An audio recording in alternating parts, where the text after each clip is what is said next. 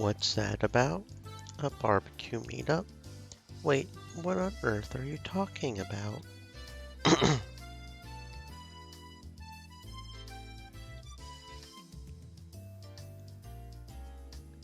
We made a promise that if we won today's game, he would treat us to a barbecue party with all kinds of high-class meats. It wasn't looking good for a while when Kamita-kun appeared, but thanks to Keiichi-san, we won that privilege. I see. So that's what this was about. It was certainly not a game we could have lost. Irie's big wallet will be sad, so sad. You are right about that, but I did make a promise. When we eat, we do it without any mercy. We need to feed our growing bodies after all.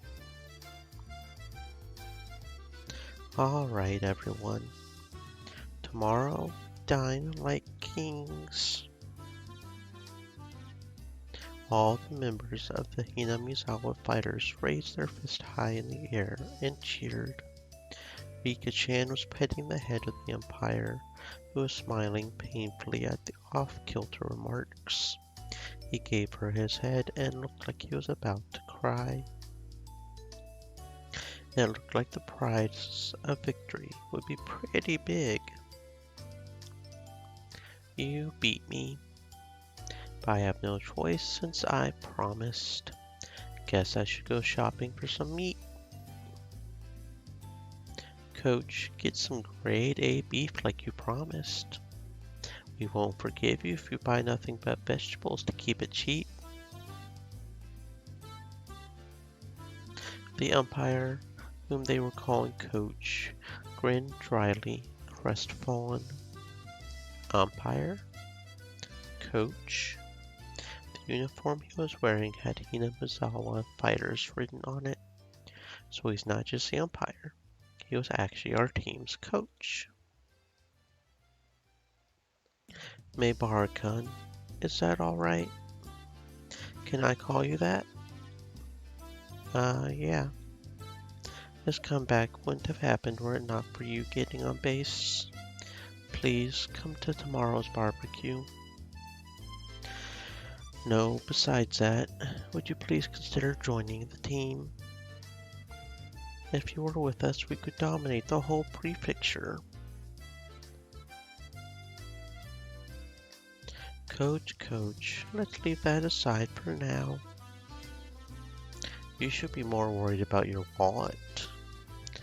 Ho ho ho ho. Despite the coach being an adult, everyone seemed to get along very well with him. Coach. Pleased to make your acquaintance. I'm Irie, coach of the Hinamizawa fighters. Irie?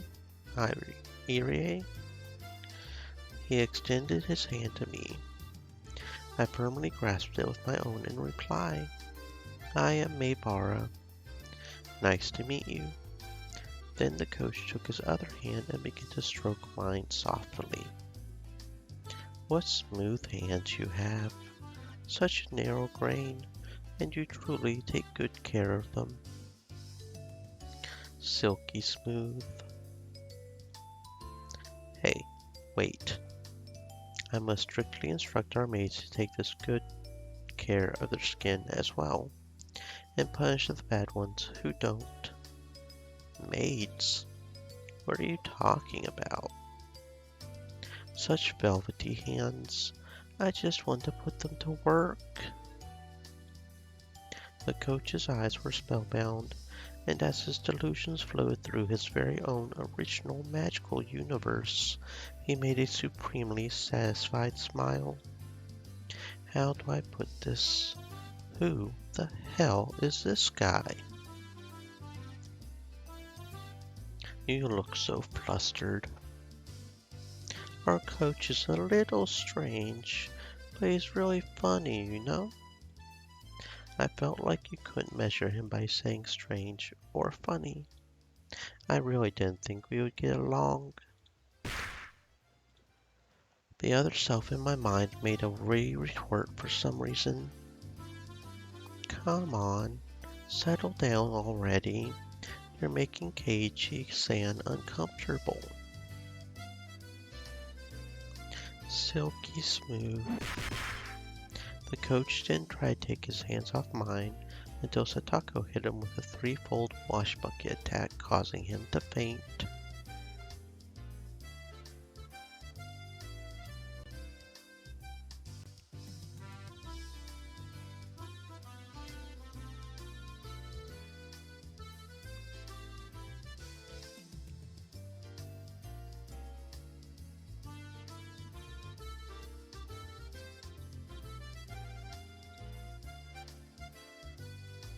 New horizons. Discovered something new about myself. I just got a picture of a strawberry shortcake. Okay then. Satako's trap course advanced. It was a peaceful lunch break. What was that? I just heard something really loud from the hallway. What was it? What was it? We rushed into the hallway, and to our surprise, Coach was there with a water bucket overturned on his head. Coach, are you okay? Man, you sure got me. Hello, everyone. Coach greeted us cool and calm. What's going on, Coach? You don't come to school very much. Well, I do come here once a week as part of my job. It had been quiet here for a while, but I totally let my guard down. Satako-chan's little tricks always come when you least expect them. Will you be okay in these clothes? Oh, I'm fine. I was just thinking of taking a nice bath, so this is actually cooling me off. You sure are calm, Coach. In fact, you never get mad. It really makes you come off as an adult. She was right. If I were Coach, I would have started running around with a bucket still on my head, looking for her. His adult way of not getting mad at every little child's prank was admirable. Listen, Maibara-san, with things like this, changing your perspective just a little can make it either irritating or pleasant. It's all about how you react to it. If there's some secret trick to staying so calm after getting hit in the head with a bucket filled with water, then I'm begging you, tell me. For example, let's say there was this old and traditional family dating back to the Meiji era. Okay, and let's say they had many maids under their employ. Being a large house, of course, they have all kinds of maids, from the veteran ones who turned mean and don't want to give up their jobs, to the new ones who are young and full of energy. See, can you imagine that? Yes. Yes. A space filled with dreamy maids in pink and peach, adorned with frills and headbands, with Coach at their center, began to spread out before me. The newer maids, with all their youthful vitality, giving everything they have to please their master. But the older maids won't allow that to happen. They find fault with everything they do, bullying them and tormenting them all day long. Look, there's still so much dust here. Oh, I'm so sorry. Do it over. A bucket falls upside down on the maid. She's soaking wet, and she wants to cry, but still puts on a brave face. Maids. I don't get it, but it sounds fun. Maybe Rena should be a maid too. Jeez, stop. You've even infected Rena. And you, Kei-chan, Don't go getting lost forever in Coach's world. If not for this character trait, Coach would be a good person too. One Satako Hojo, San sighted. I say, Satako-san, what is this? I say, look at all this dust. I say, it's time for you to be punished. What? Coach plucked Satako up and started giving her a spanking. Satako-chan, you're so cute. Satako can put traps together with such brilliant predictions. It's so strange how she can't predict the very end, though. Is it? I think Satako-chan wanted this to happen. She wanted it. Satako wanted this outcome? What do you mean by that? When she plays pranks on people like this, they always get mad and chase her around. Don't you think it's like a form of communication? Sounds like a terrible way to communicate. Don't people normally say hello to each other? Okay, Chikun, haven't you heard of it before? People who play lots of pranks are actually lonely and want people to pay attention to them. Rena gave a cool smile and, laughing abruptly, explained. That's what I mean. If Satako-chan plays a trick on someone, she wants them to get mad and laugh and chase her. It's kind of like a kitty biting you softly. Don't you think it's cute?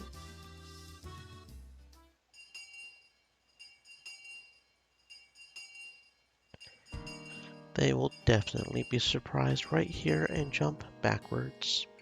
So if I put it in this spot, it'll work for certain. Satako, regaling us with her trap philosophy, was improving the already brutal trap hell on the mountain. If Rena was right and her traps are to get people to pay attention to her, then all these traps on this mountain were basically a crystallized form of those feelings. Alone with Rika-chan, setting up trap after trap after trap in the mountains, always waiting for someone to fall into them. But nobody needed to come to this mountain in the first place. Without a doubt, she and Rika-chan had spent a lot of time imagining how victims caught in their traps would react.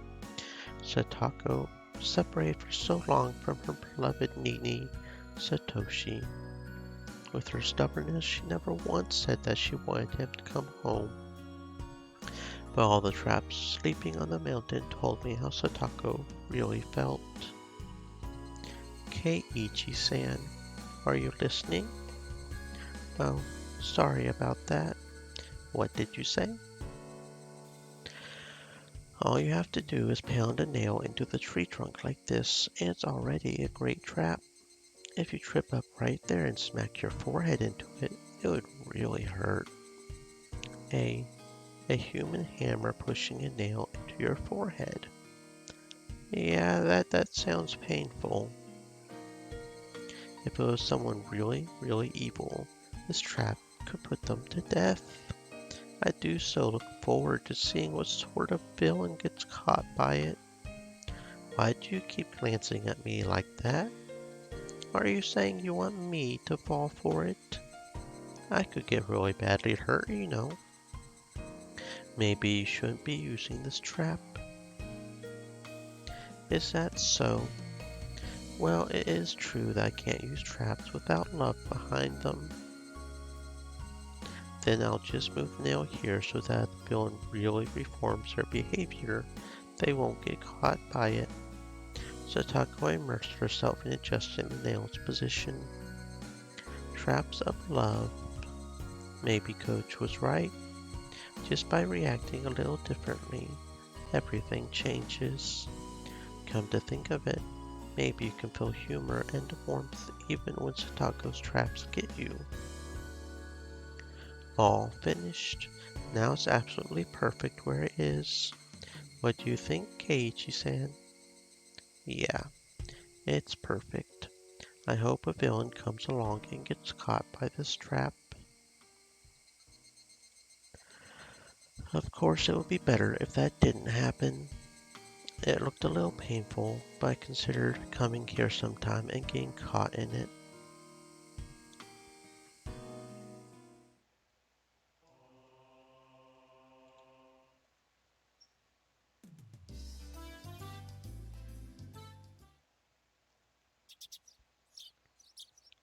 Alright then, I'm off. Look out for cars. Be back before dinner time. Today was the day of the barbecue party that was the Hinamizawa Fighters' victory celebration. Of course I, having prepared myself, skipped breakfast in order to stay hungry. Though with all the club members coming, it was pretty impossible there would be a contest based on how fast or how much you could eat. Rena was already at our usual meeting place. Mion arrived a few minutes later. Great, let's get going. This old man skipped breakfast and is starving to death. I expected nothing less. I too went without breakfast and am now in top physical condition. Wow, you two, skipping breakfast is bad for your health. Rena made sure to eat something. Yeah, you're great, Rena. Breakfast is an important part of the day. I'm sure you'll surpass that unhealthy Mion. Get yourself a nice spranky body and be all over the dirty magazines. The dirty magazines. If I get a nice body, then maybe a prince on a white horse will come for Rena too. For Rena too. Hold up, let me get a horse real quick so I can go get Rena. I'm not a prince though. Definitely not happening. If you won't take responsibility for them, K-chan, they don't give Rena any silly ideas. She might start eating breakfast 3 times a day starting tomorrow. Yeah, I could see Rena doing that. Wait, who did this gluttonous princess think was going to come for her? Well, anyway, we're all nice and hungry. Let's go and treat ourselves at the big barbecue party. Yeah. The venue for said barbecue was to be the Furude Shrine Grounds where Rika-chan lived. They held events and festivals there and barbecues too. It was the place that held all sorts of ceremonies in Hinamizawa. Come to think of it, there was supposed to be a big village festival coming up, wasn't there? Wata Nagashi or something.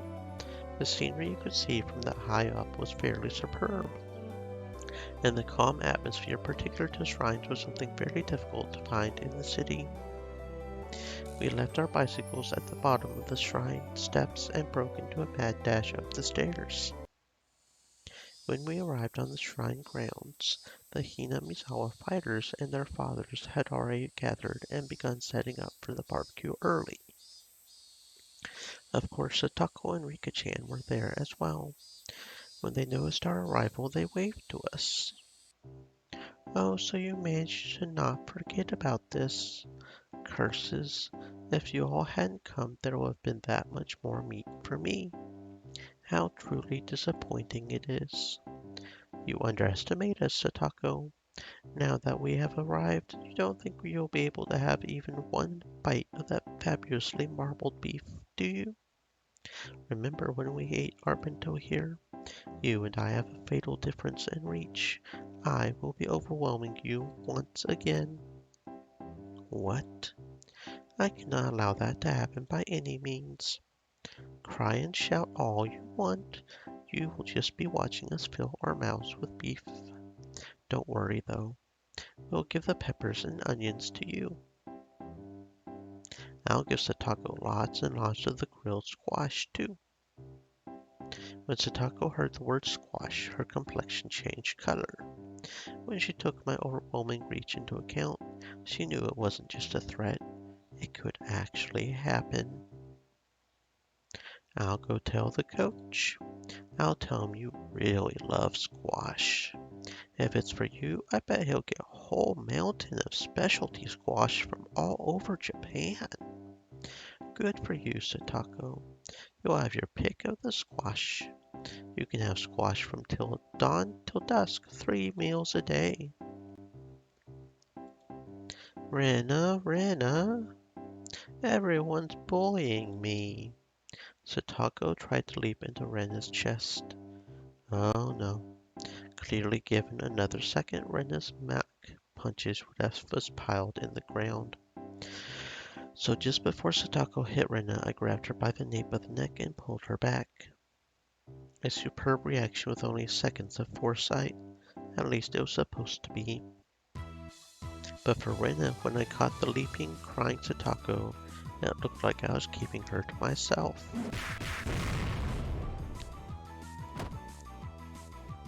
No, no, no, Keiichi-kun. This is Rena's, okay? I'm taking her home. Rena-san. Beat up Mion and Rika like that too. Whoa, whoa, whoa, hold on there.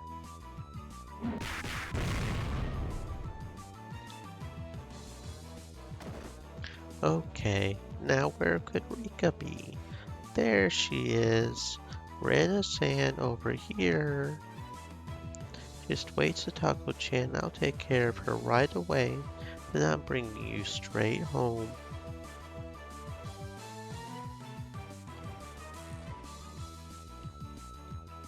Satako, you're mean. Why does it keep doing that? Rika-chan's so cute too. I'm going to take her home. Rika, it serves you right. Satako laughed in a shrill voice at Rika-chan and Rena's unproductive game of tag while we watched them sprawled out on the ground. Are you alright, Maebara-san? Sonozaki-san. The coach came over and lent us a hand. Yeah, this is just how we communicate, that's all. Don't mind us. If the way we communicate ends up leaving bruises on my face, then I don't want any more to do with it. You never learn, do you? Laughed the coach loudly. It made us start to laugh too. Satako's laughter, Rika-chan's yelling, and Rena's strange voice were kind of uncomfortable to hear.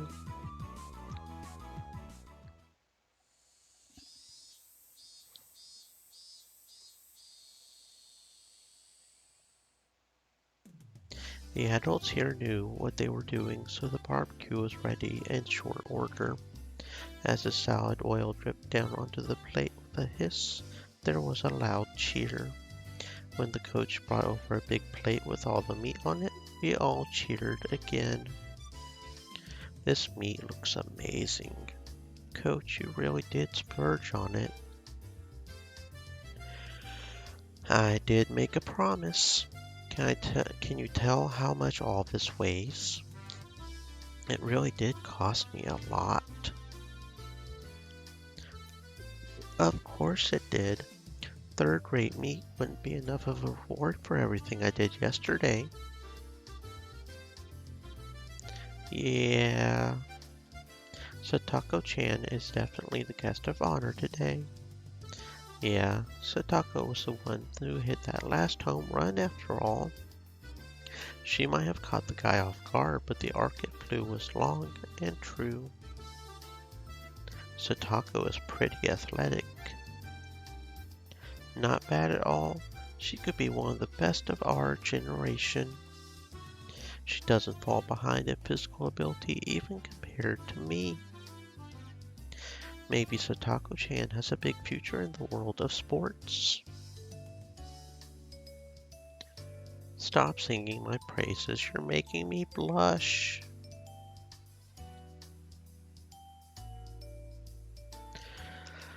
Satako, for whom the excessive praise made her not notice moderately grilled meat being stolen one after the other, was just far too cute. Maebara-san, this is heavy. Tomita-kun and Okamura-kun were carrying something over to us. It was a huge barbecue plate. Whoa, The barbecue's protagonist has arrived. The plate was chock full of skewers with vegetables and meat on them. The grilled burning hot meat juices made a shh noise as they drizzled off. You need a lot of heat for cooking something on a metal skewer, so they had grilled the whole plate at once. Can't have a barbecue without some of these. You can say that again. I'll help out, so let's get that over there. Up we go. Wow. Look, look. It's amazing. Everyone greeted us with a cheer. Each person received a skewer with vegetables and big pieces of meat on it. They also received paper cups filled to the brim with juice. In my right hand were pounds of piping hot barbecue, and left was a cup of juice that I could chug down. If this didn't make you want to dance, you were not a man or human, in my opinion. I can't hold back any longer. I'm gobbling it down. Not just yet, K-chan. We've got a little ceremony first. Can I have your attention, everyone? The coach, with a cup of beer in his hand, mounted the nearby beer cooler. This was supposed to be a victory celebration after all. We needed an opening statement. I hope it ends soon. For every second this goes on, for a little more the food's freshness goes away. Satako stomped down onto the back of my foot. My word. Men your age are so greedy. Can you not wait a little more elegantly? Is everything I'm thinking really showing on my face? Okay, is everyone listening? We won a huge game yesterday. It had become a hard battle after that amazing pitcher came in, but thanks to equally reliable saviors on our side, we scored a beautiful turnaround victory. Both my hands were full, so the adults and older brothers gave us a round of applause. This is to celebrate that victory. As promised, I got a ton of delicious meat for everyone. Eat as much as you want and use that energy on our next game.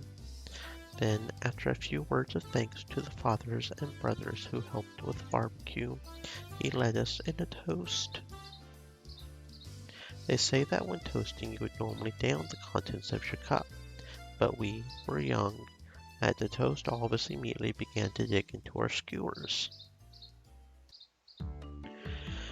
After that, it got really lively, with everyone congratulating one another for things they did during the game. Like how someone made a great catch or how awesome someone looked when stealing a base. Of course they congratulated me too, the savior who appeared to fight against the Koshian pitcher. Well, even what I did was all thanks to Satako. Satako did have a plan, but you are the only one who could have won over Kamita like you did, Kei-chan. You did more than enough to deserve praise. By the way, Keiichi-kun, you went to eat cake with Kamita after that, didn't you? You looked like you were best friends. The seeds of friendship sprouting between male rivals. Something like that. That's sort of... well, it's... I violently brushed through Rena's hair as she turned red in the face for some reason at the mention of friendship between males, dispersing her pleasant-seeming ideas. Now then, where's the hero? Or rather the heroine, Satako. Oh, there she is. Satako was with Rika-chan in the middle of bragging her heart out about the home run yesterday. And her teammate spared no compliment for her, since even though he was going easy on her, the fact that she hit a throw from a Koshian pitcher was something else. Satako was more loquacious than usual. It seemed she was in a great mood. She was flying so high that I thought for a moment about getting her word in to tease her, but she was the leading actress today, so I decided not to bully her at all. As I watched Satako going at things as lively as usual under the sun, it struck me that it didn't quite line up with the pleasant time I had spent with her. But both of those were the real Satako. I didn't care which it was, her smiling happily or making a big, lively fuss like this. Just as long as she'll keep smiling like this forever. She looks like she's having fun. Quite a lot of it. The coach had approached me from behind before I realized. As he gazed at Satako from afar, like I had been doing, he addressed me. So I could tell he was talking about her. Doesn't it just clench your soul to see Satako-chan smiling? He smiled, refreshed, searching for confirmation. I felt a little embarrassed to admit it, so against my better judgment, I played it off. Really? I don't think her smile could cleanse as much as a plate. I'm sure Satako-chan would be mad if she heard that, but that part of her is very cute too. Leaving her cuteness aside, I could understand him thinking Satako getting angry for being teased would be funny. Mr. Irie, was it? That's right. Everyone else calls me Coach, though. I'd be very happy if you called me Coach as well, Maybara-san. As he said that, Coach Irie smiled, blushing a little. Coach, you seem to like Satako a lot. I don't have any real basis for saying that. It was just what I felt to be true. Yes, I do like her. I love her, in fact. When she gets older, I'm thinking of asking her to marry me. What? This guy really says some insane stuff, doesn't he? After being astonished by this, I hurried to put my mind back in order. I had heard that this coach guy was the kind of person who said crazy things out of nowhere. According to Mion, if I took everything he said seriously, I physically would not be able to handle it. If I was able to ignore that part of him, he seemed like he would be a really funny guy. Maybara-san, did that surprise you? Could it be you are going after Satako-chan yourself? That would bother me then. I've been going after her for decades now, you know. Coach, Satako hasn't even been alive for much more than a decade. Coach gave a dry grin and laughed. Was this how I should be doing it? I must somehow master the art of responding to this coach guy. After that, I received many words of praise for my actions, almost too many. As that conversation was happening, leaving aside the controversial statements his coach person would spout suddenly, I'd learned the guy. He was very composed and not a bad guy by any stretch. I think Satako deserves more praise for that crazy home run she got. I honestly didn't think she had it in her. Satako-chan's older brother was more the quiet bookworm type. She probably inherited the exact opposite skill set. Her brother? Right, he meant Satoshi, the one who left Satako and ran away from home. Satako's Nini. Satoshi Hojo. Do you not know about him? Satako-chan's older brother, I mean. His name is Satoshi Hojo. He played with the Hinamizawa fighters too. I wanted to play with him a lot more, but then he transferred. I see. So he transferred. Yeah, maybe that was a little more considerate than saying he ran away. Now that he mentioned it, I think it was Rena. I think she said Satoshi transferred too. I didn't know the details of him having run away from home at the time, so I didn't pay much attention to it, but only her brother transferred? That's sort of unusual. Everyone having fun was far away, and their cheerful voices distant. The chorus of the cicadas separated us from them, giving me a sense of distance. At first I thought my own voice was too soft for even me to hear, but for a really long time Coach didn't respond to my words. So at this point I began to wonder if I had said something I should not have. Just when I began to feel impatient, Coach finally spoke.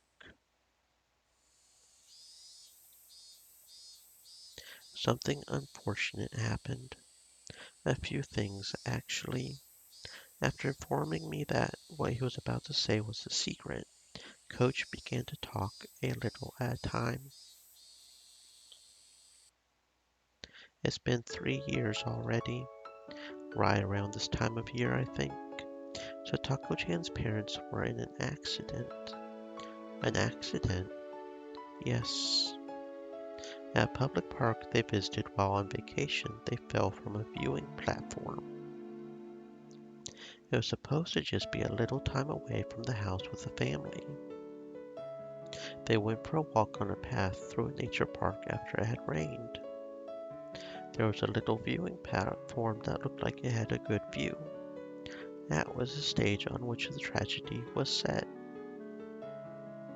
The metal fixtures in the viewing platform fence had deteriorated from time, and with all the rain they had just gotten, they might have loosened somewhat. Right before Satako's eyes, both the fence and her parents fell. There was a river some tens of meters below. The water level was high due to the rain, and apparently very muddy. And her parents. Coach gave a thin but melancholic smile and touched his paper cup to his lips. Without saying anything, I knew how unfortunate that accident was, and how Satako's parents had left on an eternal vacation. Then Satako is, well, I was so focused on being careful with my words that I lost what I was going to say. A single word, orphaned. I know how little consideration it showed and how much it would hurt Satako without having to say it out loud. Come to think of it, Satako lived with Rika-chan. At least that's what I thought I heard from others. Wait, Rika-chan. Her father died from illness too, and her mother soon after. I felt like I heard she was living by herself. Yes, she's living with Furude-san right now. They've probably lived many discouraging days without any parents, but they've gotten along by helping each other. Going on living without the protection of parents is very difficult for kids that age, I think. Maibara-san, you can probably understand that as well. I've only survived because I rely on my parents, so the only reply I could give was to nod. Furude-san is particularly beloved by the older people in the village. As long as she's here, she won't want for much. Come to think of it, you were right. Rika-chan kind of seems like the village mascot sometimes. I don't think she would have a hard time living here. Rika-chan could go meet just once and get 2 or 3 croquettes from a vendor after all. I felt like if she asked for help, everyone in the village would. But that only applies to Furude-san in particular. Satako-chan doesn't have it the same way. Rika being so spoiled was just an exception. Upon thinking about it normally, living on your own as a child should be fraught with difficulty. It wasn't, then, very difficult to imagine how much suffering Satako had to go through just to live. It wasn't very difficult to imagine. Was I really thinking that? No, I was only thinking the words. I couldn't imagine it in the slightest. How was I supposed to imagine it when I saw that annoying smile of hers? There was no way I could. I found out she was living apart from her brother, and I just kind of vaguely thought it was rather unfortunate. I mean, Sataka was smiling so energetically every single day. Was I thinking that her smiling meant she wasn't hurt, that she didn't feel lonely? When she found out my parents were coming home the other night, Satako said, "A family sitting around the dinner table is the most fun way to enjoy a meal of all." Those words held a lot more weight now. I've seriously considered adopting her. Adoption? It's a secret. After warning me, Coach put his index finger to his lips. I've lived a really steady life all these years. I own property and I have credit.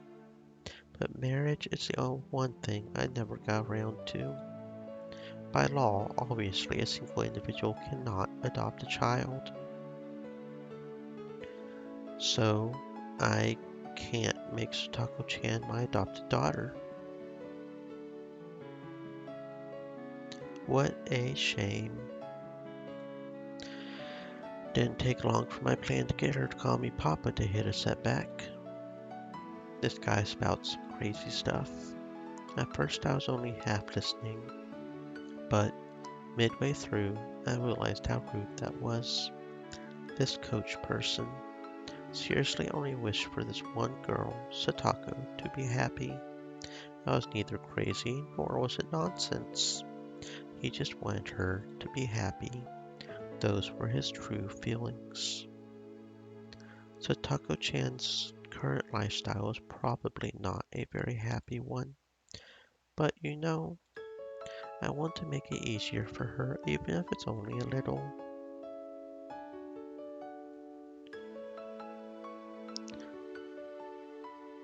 Of course, I can't do much for her but share my leftover food and do errands that she's not strong enough to do. You're wrong. Satako's happy. Hmm? Coach showed surprise at my having declared that. There are so many people all around her that really want her to be happy. She can't possibly feel otherwise. I spoke with a serious expression, quietly but firmly all the same. It was my approval of his feelings and my gratitude as Satako's needy. Thank you. Still, keep this a secret from Satako-chan, okay? If she knew I wanted to adopt her, she would probably get mad and call me a pervert for wanting me to call her Papa. I wonder. Satako may have been somewhat childish, but she was still able to emphasize with people. She would call him that. I knew it. As if my feelings had gotten across, Coach grinned, satisfied, and returned his gaze to the hustle and bustle before us. Her parents and her older brother. She lost her family, had no relatives, and was huddled up with Rika-chan, who was in the same situation.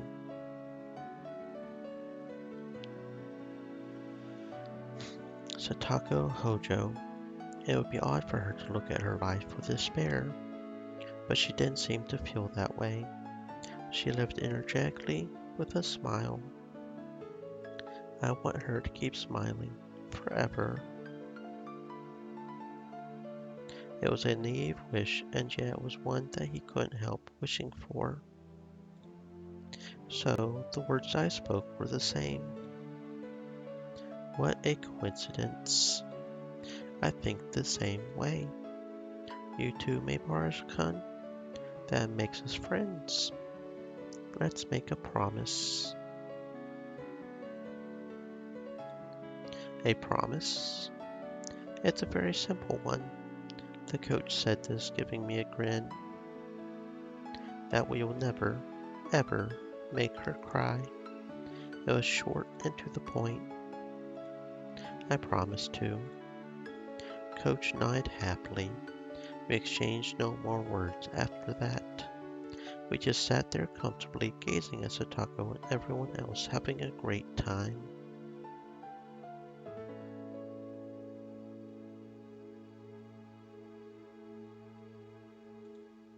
She had certainly lost family, but there were people watching over her. How reassuring must that have been?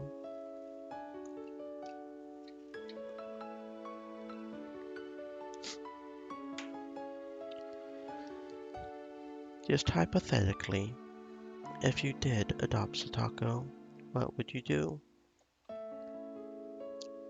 That's a tough one. Coach gave a wry, happy smile, then exaggeratedly tilted his head in contemplation. Well, first I would get her to call me master and re-educate her in the ways of a maidservant. What? How does this guy always pick the craziest time to say the craziest things? Maybar-kun, I haven't said anything yet. What are you talking about? I heard it loud and clear. Oh, that's right. I clearly said I would put Satako on a wooden bondage horse and make her my meat slave. That sounds nice. Satako-chan on a wooden horse. Please leave the item using play for after she's acquired the proper knowledge.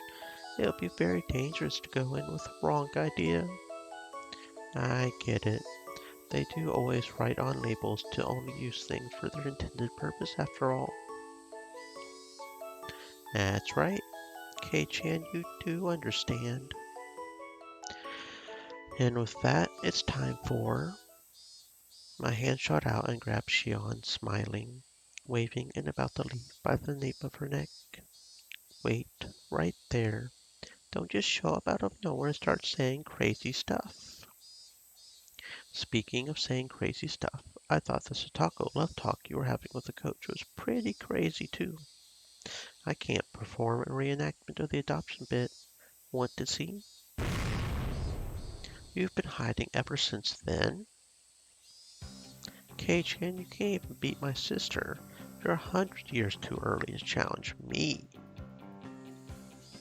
This was Shion Sonozaki, the younger of the Sonozaki twins. Though she hadn't a scrap of the reserved quality you'd expect from a little sister, she was a villain no better than her older sister Mion. We met the other day in town, and I dug myself into a hole when I mistook her for Mion. Unlike Mion, Shion said she was living in Okonomiya, so I thought we would never see each other again. But to think we actually would.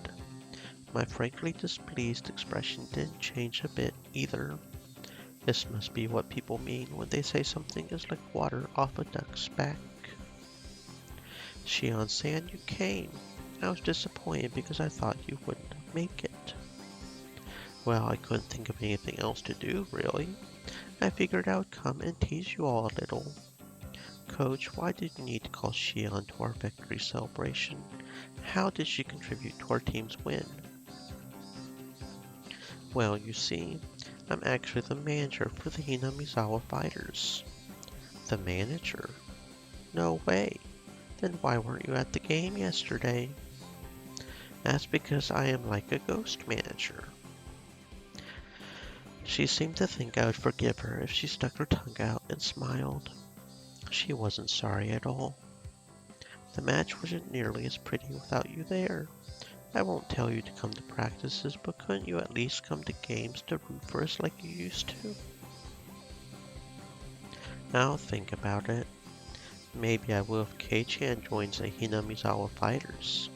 I can't get into a cheering mood when there's no good-looking guys on the team. Did Shion just smoothly say something absurd? Shion, you little... Where did you come from?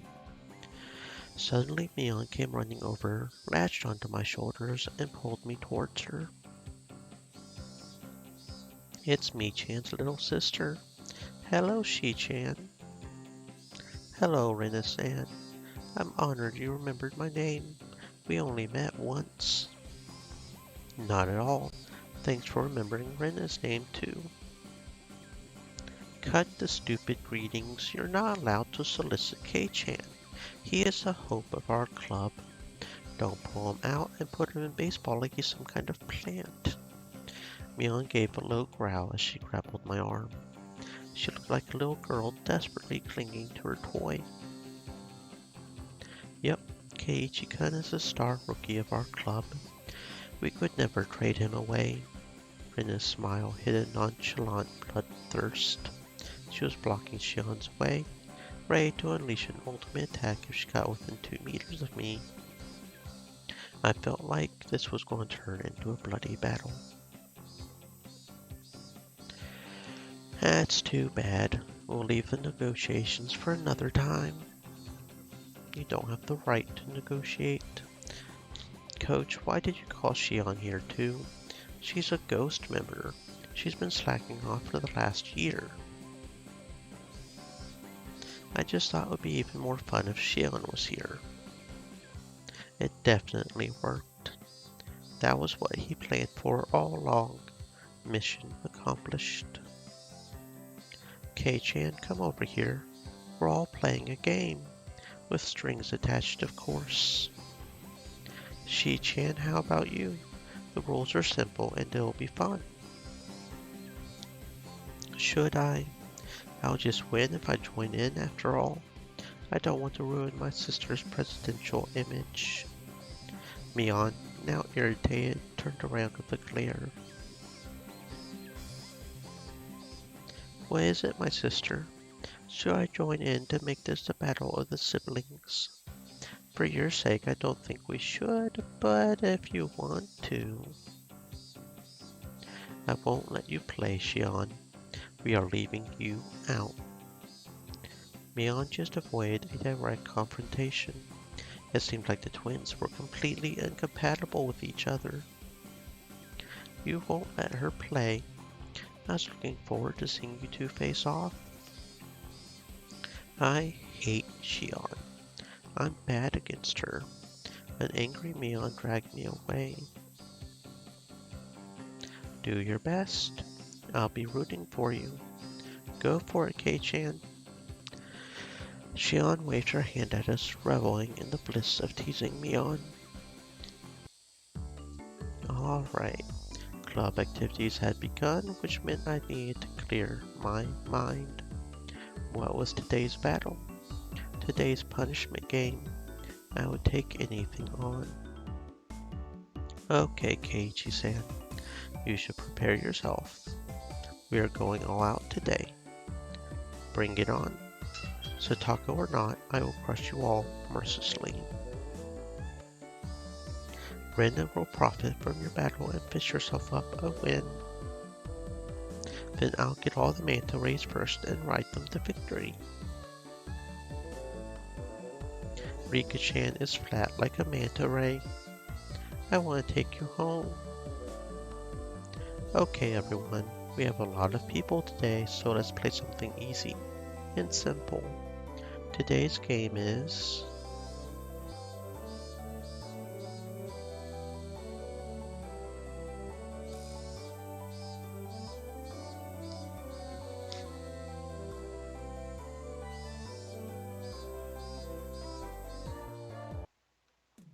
Everyone who lost the game dropped out and had to help clean up after the barbecue. Shion laughed more uproariously than anyone I had ever heard when she saw my loser face. Okay, was my getting bombed out of the game really that funny?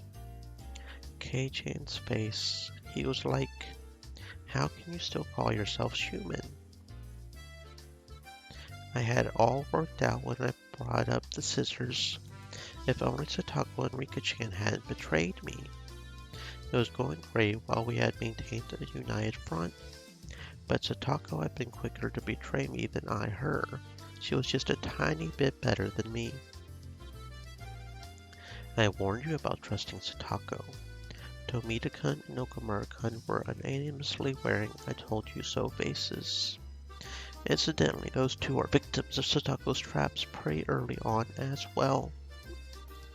I was trying to do well enough to make up for you two. And once again for the showdown, it didn't matter. Maybe this meant I still couldn't match up to the other members yet. You were going to have the lowest ranked member of the club play a punishment game, weren't you? Shion remarked as though forcing me to recall something I had tried to forget, even for a moment. Is that right? Come to think of it, Maybara-san, when you came up with a punishment game with the president, you looked really heated up. What on earth did you decide on? Earlier, Mion told me to get an Angel Mort uniform ready. Does that have anything to do with it? You told me to get the biggest size I could find. Tomita-kun and Okamura-kun were giving me these complex, indescribable looks mixing empathy, pity, and the desire to see something scary all at once. All she could do now was laugh. Strangely enough, the more she laughed, the more I felt like it was actually funny. Oh my, Maybara-san, what's the matter? You're smiling, crying, and howling. It's okay, he's just pretending to not like it. He can't hide his excitement at the opportunity to gain valuable experience, using the punishment game as an excuse. What do you mean valuable experience? I held my head in my hands in agony. My state of mind could be summed up with a three-letter word. It was sob. Coach gently put his hands on my shoulders. Was he comforting me? Maybara-san, in times where you must accept hardship, you should imagine that you are a domesticated maid. See, those sadistic things seem kind of fun now. It's nice, isn't it? Red in the face and indulging his imagination, still holding my shoulders, Coach said, "Oh, Master," and started twirling around like a ballerina. I had to wonder what kind of word associations he had going on in his head. At the very least, it was much different than what was in mine. The first thing that comes into mind when I think of domestication certainly isn't maids. Tomita-kun, Okamura-kun, your coach is pretty funny. I'm surprised he can even be a coach. Tomita-kun and Okamura-kun exchanged glances and answered with dry smiles. Then they added that he was a really nice person most of the time, which is something you would normally say about a person like that. The coach's questionable revolutions slowed to a stop, and then his expression returned to a clear, calm one, almost making what just happened seem like an illusion. He can switch gears way too fast. Then let's start cleaning up. Maybara-san, you seem quite strong. Could you bring the plates over to the wash basins and clean them? Right on it. I hoisted the dirty barbecue plates, each with slimy oil clinging to it, and looked for the wash basins. These are heavy. Where are the wash basins? Over there? Figuring I should make it there before my arms gave out, I headed towards it at a trot. A lot of the adults who had been helping out were using the wash basins, so I gave up and looked for a different set. I asked them and they told me there were more right by the assembly hall, so I decided to head that way. Rather than multiple basins, there was just one faucet there. I initially thought it would be too small to wash plates as big as these, but it would probably still be faster than waiting for a faucet to open up back there. I turned the faucet and water much nicer looking than it gushed forth. I put a water plate under the faucet and scrubbed it with my hand to try and rub it clean. It didn't go very well. Here you go. A sponge and dish soap. You can't wash them with just water. It was Shion. She threw a brand new sponge and a container filled with cleaner to me. Oh, thanks.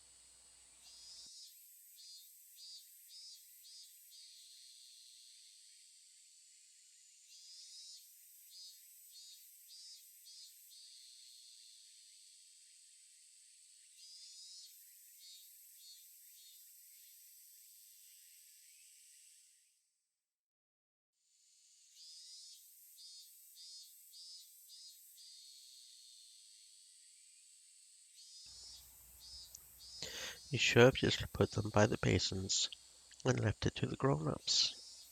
You're always doing the right thing. I got the feeling that wasn't quite a compliment. I answered her with a forced smile. I was surprised to learn you're the manager for the Hinamizawa Fighters.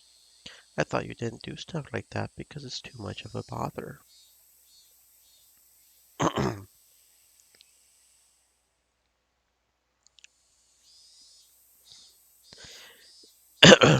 Sorry, excuse me.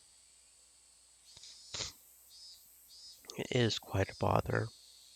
That's why I've stopped showing up entirely. Didn't Coach say he wanted you to come back? You should pay a visit once in a while. If I feel like it, I guess. Shion made it sound like the end of the world could happen before she felt like it. I couldn't keep washing the dishes while preoccupied with my conversation, so I decided to take the task seriously. Shion neither offered to help nor got in my way. She just quietly watched the water flowing from the faucet. I heard something. You were the star player in yesterday's game, weren't you? Satako hit the home run, so I think she was the real star player. I didn't know she had those kinds of reflexes. It surprised me. She's totally different from Satoshi. There's not much doubt that all the athletic ability in the family went to her. Shion smiled as she spoke, her eyes looking at something far away, betraying her reminiscence. Satoshi-kun? Satoko Hojo's older brother. You know, Satoshi Hojo-kun. Oh, right. You just moved here this year, didn't you, Kei-chan? You wouldn't have ever met him. I was a little surprised that Shion knew about Satoshi. Never met him, but I know a little. After their parents passed away, he transferred to a different school, right? I avoided saying that he ran away from home and used the slightly more vague words that everyone else did. Transferred? Who said anything like that? I hadn't realized that Xian's tone had changed slightly. Well, I mean, who was it then? I heard it from someone that he transferred. Who? You said that because you asked someone, right? Who did I ask? I don't really remember. Even so, he transferred, so that's it, right? Not like there's a problem with it.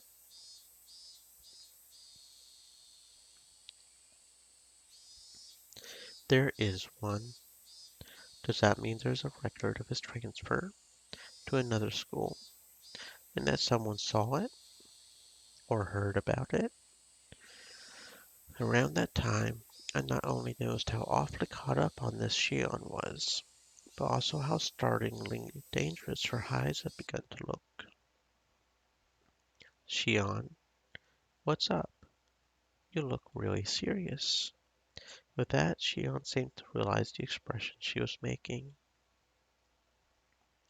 She took a deep breath, pretended to fix her hair, and went back to her composed expression from before.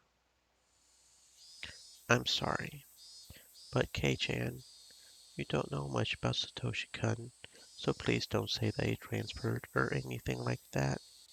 I'm serious. Please.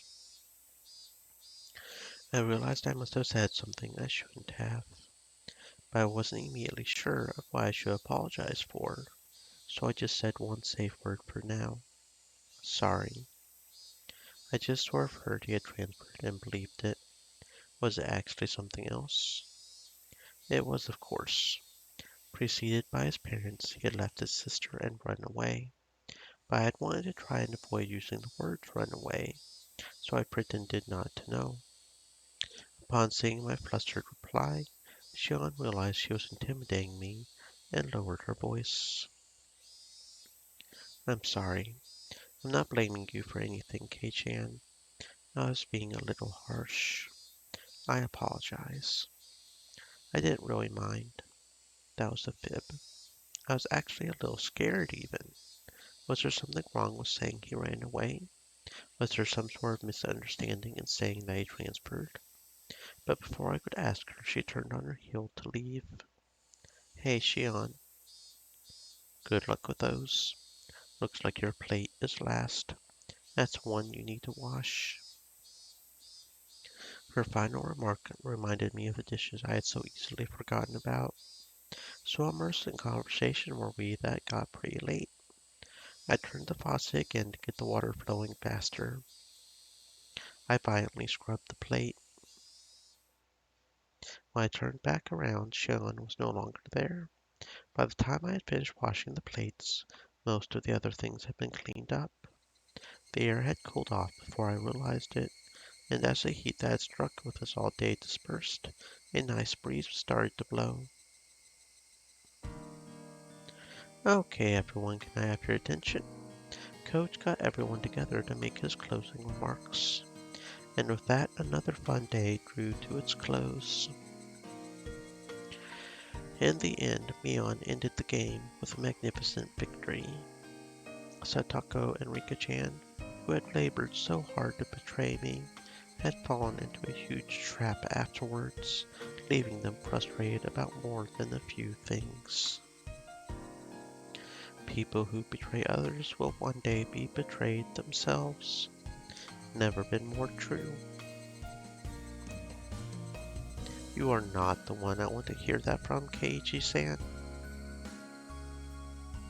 Rena didn't fall for anyone's tricks. That's how I got second. Rena doesn't buy into lies very easily. She has a sharp wit. I'm surprised. She seems like she'd fall for the first lie to come her way. Funny you should say that, Kei-chan. You desired to prey upon others, and right away you became the prey instead. Make sure you don't fall for those dumb schemes that promise higher returns the more friends you rope in, okay? I'll try harder. Even good friends will lay traps mercilessly and betray everyone in sight once they get into a serious enough game. But despite that, once it's all over, they can feel refreshed and laugh together. It reminded me of how we were all such great friends. Anyways, I'm looking forward to Keiichi-san's punishment game. However, can you really implement such a thing? I would think the store manager would have a thing or two to say about it, no? I wonder, maybe Keiichi-kun will be really cute. I kind of want to see. I am on the edge of my seat. I will trip him up and make him wipe the floor. That would be great. Why couldn't I win now of all times? Whenever I think I'll definitely win today and that I'll make someone else play the punishment game, I lose. Is it not enough? Do I not believe hard enough in victory? The wailing of the loser tastes like sweet honey. How sad, how sad. This is how you get stronger, Keiichi-kun. It's like I'm looking at Mi-chan from last year. Mi-chan last year? What, did she always lose and moan about it in the past? How very interesting. I didn't know our undefeated President Mion was once like that. No need to talk about that. Mion hastily covered Rena's mouth. Everyone watching burst out laughing. Finally, Rika-chan pulled on Satoko's sleeve. Okay, we should be going soon. Yes, we must go shopping for dinner, mustn't we? I wanted to keep talking like this forever, but it was getting late. We split up with Satoko and Rika-chan and decided to get on our way home. Alright, see you tomorrow at school. Everyone waved to each other and split up for the short time between now and tomorrow.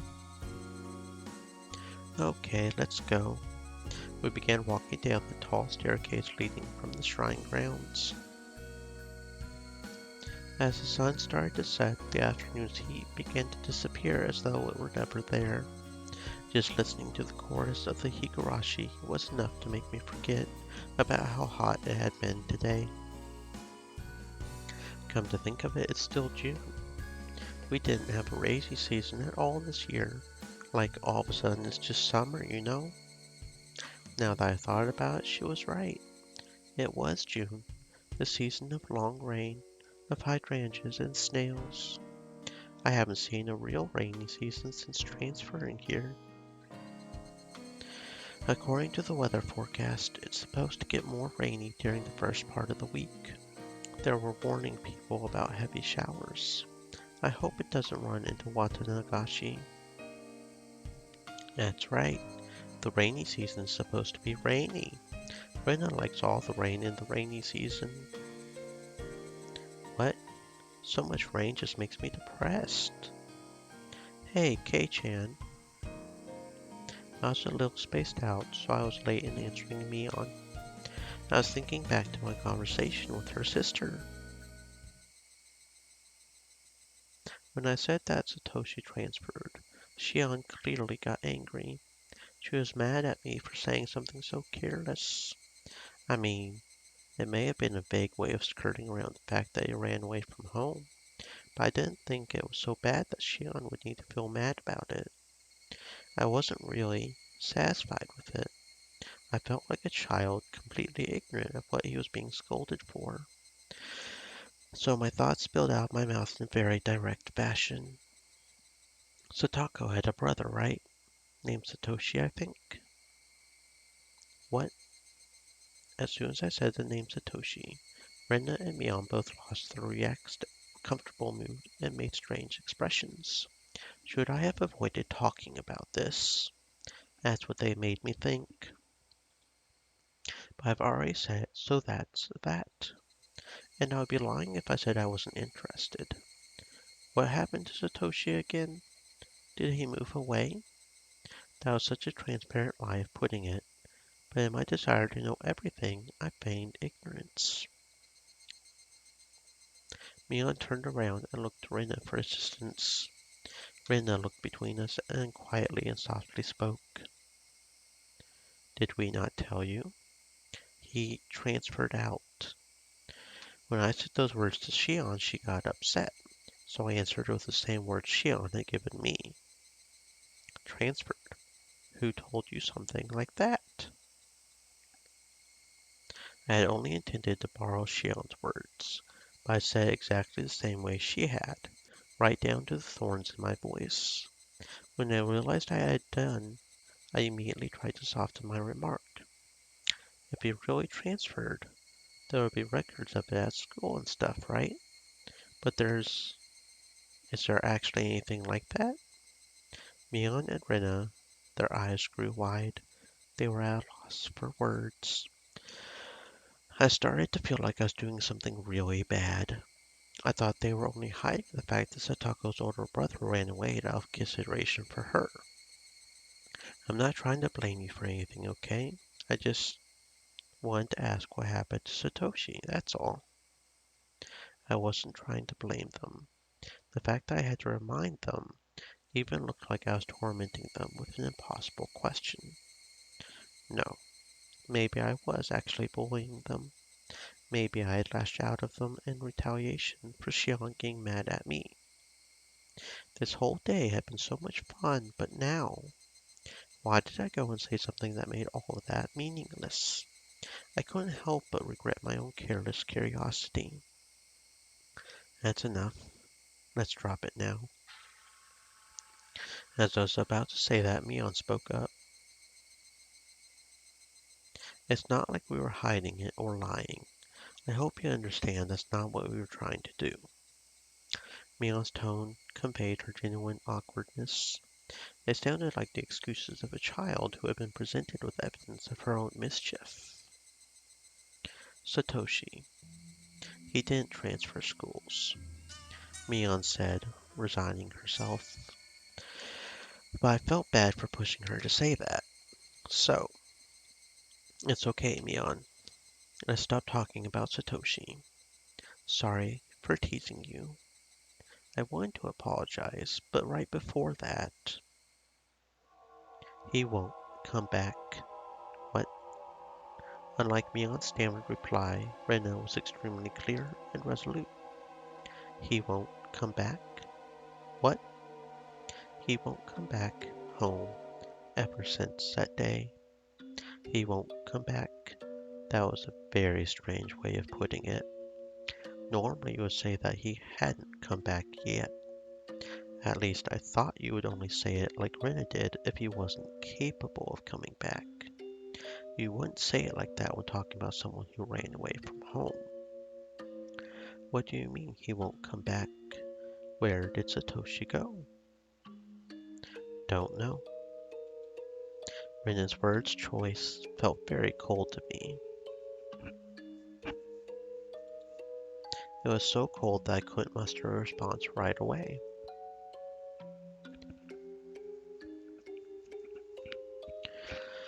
Well, she's right. After that day, Satoshi hasn't returned home. Mion noticed the deadlock between us and hurriedly followed up on what Rena had said. Well, that is, everyone in the village searched for him, and we even got the police to help us look. And well, they started thinking that maybe he ran away. They started thinking he maybe ran away. When running away from home, I thought you were supposed to leave a note or something. So when Toshi ran away, he would probably have left some kind of a letter apologizing to Satako. That was just kind of what I figured. But from the way Mion was talking, it seemed a little different than just running away from home. The police did an investigation. Satoshi had been earning money at a part-time job and had put some aside. And they learned that on the day he vanished, he withdrew it all. And then at Nagoya Station or something, they spotted someone who looked a lot like Satoshi. He withdrew all his savings to fund his escape from home. Was that it? It seemed consistent enough to me, but before I could say anything, I think that's a lie. Satoshi-kun didn't run away, declared Rina shortly. Wait, so if he didn't transfer schools or move away, and he didn't run away from home, then what on earth? Stop it, Rina, Mion whispered to her. Rina, however, continued without interruption, and then she said this, because it was Oyashiro-sama's curse. A curse? It took some time before I understood what Rina meant by that. Mion clicked her tongue and shook her head a little. Satoshi talked to me before he disappeared. He said someone was watching him, stalking him. They even followed him home. He told me that when he went to bed, they were standing there at his bedside looking down at him. Stop it, Rena. It was a portent of Oyashiro-sama's curse. There's no doubt. I think somewhere deep down, Satoshi-kun was probably thinking about abandoning Hinamizawa and running away. And Oyashiro-sama would not allow that. I said stop it. Oyashiro-sama is the guardian deity of Hinamizawa. He would never allow anyone to abandon Hinamizawa and run away. I apologized for it, but Satoshi-kun probably didn't. It must have been. It must have been Oyashiro-sama's curse. Oyashiro-sama's curse. I hadn't intended to repeat it, but the words came out of my mouth anyway. Oyashiro-sama's curse. The police may have said he ran away, but I don't believe it. I won't believe it. Not ever. It's just a lie told by the self-important people in the village who don't want to admit it was a curse. And whether or not you believe in Oyashiro-sama's curse, it's... Mion struck Rena in the head, and not in a joking way either. I told you to give it a rest, didn't I? I tried to be nice, but you are pushing me to my limits. Pushing her to her limits. Actually, there was plenty of displeasure and anger in Mion's face at that moment. For a few moments after being hit, Rena looked astonished. Perhaps the voices of the Higurashi calmed her frantic mind, because after a little while she regained her original calm composure.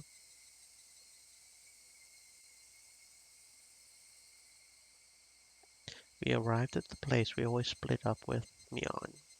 No one said a word until we got there. The voices of the Higurashi just tortured our ears with their buzzing. We had always split up with Mion here, leaving just Rena and me. Hey, Kei-chan, didn't I promise to lend you some manga? Want to come over real quick? She promised that.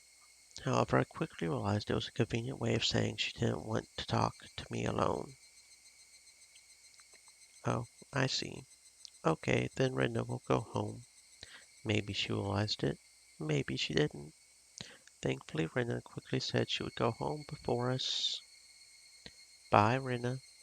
See you tomorrow. See you tomorrow. Keiichi-kun, don't be too much of a bother now. It's already evening. I'm just going to borrow a few books. See ya. Considering the fun day we had, it was a very insipid, lonely parting. Don't worry too much about before. After a little while, Mion finally spoke. Quite some time had passed since splitting up with Rena. I'm not really. I think it was my fault anyway. We weren't trying to hide anything about Satoshi. It's just one of those things that we shouldn't mention, you know? At this point, I understood exactly what she meant by that. Judging by her odd interactions with Rena, I understood so well it hurt that I shouldn't ever talk about it again. Actually, if that's the case, then with Xian too. This is a bigger problem. Talking about it in the first place had been indiscreet. I shouldn't have been interested in it at all. But that's why I really had to think about it, about why everyone got so irritated. Stop this, Keiichi Maebara. By the time I had tried to warn myself, I had already accidentally spoken aloud. I won't ask ever again. So could you tell me honestly, what on earth happened to Satoshi? He ran away, right? For a long time, Mion remained silent, but finally, unable to endure it any longer, she began to speak timidly. Have you ever heard about Oyashiro-sama's curse? Just a little bit. I got the gist of it. I only overheard someone in class talking about it, though. Oyashiro-sama was the name of the deity protecting Hinamizawa, but they worship at the shrine we had at the barbecue at today. And a few years ago, when they started talking about flooding Hinamizawa as part of the dam project, one of the people worked on site died or something, and people blamed it on Oyashiro-sama's curse. That's how it was. Satoshi's dead parents. They were proponents of the dam project. Wasn't everyone in the village against it? Why would they support the project if they lived here? The dam project that would flood the entirety of Hinamizawa. I had heard the village all got together to fight the terrible project, but it was a little hard to believe there were villagers who were supporting it. Well, there was a lot of stuff going on, but not everyone agreed to stand up to the dam proposal. Satoshi's parents were basically the leaders of those who were all for it. Leaders are the ones for it. Satako and Satoshi's parents. Yeah, the government had gathered a lot of compensation money in exchange for the construction of the dam. There were plenty of people who agreed with the proposal because they wanted the money. Aside from a few households, Hinamizawa was in general not very affluent. and not because they were proud to inherit the land of their ancestors. It wouldn't be strange if some people wanted enough money to start a new life, but even in that case they would have had to hesitate to say so, given the situation. It just happened to be Satako and Satoshi's parents who understood that and stood up to be their representation. By that standard, you might say Satako and Satoshi's parents were very heroic. They volunteered to be hated, all to help those without much money who did not have a voice.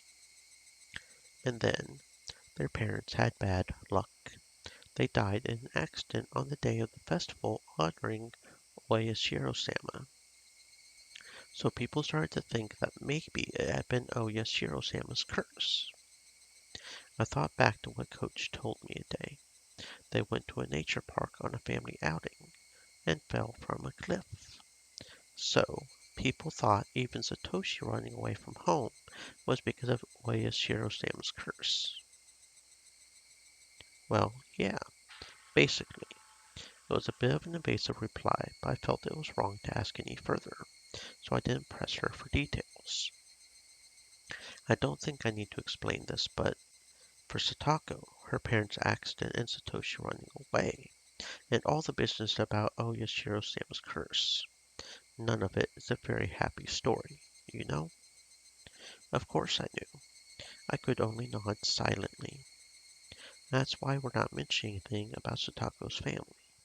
Even if someone asks about Satoshi, we just lie and say he transferred schools. You can understand why, right?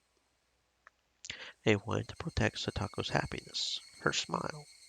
As someone who thought that way once, even for a short time, I really did regret having been imprudent enough to breach the topic to begin with. I get it.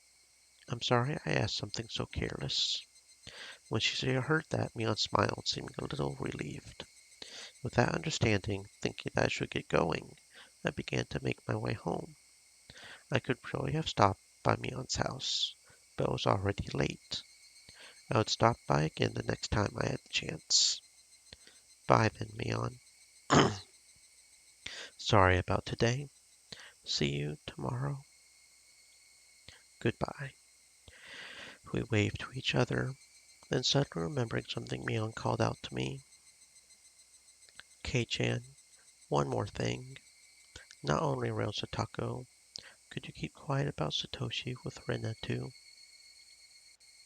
I think you realized earlier, but for some reason when it comes to Oyashiro-sama's curse, she gets extremely serious.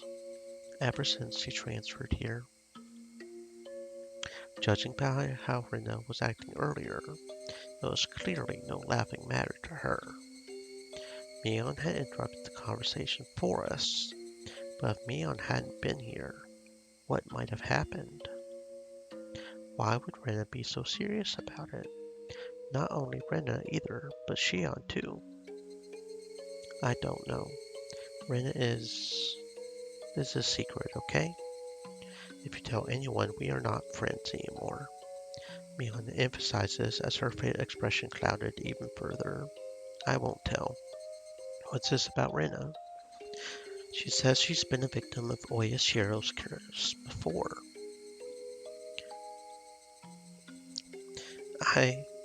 Well, it may sound mean, but I think it might be a bad case of a persecution complex or some kind of wrong assumption. But she says so herself, so I believe her. If I poke fun at it, she gets pretty upset. Rena jokes around all the time, but she's really scary when she's mad. I get it. Don't talk about it in front of Rena, right? About Satoshi? Yeah, if possible, I think we shouldn't talk about this ever again. For her sake, and for Satako's, for everyone else's too. And if I must say, for your own sake too, Kei-chan. With her silence, Mion made sure I knew that. Yeah, okay, I got it. Thanks. Saying only that, she waved her hand and began walking away. I watched her go, a little dazed, and then started walking myself. Satako's older brother, Satoshi. Had he run away from home? Or had he been a victim of the curse and disappeared forever? Whichever the case, none of this was anything I should have asked about. The cooling air forced me into self-reflection. I wanted Satako to smile, yet my curiosity easily defeated me, and I frivolously tried to step into the dark side of things in a joking way. I'm shameful. I wanted today to be exactly like yesterday. I wanted tomorrow to be just as fun as today, too. So why did I go and do something like that?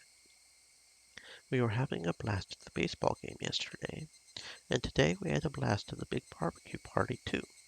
It was a lot of fun. But then I went and almost nullified all of those fun times. I would have to be more careful starting tomorrow. I would put all this unpleasant stuff behind me forever. Like hell, I'm going to let my enjoyable life end because of how careless I was today.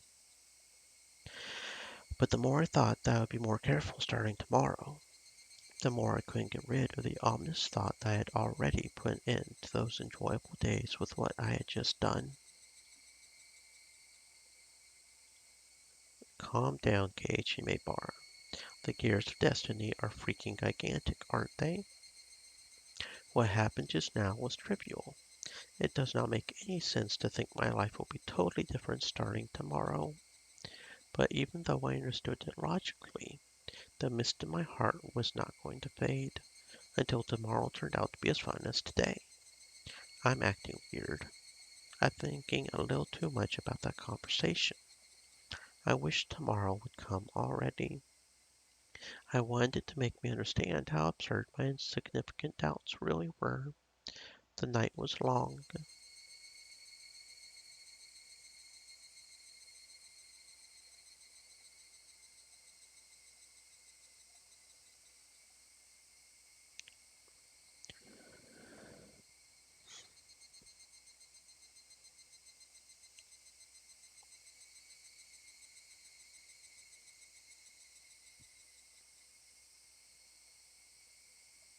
Mystery meat.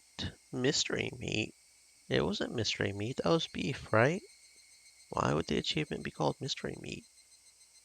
Having a barbecue party with everyone? That's not suspicious at all. Okay then. The slacking manager. Shion-san, why don't you help out a little? Are you asking a girl to carry something heavy? This is why you still haven't found a nice lady at your age, coach. Well, you see, at times like these, here's what people say. It's none of your business. He was loading the station wagon with heaps of equipment we had used today for today's barbecue meeting. All the fathers and sons who had helped were starting to get on their way. All right, so Shion-san, why did you come all the way here? If you rode here on your bike, I can give you a lift. I did, but I'll be fine riding back. I appreciate your consideration. I was glad you came today. Things don't quite fit together without the manager here. Am I still the manager? I've been shirking my duty for an entire year, so maybe you should just fire such an incompetent manager already. All right, if you say you want to quit, then I'll fire you whenever you want. That's not fair. Let me go soon, please. Every time I don't show up at a game, I get an annoying phone call, and I cannot stand those. If you were more honest with yourself, Xiaoqian, you would be far cuter. Your father is so sad. Where did he go so wrong as to deserve such a rebellious daughter? Perhaps if your father catches you in a big loving embrace, you'll open your eyes. Well, then don't mind if I do. Come here. Coach was fooling around with all his might, but Shion just smiled into the distance without responding. Nothing's changed. You're still a weirdo, Coach, and everyone's still lively as ever, even though Satoshi-kun isn't here. Is that what you wanted to say? He'll come home. I'm sure of it. He has someone waiting for him. Say whatever you want. He sure is cruel, isn't he? Going off to who knows where, leaving such a cute girlfriend behind. Girlfriend? Who? Who? Oh, so Satoshi and Shion were dating. Oh, that's why Shion got so upset. Oh, quit laughing already, Coach. Coach bent over and laughed heartily for a little while. We'll see each other again. Please come and root for us once in a while, okay? If I feel like it. I have no desire to be the manager anymore after all. That's fine. If you don't like it, I'll fire you. I'm not the kind of person who likes forcing people to do things against their will. Fine, fine. I'm sorry. You win this round. If I feel like it, I'll come root for you. So for today, just be patient.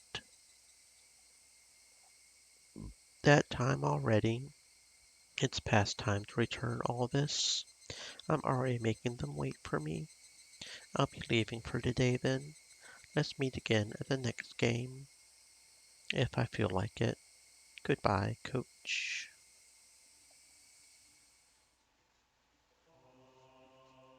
Copy of the preliminary autopsy. The autopsy suggests the victim was killed in the following manner. Entire body bound in restraints. Traces left behind from when the body is seen to have been bound indicate usage of a specific restraining table rather than a rope or another common method. Finger joints in either hand appear to have been bound especially tight. Highly likely the table was either specially made or homemade given this information. Both ears and nose severed with a sharp blade. Traces of the restraint and other things seem to suggest there was at least one more other than the one who severed these body parts holding down the victim's head. Possible that multiple blades were used, with one of them most likely being scissors or shears. 5 nails penetrated fingers on each hand. 1 long nail stuck in each joint of each finger on each hand, for a total of 30. The deceased fingers were nailed to wooden planks 20 square centimeters large. Extremely likely these planks were part of the restraining table. In addition, it is likely that the table was originally designed for just such a purpose. Abdomen incised, intestines removed. The incision in the abdomen is likely to have been a technique grounded in medical methodology using a sharp blade. Estimated that there was still no threat to the victim's life at this stage. After this, the organs inside the incision were dismantled and removed. The victim likely died as a result of this process. Body disposed. After fastening a dumbbell to the victim's neck using a commercial pet collar, the victim was likely abandoned in the Oji River's third drain. Judging by the dumbbell's weight, it's highly possible they would have needed at least 3 grown men to have disposed of the body. To Oishi-san. Here's a copy of the preliminary autopsy of the slaughtered corpse in the Oji River. Chief Shigeharu sees this as having a possible relation to the S group. What are your thoughts, Oishi-san?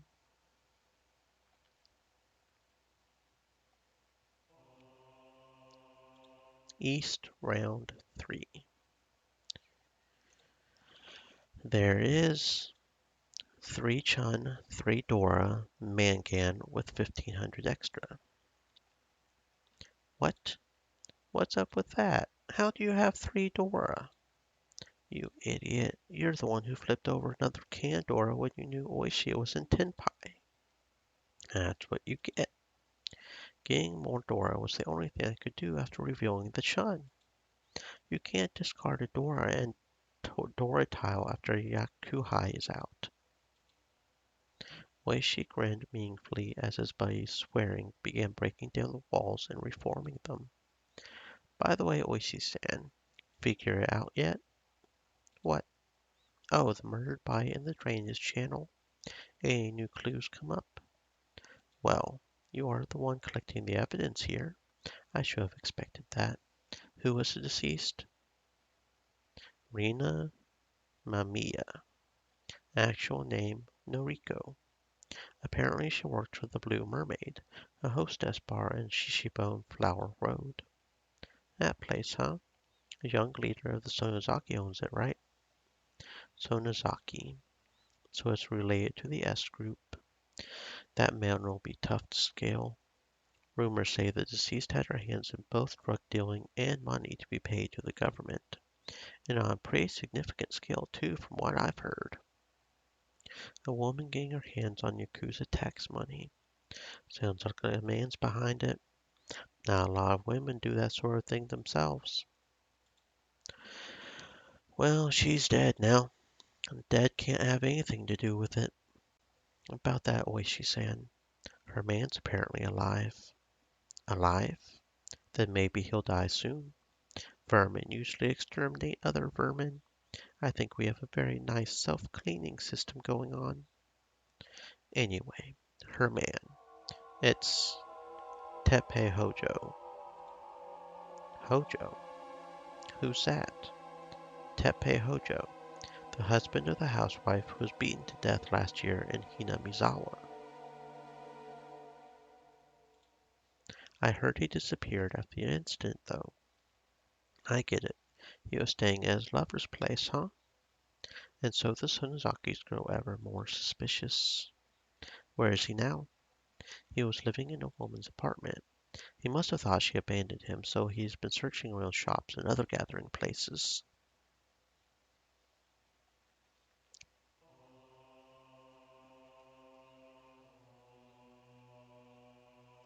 I'm trying to remember. The one that got beaten, that was like related. Wasn't wasn't that related to the dam project manager or something somehow? And that's Tojo, so it's still related to the other people, right?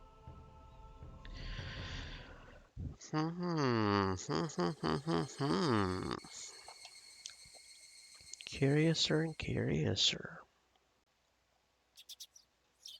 Morning, Keiichi. My, what time did you go to sleep? I did not sleep well last night at all. My mother could tell from a single glance. I had the worst dreams. Nightmares, very ominous dreams, one after the other, again and again. I woke up after each one, but could never even remember a fraction of what they had been about. But it was like those dreams were predicting something unpleasant, and I woke up in a terrible mood. Every day has been calm and fun before today, right? Those days should continue on unchanging. And yet, anxiety was the only emotion growing within me. Why was that? Nightmares reflect your own anxiety. They show an uneasy mind that which you wouldn't admit to normally. Yesterday, I remembered the ominous conversations about Satoshi I had with Shion, Mion, and Reno. Right. My mind felt like it was in a black fog, because we had talked about that. If I if I had lived every day without causing a fuss, my reward would be ever more peaceful days. I understood that, so why did I cause such discord? But now that I thought about it calmly, a simply verbal slip on my part couldn't possibly change the world. As long as I'm sorry for doing it and never talk about it again, there's nothing that anyone can blame me for, right? Besides, how would my fate possibly change just because I talked about that? Nothing was going to change. Nothing would change. Nothing would change. Nothing would change. That's a creepy smile. If you're still half asleep, then go wash your face. I had originally cheered up enough to smile, and Mom slapped me right back down again. Now I was irritated. There wasn't much time left before I had to meet up with Rena. I frantically started to get ready to go to school. Have a good day. Watch out for cars. There's barely any cars to watch out for in Hinamizawa anyway. I dashed out the front door. The morning air was far more refreshing than the water on my face. That's right, Keiji Mibara. If you're sorry enough about it and reflect upon your mistakes, that's enough. Now let's pull yourself together and get to school, and return to fun, enjoyable days, where everyone laughs, plays, and just has a good time. I'll be nice to Satako as an apology, too. Wasn't I supposed to be her Nini until Satoshi got back? Good morning, Keiji-kun. Rena, too, looked nothing like she had yesterday when she said that weird stuff. If I could only forget, then I could still act like nothing happened. So I called out to her with all the energy I could muster. Morning, Rena. Early as usual today.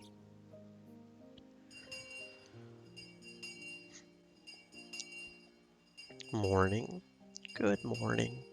There was a little time before the same old morning homeroom began, but Satako and Rika-chan were unusually absent. Maybe they went to play somewhere. However, looking over and seeing none of their things, so it looked like they really hadn't come to school. They are almost never late. Rena seemed to be enjoying herself thinking about what their excuse for being late would be.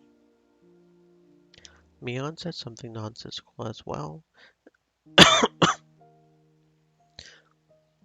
imagining how funny the reason they were late must have been. If I had only come to school to see their energetic faces, since I figured it would get rid of these feelings I have. But the load on my chest remained where it was. It wasn't very pleasant at all. Good morning, everyone. President, if you would. Everybody stand up. Our teacher finally arrived. Then, finally, I heard the pitter-patter of footsteps running down the hall. Rika-chan was the first to run through the open door, and then Satako didn't come. You're late, Furude-san. Where's Hojo-san? It was unusual for Rika-chan to be late, but equally unusual for Satako, a ball of energy, to be absent at all. Everyone's eyes were wide at the series of strange events. Satako might be a little bit late. Has she come down with something? The teacher walked over to Rika-chan and they started talking in hushed tones. Rika-chan is late and Satako is absent. I guess crazy things can happen. You're right. But I wonder what happened to Satako-chan. Is she sick? Why now, when I most wanted to see Satako's energetic face? The unease that had been building since last night tightened within my chest. Kei-chan, you worry too much. Sometimes girls of her age can't help but stay homesick. Mi-chan, you're not supposed to say that around boys. Mion laughed indecently. Normally I would laugh along with her, but right now I just didn't feel like it.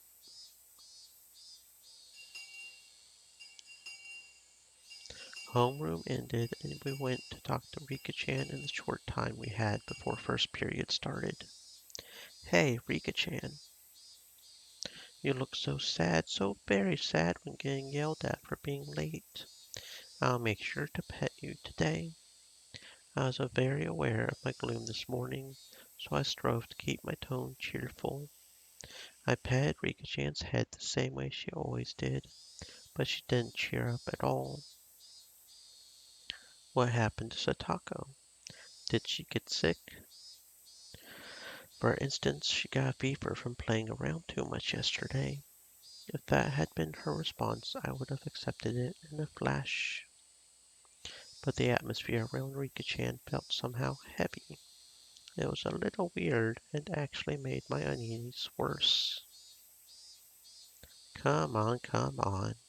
There's certain things she can't talk to boys about. Kei-chan, back to your seat, back to your seat. Eon, acting just like a club president, pulled me back to my chair. Rika-chan's gaze immediately fell back to her desk, and she hung her head gloomily. Rika-chan had said something odd, that Satako might be a little bit late. They were living together, weren't they? Then she would have known for sure. She wouldn't have said might. I didn't understand why she was absent, and that made me all the more anxious. What's going on today?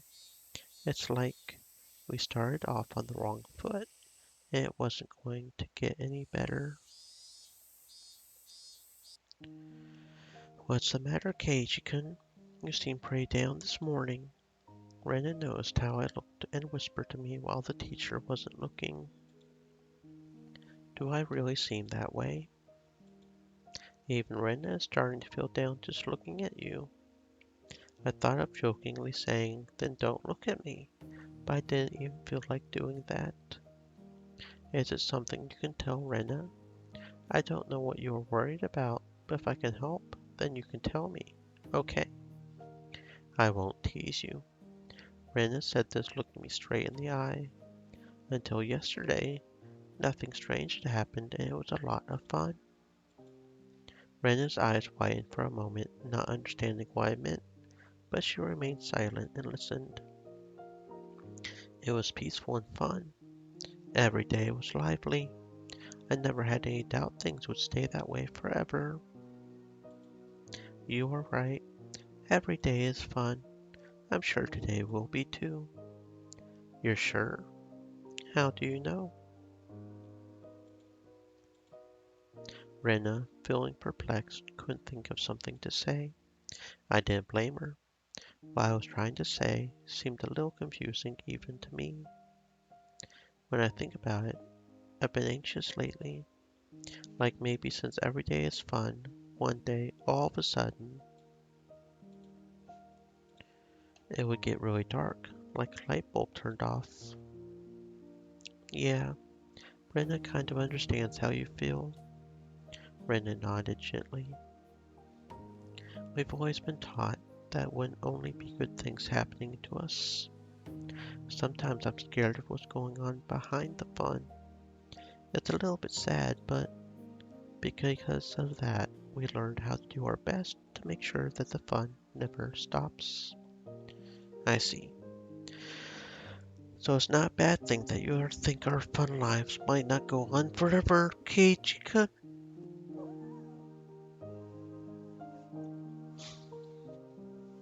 Kind of like if suddenly there was a volcanic eruption tomorrow and everyone died. That's terrible. If you were the only one who survived the catastrophe, Keiichi-kun, how would you feel? How would I imagined myself being that sole survivor in the ruins of Hinamizawa, rubble and the bodies of friends lying in heaps at my feet. It was such an abhorrent sight. Was it sadder that all my friends had died? Or was it sadder that I could not have died with them? I didn't know which, but I would probably cry a lot. It would probably break my heart.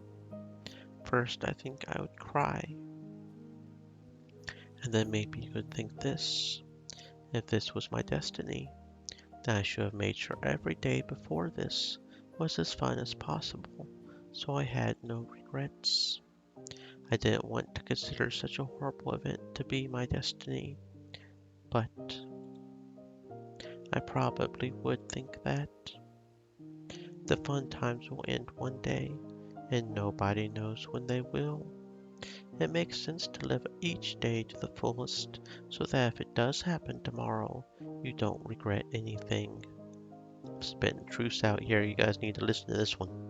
Spitting truths.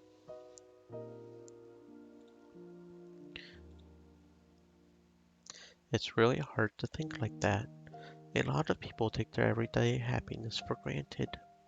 They think tomorrow will be the same as today, so they leave things that could do today for tomorrow. They leave the kindness they could have shown today until tomorrow. Rena was usually cheerful and silly, but right now she wasn't like that at all. She was taking my troubles seriously. It was a little reassuring. But Keiji-kun, you realized it. I think that's a wonderful thing. So that unease you have, I think you should keep it close to your heart. Keep my unease close. Everyone might die tomorrow in a big catastrophe, so you should be really nice to everyone today. So when the end really does come, you don't regret it. Do you do that, Rena? Live like you would have no regrets if everyone died tomorrow? It was such a hyperbolic conversation, but Rena just gave me a nonchalant nod of her head. Rena knows what it's like for the fun times to end overnight. She knows there's no proof tomorrow will be fun, even if today is. I'm living life to the fullest. YOLO. It seemed like Rena perfectly understood all the anxiety I couldn't put into words. And on top of that, like a reliable teacher, she showed me what to do. Hey, Keiichi Maebara, there's no need to cry now. Last night, I feel like I had a dream about Satako. I don't remember what kind of dream it was, but ever since this morning I felt anxious. Because you thought seeing Satako-chan's energetic face would cheer you up. She was right on the money. If everyone had been here with smiles on their faces this morning, then the murk in my heart would have definitely been blown to smithereens. Then as Satako-chan arrives, you'll have to be nice to her. Actually, it's totally fine if you play your usual pranks on each other, as long as you're having fun. You're right. So that even if these fun days came to an end, I would have no regrets. I couldn't tell if what Rena had told me had been comforting or just made me more anxious. But it was enough to make me think that if I saw Satako again, I would be honest with her.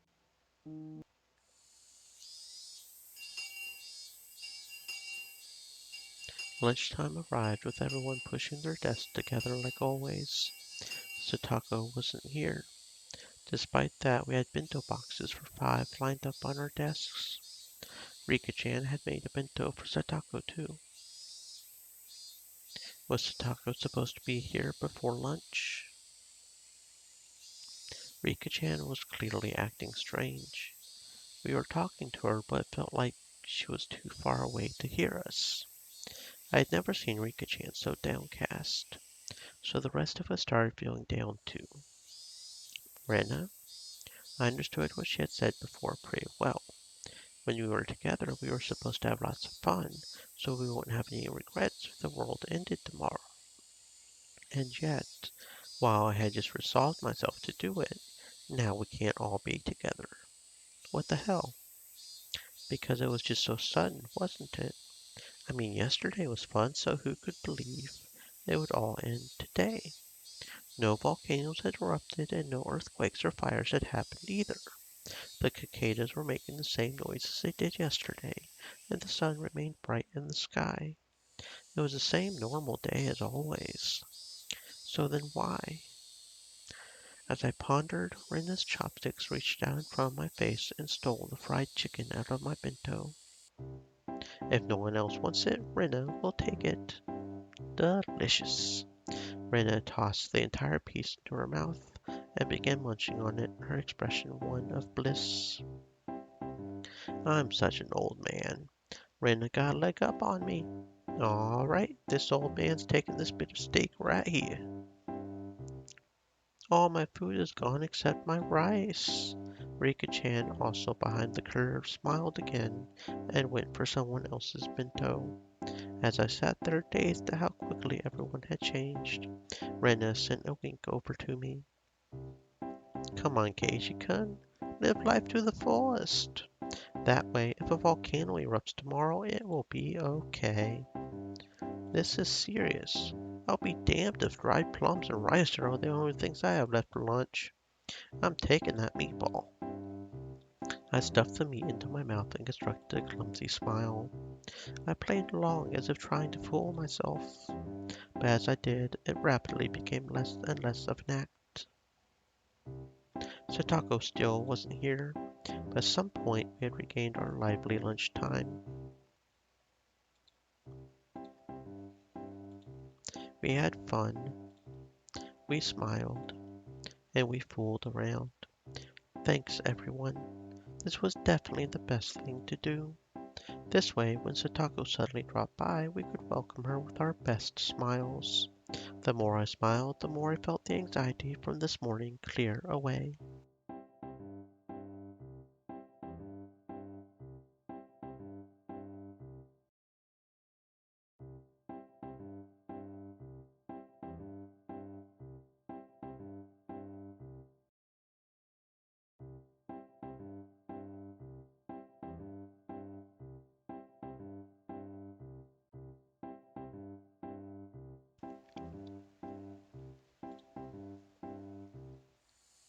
Wasn't there a proverb that when something like fortune comes in by a merry gate? I think so.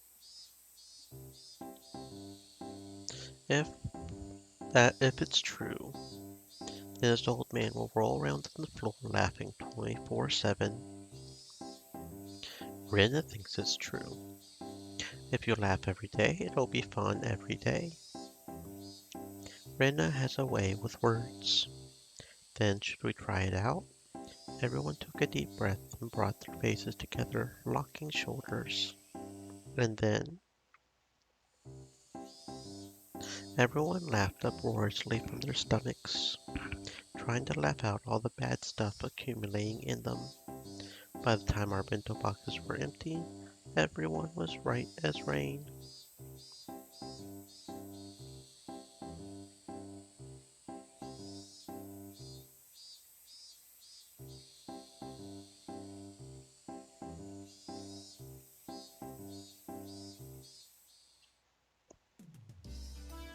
Having heard our friendly banter, Tomita-kun and Okamura-kun walked up and timidly spoke to us.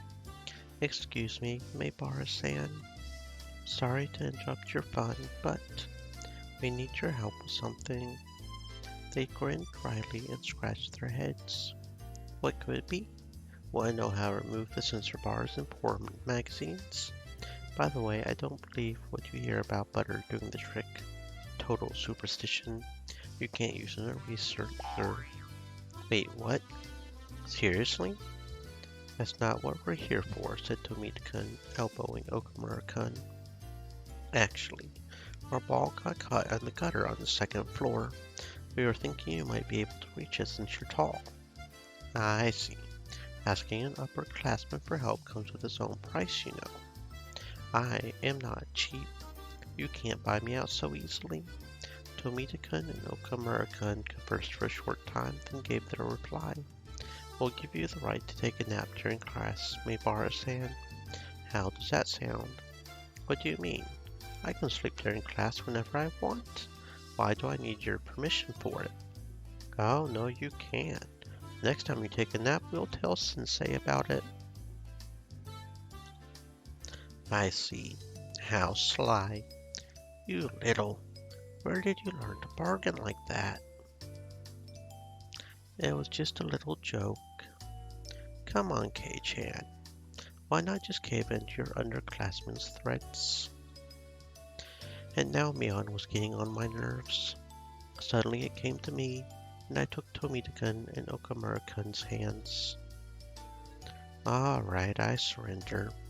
I'll get your ball for you, so give me all the rights to nap time." "Oh, okay. Look, Mion, I now have the privilege, but you don't, do you?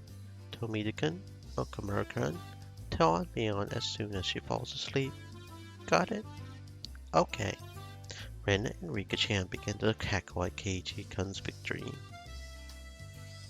I wasn't sure how the ball managed to get stuck up there, but it was planted firmly in the school building's second floor gutter. "Hand me that stick. I should be able to reach it." "Here we go." I took a bamboo pole and poked the ball with it. "It's hard. Come on." "Oh, he got it. You got me, Bara-san. Thank you so much." The ball rolled down the gutter and fell down behind the school building.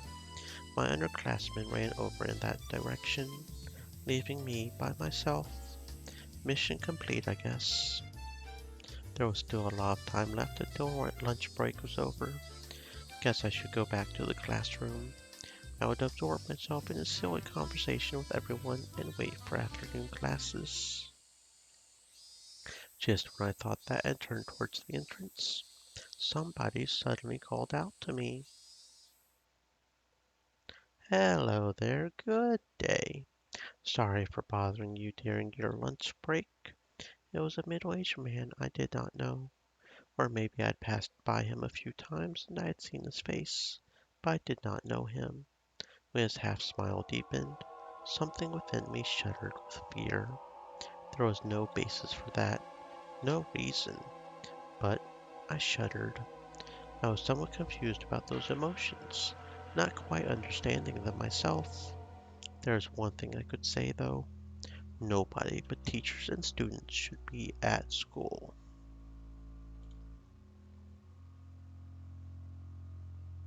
This person should not have been here.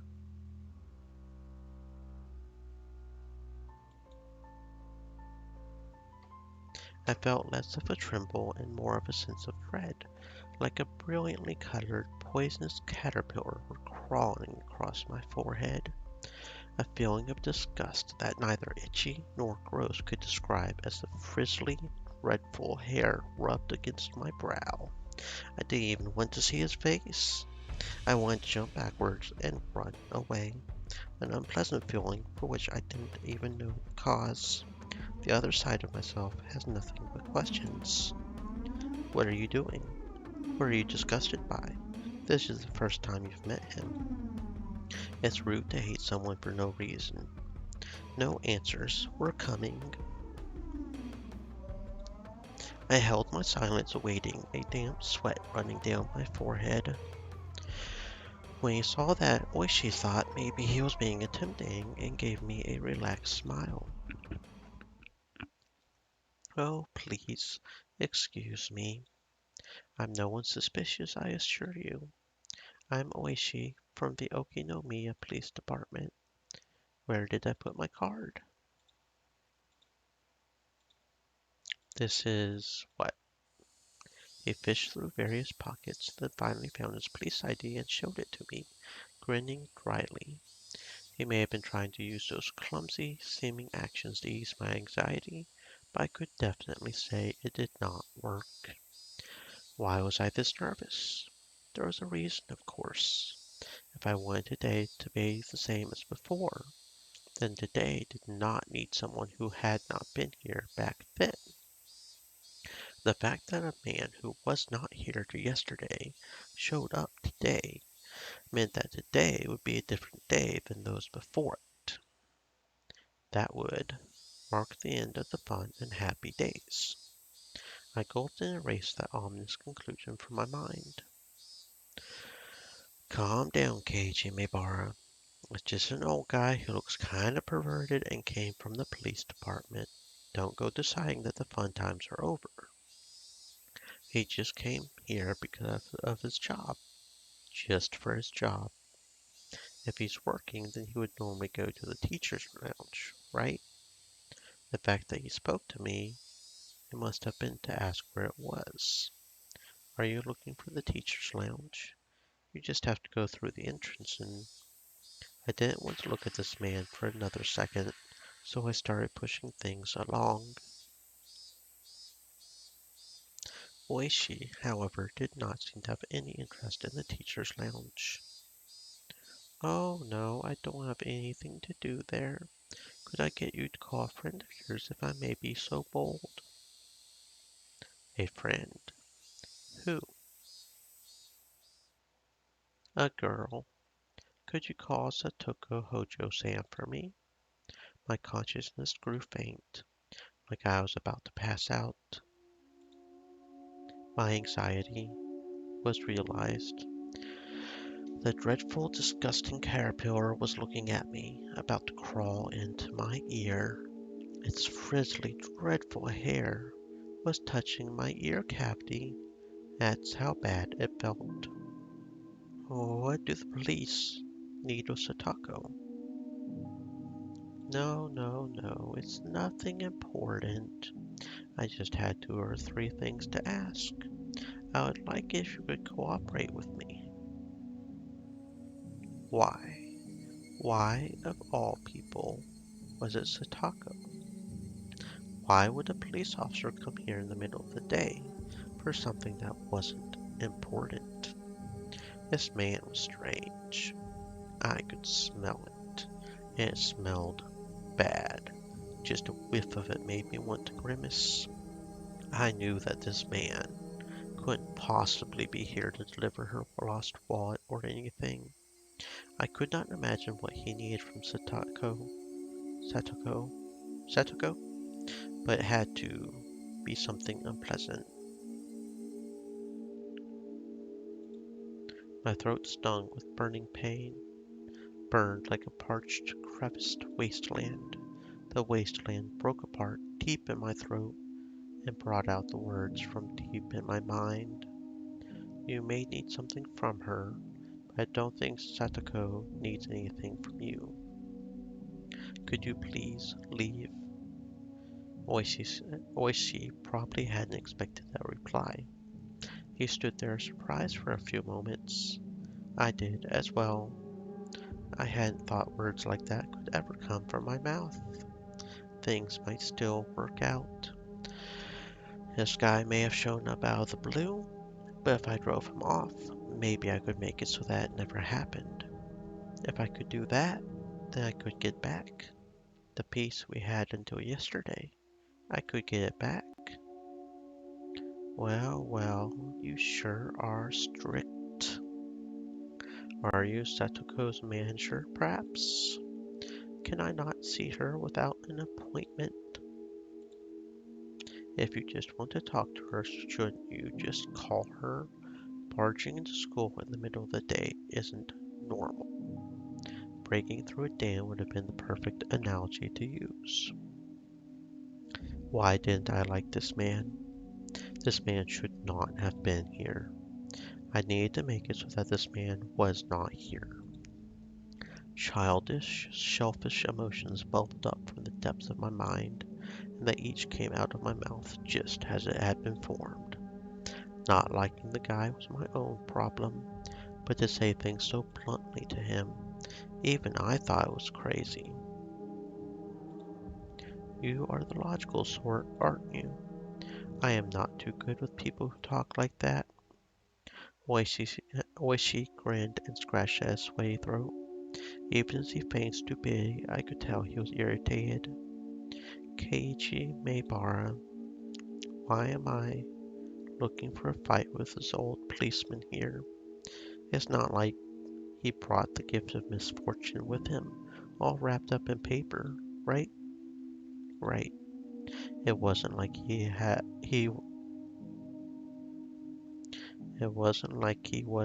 brought a package of misfortune with him and was asking me to sign here, please.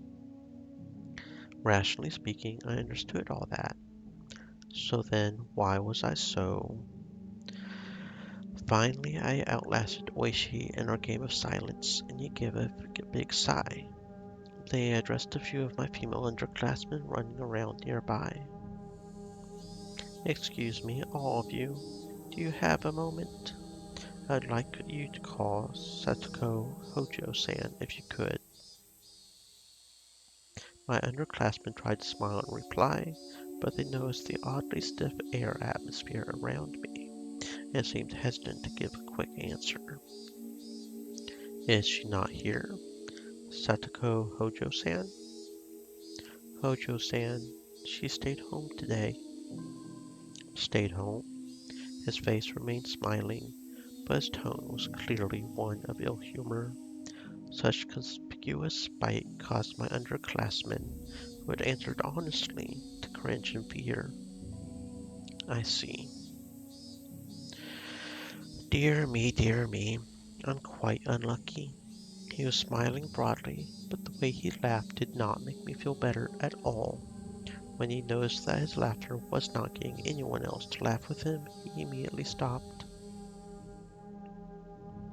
So, you girls, could you tell me the name of this boy here? He grabbed the girls by the shoulders so they wouldn't run away and crouched down to address them at eye level.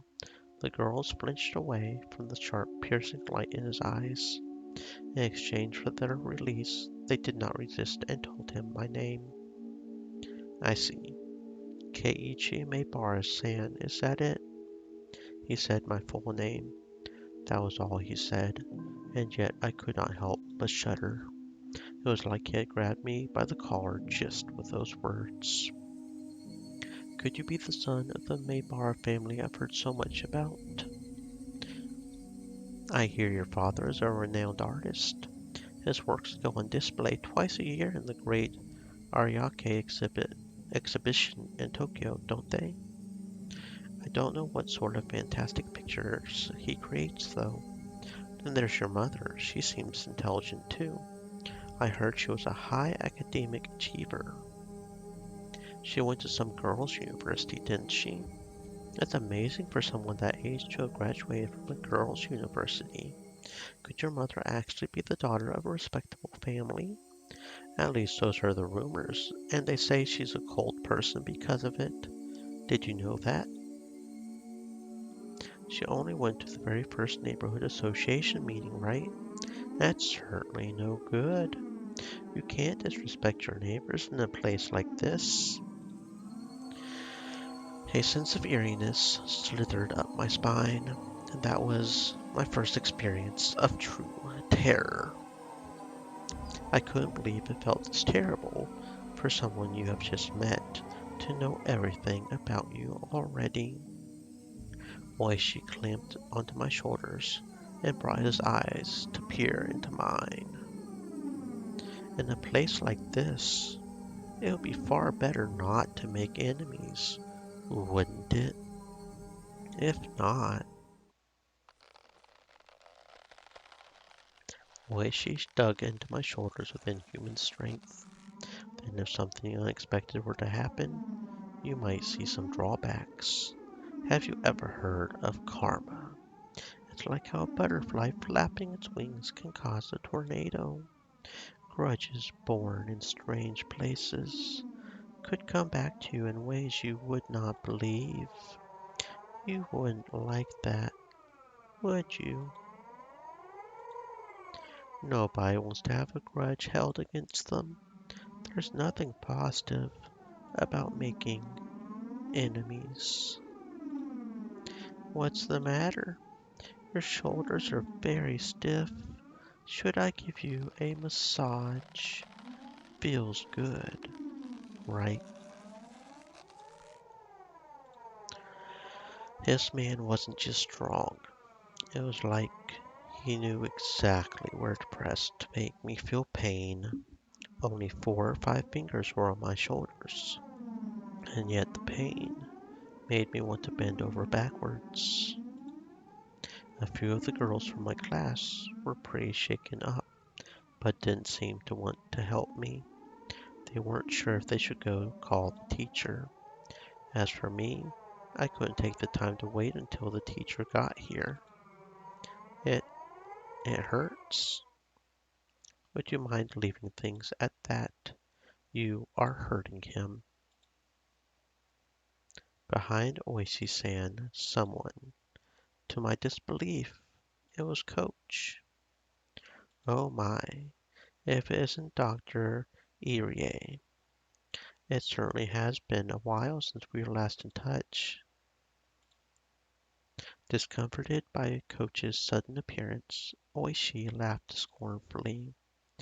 The vice on my shoulders, however, remained as strong as ever. Never mind the greetings. Please, just let go of Maebara-kun. Oishi smiled daringly and glared straight at Coach. He didn't release me in the meantime, of course. I was just thinking of stopping by your place later, Doctor. You always seem so busy and we can never have a good chat. Yes, if you want, I'll chat with you all you like, but please be sure to have a warrant first. After all, otherwise, I can refuse to go voluntarily into questioning. Coach didn't display a shred of the weird behavior he had shown at the baseball game and barbecue. He stared steadily at Oishi and fought so that he would release me. His chances were terribly bad, of course. Compared to the relaxed Oishi, Coach seemed like he was being defeated mentally. It made sense. Coach had a somewhat narrow stature, but Oishi's body was packed with muscles. It wasn't even a contest. But Coach was fighting for me without taking a step back. Beads of sweat formed on his face, and though he paled, he was fighting for my sake. Suddenly Oishi laughed and let go of my shoulders. My body exhausted, I fell right onto my backside. Meibara-kun, are you alright? Damn it. I rubbed my shoulders where Oishi had latched onto them. The pain from falling over went away quickly, but this pain was lingering. Are you alright, Meibara-kun? This is terrible. I was just giving him a little massage. Meibara-san, aren't you over-exaggerating a bit? Boys have got to learn to man up. I wanted to retort, but I couldn't think of anything witty. Can you lift your shoulders? Are they in pain? If you're really hurt, then you should have a proper checkup. Let's just go to the nurse's office. Coach lent me his shoulder and walked beside me. What an exaggeration. I'll be the last person to do any sort of permanent damage. Right? I am still an active police officer, you know. Come, I don't know what you needed to be here for, but if you are finished, then please leave. I'm going to complain about this directly to the chief, so please keep that in mind. Oh, that's a problem, ain't it? Oishi-san waved his hand sarcastically, pivoted around, and headed to the car parked by the school gates. And without turning back around, he got in and started the engine. Who the hell was he, damn it? He's a detective named Kuraldo Oishi. Kuraudo. That's probably it. Kuraudo Oishi. And a hooligan. Everyone in the village hates him. Meibara-san, you should be careful too. Kuraudo Oishi. Just like I thought, my gut instinct wasn't wrong. He would be the one to bring unhappiness, misfortune, something that would ruin our peace.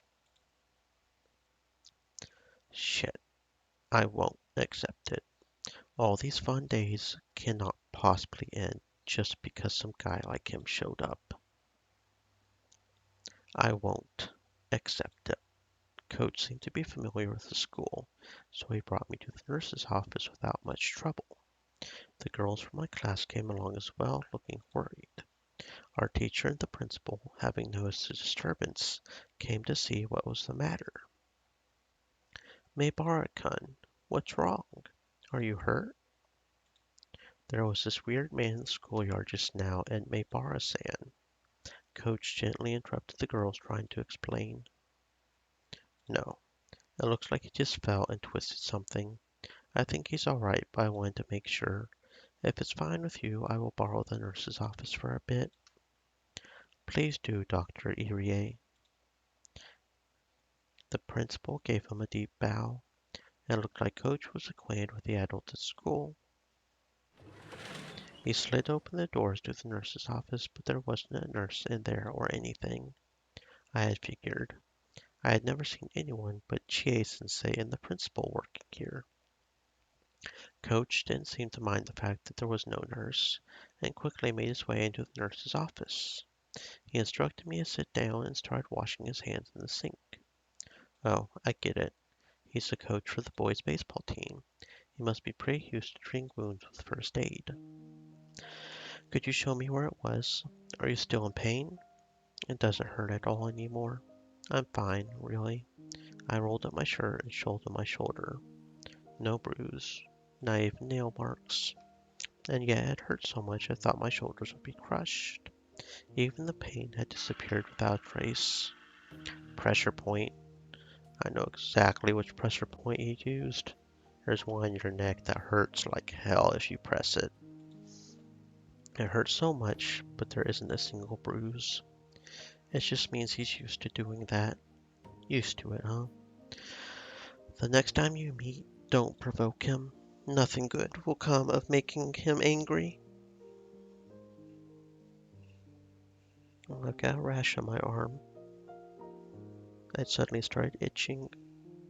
Keep getting random rashes. Gotta love those, don't you? Especially when they get all itchy. If you go home with a uniformed policeman by your side, your family won't like that, will they? Well, you're right. Still, what happened? Why did you end up in a fight with him? He came up and said he needed something from Satoko. Satoko-chan. Coach's gaze lowered and his expression clouded a bit. Somehow that gesture seemed to be saying Oishi was bound to come to Satoko, and did, and that was no laughing matter. Coach fell in silent in thought. Quietly he took a compress out of the first aid kit and put it on me.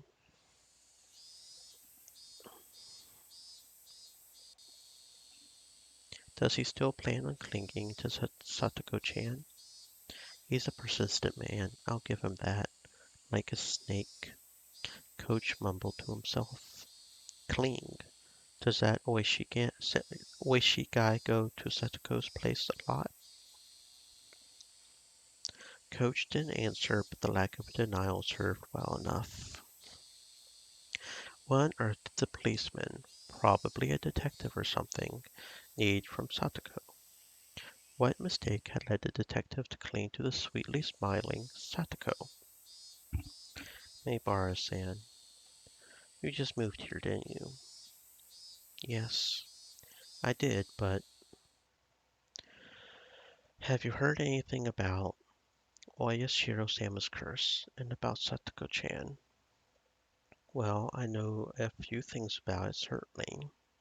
Satoko's parents were dam proponents, and their accidental death was because of the curse.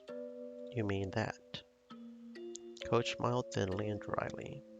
So you know, he said, dropping his gaze. If I recalled correctly, there was an accident on a viewing platform at the public park she had gone to with her family, and her parents died. And then it was just Big Brother and Little Sister. And then she was with Rika-chan and... Okay, yeah. No, now I remember. It was her parents first, and then she went to her aunt, and her aunt was the one that was beat. I remember now. Okay. Yes. And it was her aunt that was beat, so the corpse we found at the very beginning of the game... The corpse we found at the very beginning of the game was someone her uncle was seeing. So that's her uncle that's still alive in town, right? That's what's going on? I think I understand that right. When they lost their parents, Satoko-chan and her brother Satoshi-kun were given to their uncle and his wife to care for them. Is that so? Their parents died in the accident and Satoshi ran away, leaving only Satoko to start living with Rika. I had known that much. Rika. Yep. Yeah, it is Rika. Yeah, okay. If I had known that much, but this was the first time I had heard they had been brought to their uncle and aunt. Their uncle was Satoko-chan's father's younger brother. Unfortunately, neither of the couple were deserving of respect. Coach normally picked his words politely, so when he came out and said they didn't deserve respect, it really made me wonder what kind of people they were. As soon as Satoko-chan's parents came out in support of the dam, their uncle and aunt took on a lot of shame in the village as well. They would never have welcomed in Satoko-chan and Satoshi as well. Yeah. I've heard that for the siblings it was a very rough life. Bit by bit, Coach told me about the numerous agonies the Hojo siblings had suffered at their uncle's house. As their guardians, their aunt and uncle sucked up everything belonging to their immediate family. Satoko and Satoshi were crammed into a small room, and their lives were laden with things that were miserable both for their bodies and minds. In the first place, since apparently their aunt and uncle were not on good terms, there was no end to their fighting.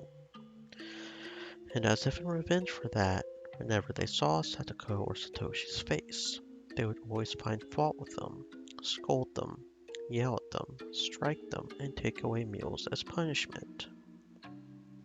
I still shudder to think about it.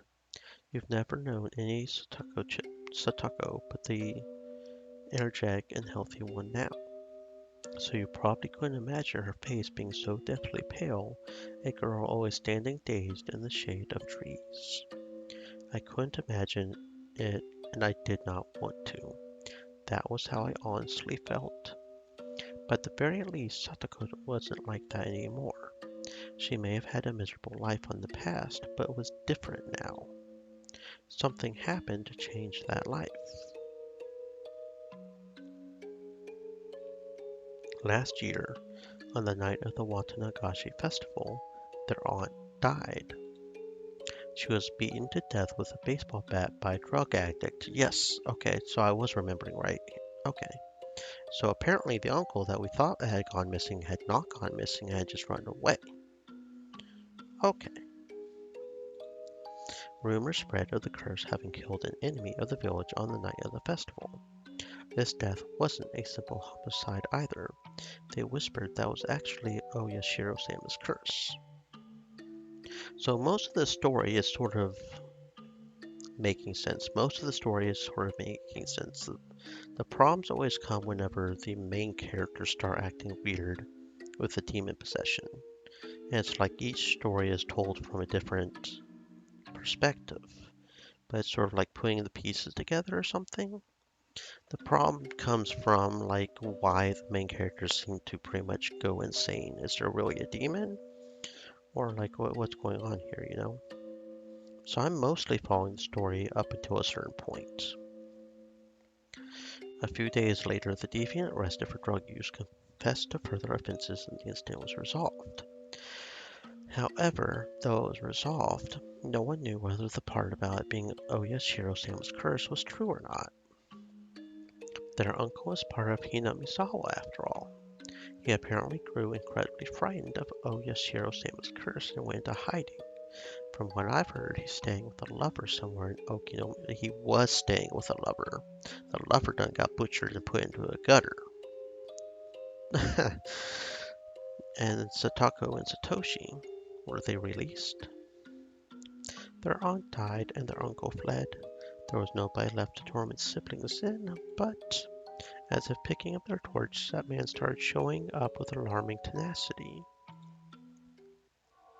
That man? Then Coach lowered his voice just a bit as if being aware of his surroundings.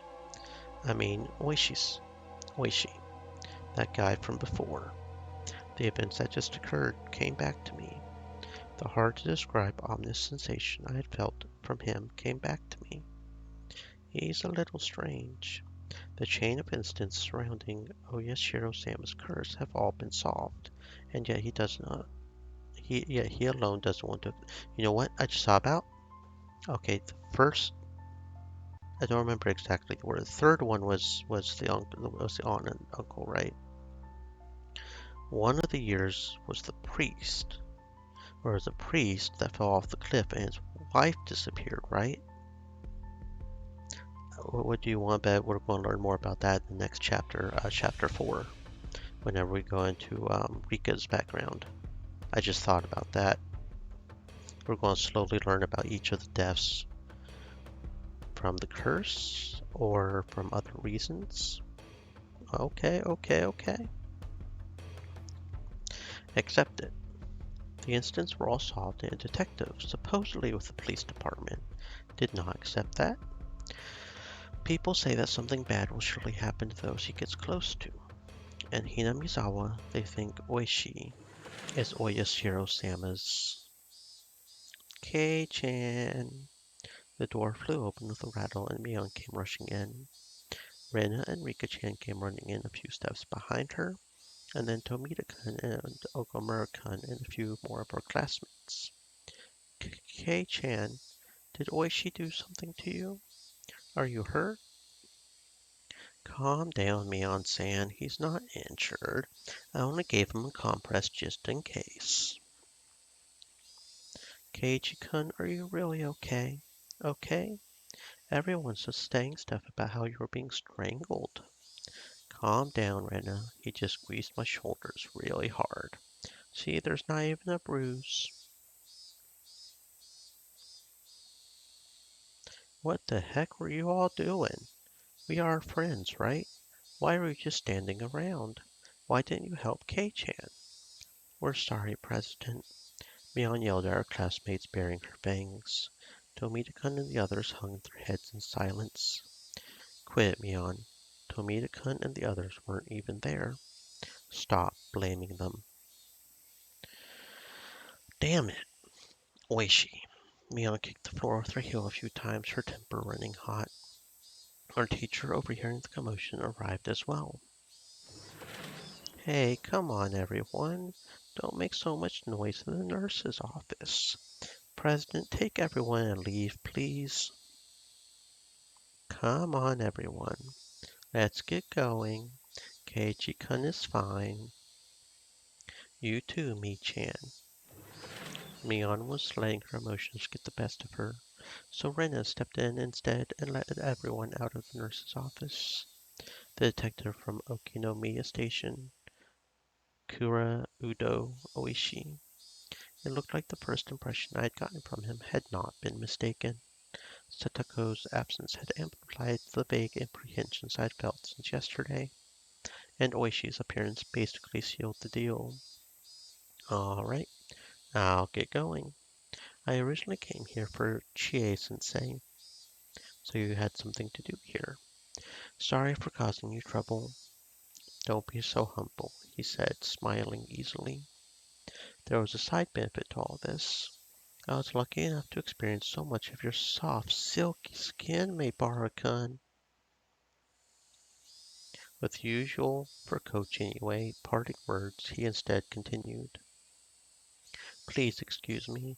You weren't wounded badly, but please avoid putting pressure on your shoulders or anything along those lines. If you get a high fever or if it starts to swell, contact me right away, okay? I don't think it'll happen, though. That's right, Coach. Before everyone came in, you were going to say something about what people think Oishi is to Oyashiro-sama. As he was about to leave the nurse's office, Coach placed a hand on the door and stopped. Right. They think he's Oyashiro-sama's servant. They're just bad-mouthing him, though. Oyashiro-sama's servant? Do you know about the serial freak death incidents that occur in Hinamizawa every year on the night of the Watanagashi Festival, otherwise known as Oyashiro-sama's curse? What freak deaths? What? Now that I thought about it, I did seem to remember overhearing Mion or someone in class talking about like a ghost story. On the festival day in June, one person would always die, and another person would be spirited away, but they seemed to call it demoning away here. What a fine story that was. I figured they made it up to scare me, but it was true. I don't have any idea who first suggested this, but at some point everyone started calling Oishi Oyashiro-sama's servant. Why? Because rumors go that he decides to sacrifices for the curse every year. Whenever June came around, Oishi would start paying frequent visits to Hinamizawa, because Oishi had been persistently questioning most of the dead or disappeared people. 4 years ago, it was known that the victim of the dismemberment, rumored to be the sacrifice, had been seeing Oishi numerous times leading up to the incident. The sacrifices 3 years ago were Satako's parents. Right before their accidental deaths, Oishi had apparently visited their home. The one who disappeared 2 years ago was Rika-chan's mother. Right. Okay, so it was 2 years ago. That was Rika. And again, people knew that before she vanished, Oishi had been talking to her extremely frequently. The one who disappeared last year, Satoko's older brother Satoshi. Satoshi too had apparently been approached by Oishi many times before he vanished. And then, this year. This time, Oishi was trying to contact Satoko. This isn't a freaking joke. They're rumors, Mibara-san. There's just some rumors to that effect. I had said that because of the rumors of Oishi being Oyashiro-sama's servant, or as contacting someone foreshadowing who would be the sacrifice that year. It was because the ominous hatred I felt towards Oishi was becoming more substantiated, more real. Today, Satoko. She was absent today, wasn't she? Wait, really? That looked like news to Coach. I had thought he might have known why Satoko was absent today, but... Then I'll get going. You should go back to the others and put their minds at ease. You're right. I will. Coach left the nurse's office and headed towards the teacher's lounge.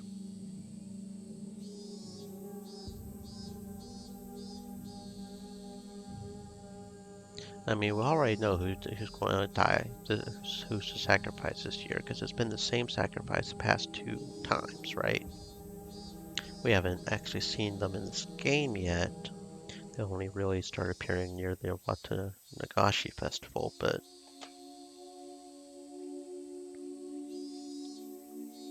better left untold. Learn Satoko's secret.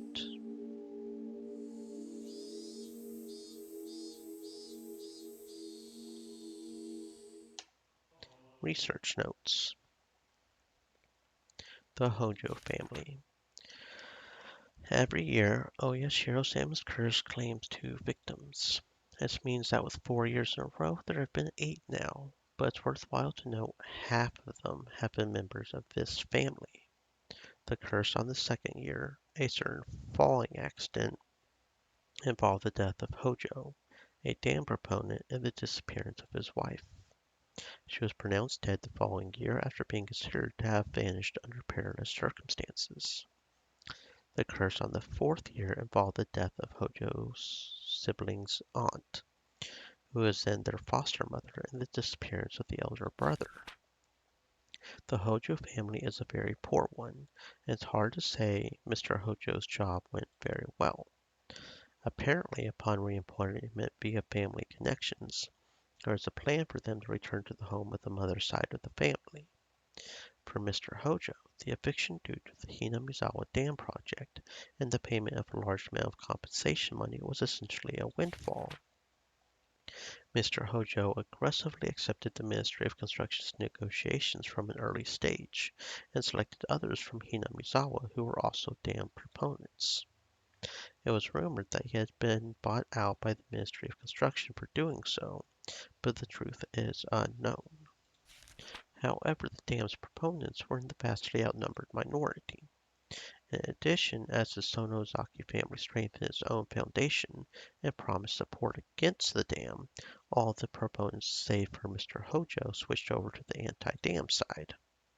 At this point, Hinamizawa was completely united against the dam, and Mr. Hojo was held up to ridicule as a stooge of the dam project's proponents.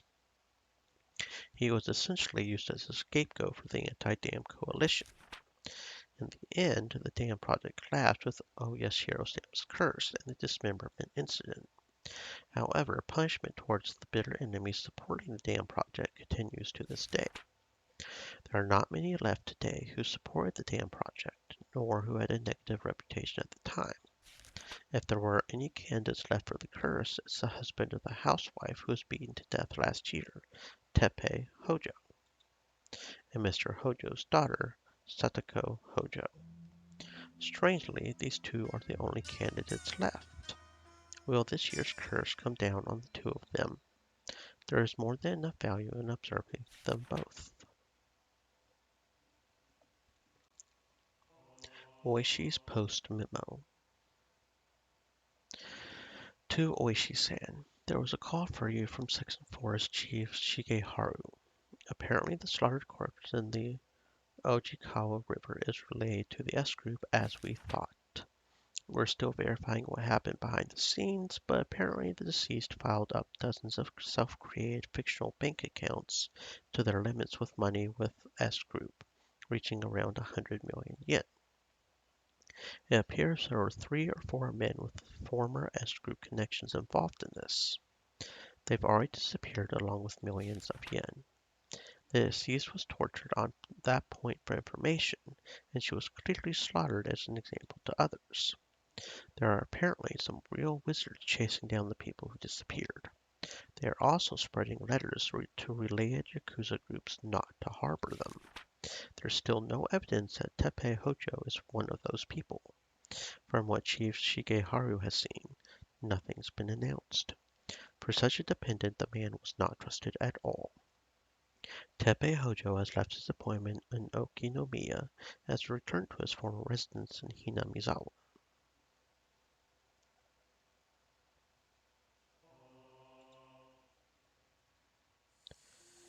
Okie dokie. Is Hojo-san staying home today too? Furude-san, do you know anything? The teacher's voice wasn't critical, but Rika-chan hung her head, unable to answer, and I felt really bad for her. The teacher called Rika-chan up, and they had an exchange in hushed tones at the dais. At first, Rika-chan said that Satoko's fever had grown worse, but everyone in class knew it was a lie. Because every day Rika-chan brought Satoko's bento with her. Satoko-chan, I wonder what happened. Don't ask me. I'm the one who wants to know most of all. It was already the 3rd day since Satoko's first absence. Ever since then, I have not felt good. Until just last Saturday, everything had been so much fun. I had reached out to Satoko like a real older brother, and we spent that time quietly, but warm and comfortable. So why had it suddenly been flipped over?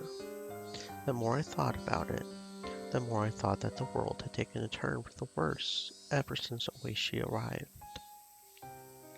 Thinking on it now, maybe the strange apprehensions plaguing me the night before Oishi arrived had been a sign. Kuraudo Oishi, Oyashiro-sama's servant. That's impossible. They can't decide Satoko will be the curse victim this year just because he showed up. This was sort of slip-up had I committed to cause those fun times to end so suddenly. It was the day before Oishi appeared. Shion, Mion, and Rina had spoken of the curse surrounding Satoshi and his disappearance, and it was so sinister it gave me a bad premonition. Such a small thing was a slip-up that invited Oyashiro-sama's servant. It was absurd. I kept on groaning to myself that I would never accept it. Ever. I obviously wasn't the only one suppressing my feelings. Mion and Rina were too. Everyone in the class was doing it. Rika-chan knew something about Satoko's situation, but she wouldn't tell us. Rika-chan still held a calm attitude, like a cat basking in the sun, but she was being unbelievably stubborn about this whole thing.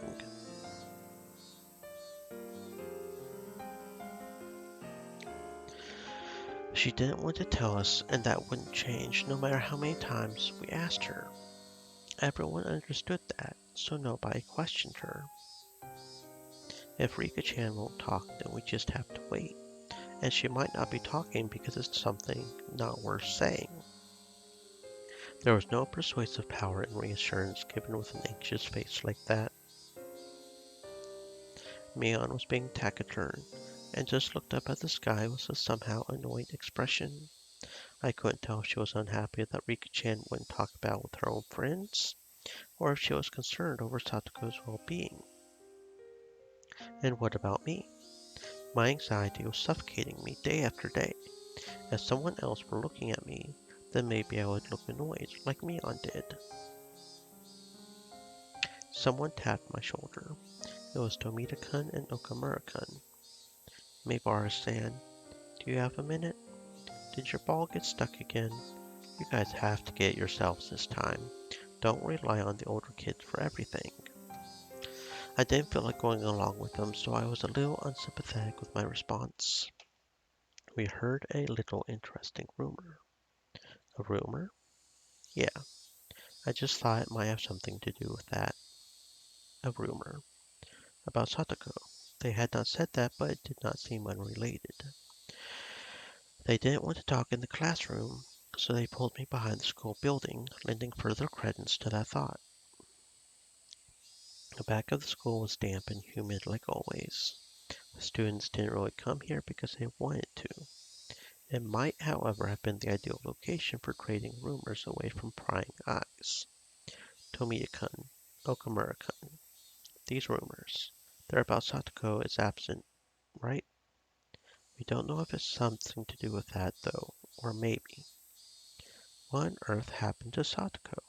Is she sick? Or could she be like really sick or injured or something? No, actually, it's the opposite. I heard my grandma saying that she came to buy tofu at our shop yesterday. Oh, Tomiya's family runs a tofu shop, added Okamura-kun. She went shopping to buy some tofu. My voice sounds so stupefied even I can tell. It was understandable. I was worried about what grave illness or injury she had when the person herself had been out and about shopping for tofu. So how was she? Did she look okay? Was she wearing a mask like she was getting better? Or was she using crutches or did she have bandages on her? No, there wasn't really any signs of sickness or injuries on her, but I should have felt relieved that wasn't an illness or an injury. But my anxiety was not going away, because Tomita-kun and Okamura-kun's expressions were not looking any better. She apparently came to buy one piece of soft tofu, but my grandma said it was strange. Strange? Why? What's wrong with buying soft tofu? Irritated by how roundabout they were being, I had to desperately fight that irritation from creeping into my voice. Well, Hojo and Furude live by themselves, and they don't have that much money, right?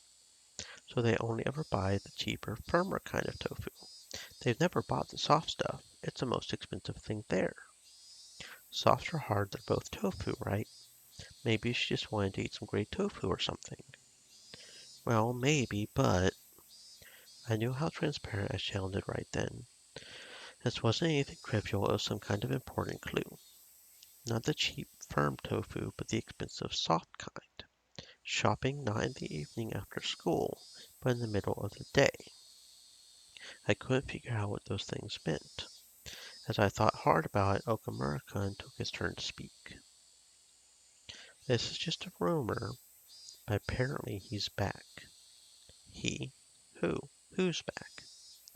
Hojo's uncle. Satoko's uncle. Right, I think Coach told me about him. Their aunt and uncle had taken them in after Satoko and Satoshi lost their parents in the accident. Hojo's uncle. They say he skipped town last year scared of Oyashiro-sama's curse. He's really scary and violent like a gang member. Everything Coach told me came back in bits and pieces. Right, the mean aunt and uncle who had tormented them all the time. I think he said that after their aunt was beaten to death by the deviant, he ran away to his lover's house in Okinomiya in fear of the curse. Why would she be staying home from school and shopping for soft tofu in the middle of the day just because her uncle came back? My underclassmen clammed up and looked downwards. There must have been some big hint buried in there. Even if I didn't understand, if I told Milan or Rina about it, maybe they would know something. My bad, you two. You were nice enough to talk about it and I started hammering you with questions. It's okay. Now we know that she hasn't been in bed this whole time gravely ill. That's worth something, right? That might be true, but it still won't. It won't make the clouds over my mind fade away. Mibara-san, over there. Okamura-kun cried wildly, pointing over my shoulders behind me. Startled, I turned around, and way on the other side of the schoolyard, near the school gate, I saw a figure trudging forth. It's Hojo. I burst into a run faster than I could speak, so that as quickly as possible I could see with my own eyes that she was okay. Satoko! Satoko seemed taken aback by me shouting and running over to her. Oh, my, what is it, Keiichi-san? You surprised me with all the yelling and running. Stupid, enough about me already. 3 days. What happened, Satoko? I was so worried. Well, worrywart, it was only 3 days. You are such a worrywart, Keiichi-san. From listening to her, she seemed like the normal Satoko, but I could tell she was clearly acting strangely. Her smile was somehow forlorn, and her complexion was bad for some reason. Hojo, were you alright? Were you sick or something? Tomiya-kun and Okamura-kun both expressed their concerns. Just what happened anyway? 3 days. Do you know how worried I was? Oh, I do so apologize. I was just giving the house a good cleaning. We haven't used it for a rather long time, so everything was covered in dust. Satoko, what are you talking about? Why would you have to stay home from school to clean the house? Satoko didn't answer me. Instead, she passed by me and headed for the entrance. It is nearly about lunchtime, is it not? I am just starving. It was certainly lunch break. I couldn't force her to stop after she told me she wanted lunch since she was so hungry. Well, whatever. Rika-chan's been bringing you lunch for 3 days now. You look like you can eat it today. Let's just go to the classroom and put everyone's minds at ease. You're right. I suppose I may have caused everyone to worry. It sure is tough being popular. I put a hand on Satoko's shoulder and we ran to the classroom together. Up close, I was able to verify that Satoko looked somehow weak. All this anxiety was supposed to go away when I saw her again. That's why I had thought. But now I actually started to have quite different fears. What the heck happened, Satoko? Everyone in the class, of course, reacted in the same exact way I had. We worried about you. I'm so glad to see you well. What were you doing for 3 days? Our classmates showered her in questions. I truly do apologize for causing a fuss. As she cackled, she chowed down on the bento Rika-chan had made for her. Those in the teacher's lounge must have been informed of Satoko's arrival because our teachers printed into the classroom her breathing ragged. Hojo-san. Oh, Sensei, I'm sorry for worrying you these 3 days. As you can see, I am fit as a fiddle. I was very worried about you. When you are done eating, come right to the teacher's lounge. I have a lot to talk to you about. I must be in for a good scolding for those 3 days I cut class. Satoko laughed sheepishly while she scratched her head, and the rest of the class burst out into laughter. The teacher was acting angry, but she breathed a sigh of relief at seeing Satoko healthy and smiling as she ate her lunch with the class surrounding her. What a relief, right, Rena? Oh, sorry. Yeah, I'm glad she's okay. I looked at Rena and knew. She had a sense that something about Satoko was off too. I looked to see Mion detached from the clamor as well with a somewhat grim expression. But Rika-chan on the other hand was smiling from ear to ear. She spread out the bento boxes one by one as Satoko finished them. Finally, Satoko was satisfied, and after enjoying a thorough conversation with her classmates, remembered that she had been called to the teacher's lounge. It's such a pain, but I think she'll be angrier if I don't go. I'll go with you. Satoko rises from her seat and Rika-chan runs over to her. I do apologize, Keiichi-san. I'll be right back after getting scolded. Right. I mean, I could go with you too. We're all comrades in getting scolded in the teacher's lounge ever since the Curry incident, right? That won't be necessary. Keiichi should mind the place while we are away. Rika-chan's words were gentle, but the firm rejection was clear in her eyes. The two of them exited into the hallway, walking shoulder to shoulder.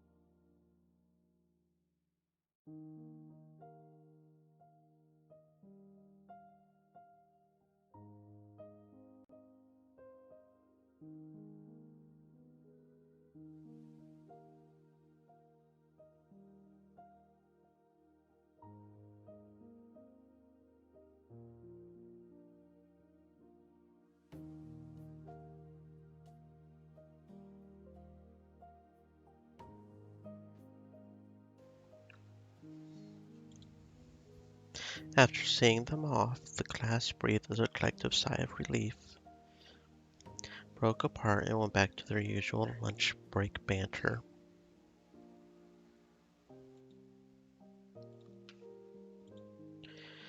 We, however, couldn't go back to how we usually were.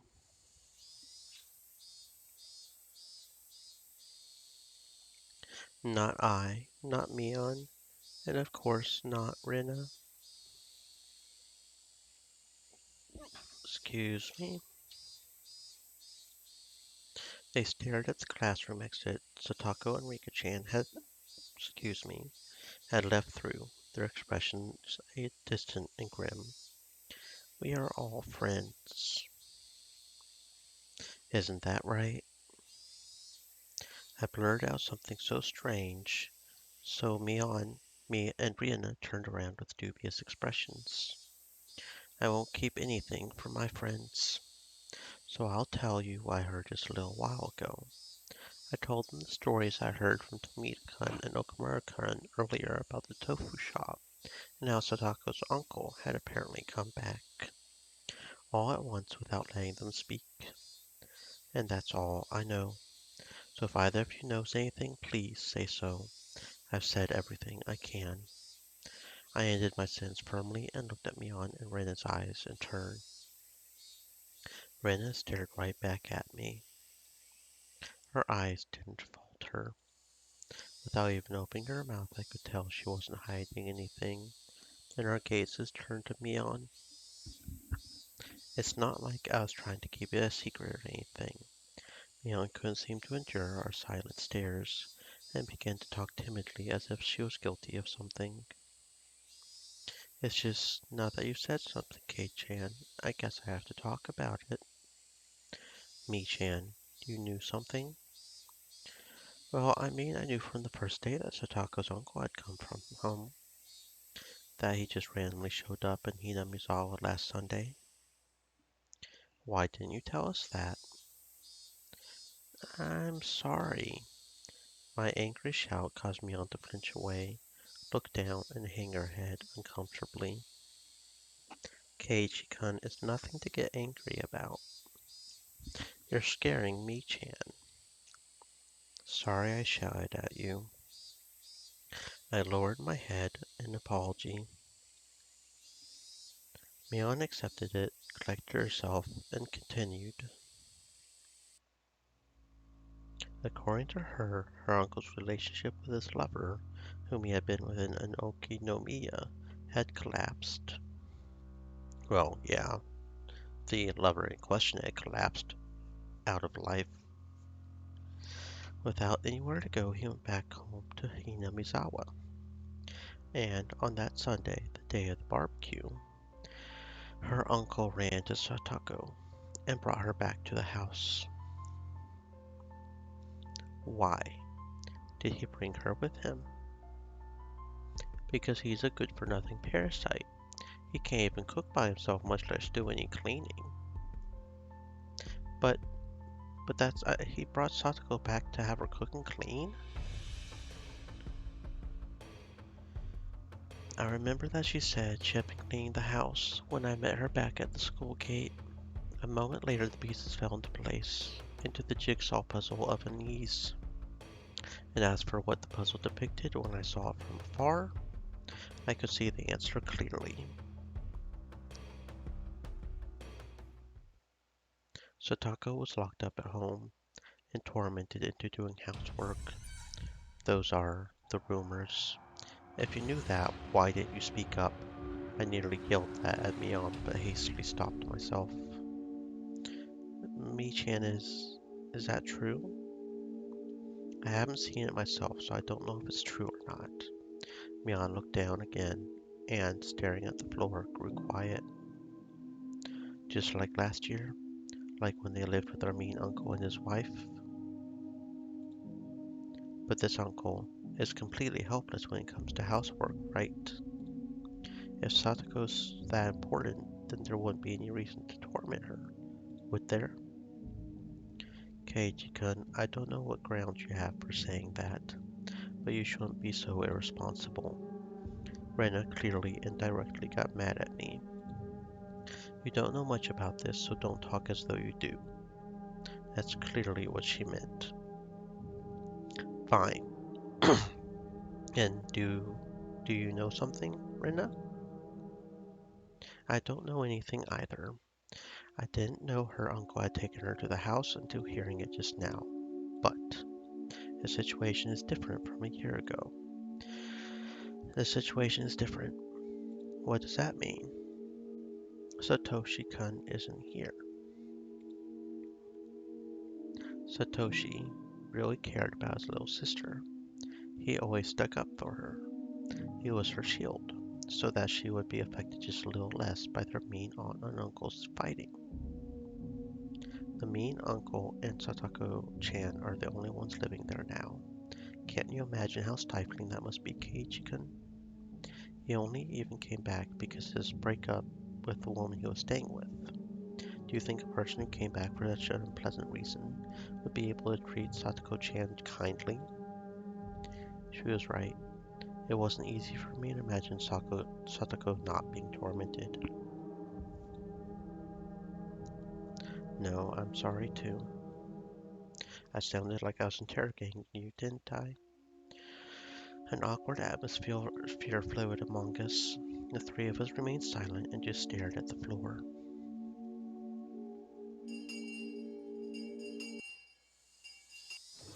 Finally, we heard the principal's bell ringing. The teacher came back with Satoko and Rika-chan at her side. All right, we're starting afternoon class. Class president, please. Everybody stand up. I'm sorry. How rude of me. I couldn't read anything from Satoko's vaguely sheepish expression. But given the clouded look Rika-chan was wearing behind her, it was tough to laugh off the disquieting story I'd heard from Mion.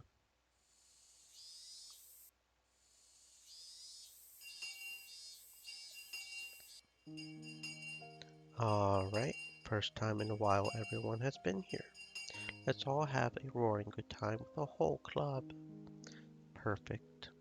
Indeed, in times like these, the best thing to do was obviously get rowdy and scheme against one another in the club activity. Just what I was waiting for. Satoko-chan, let's play. There was that game you liked, wasn't there? What was it again? It doesn't matter which. Tell me.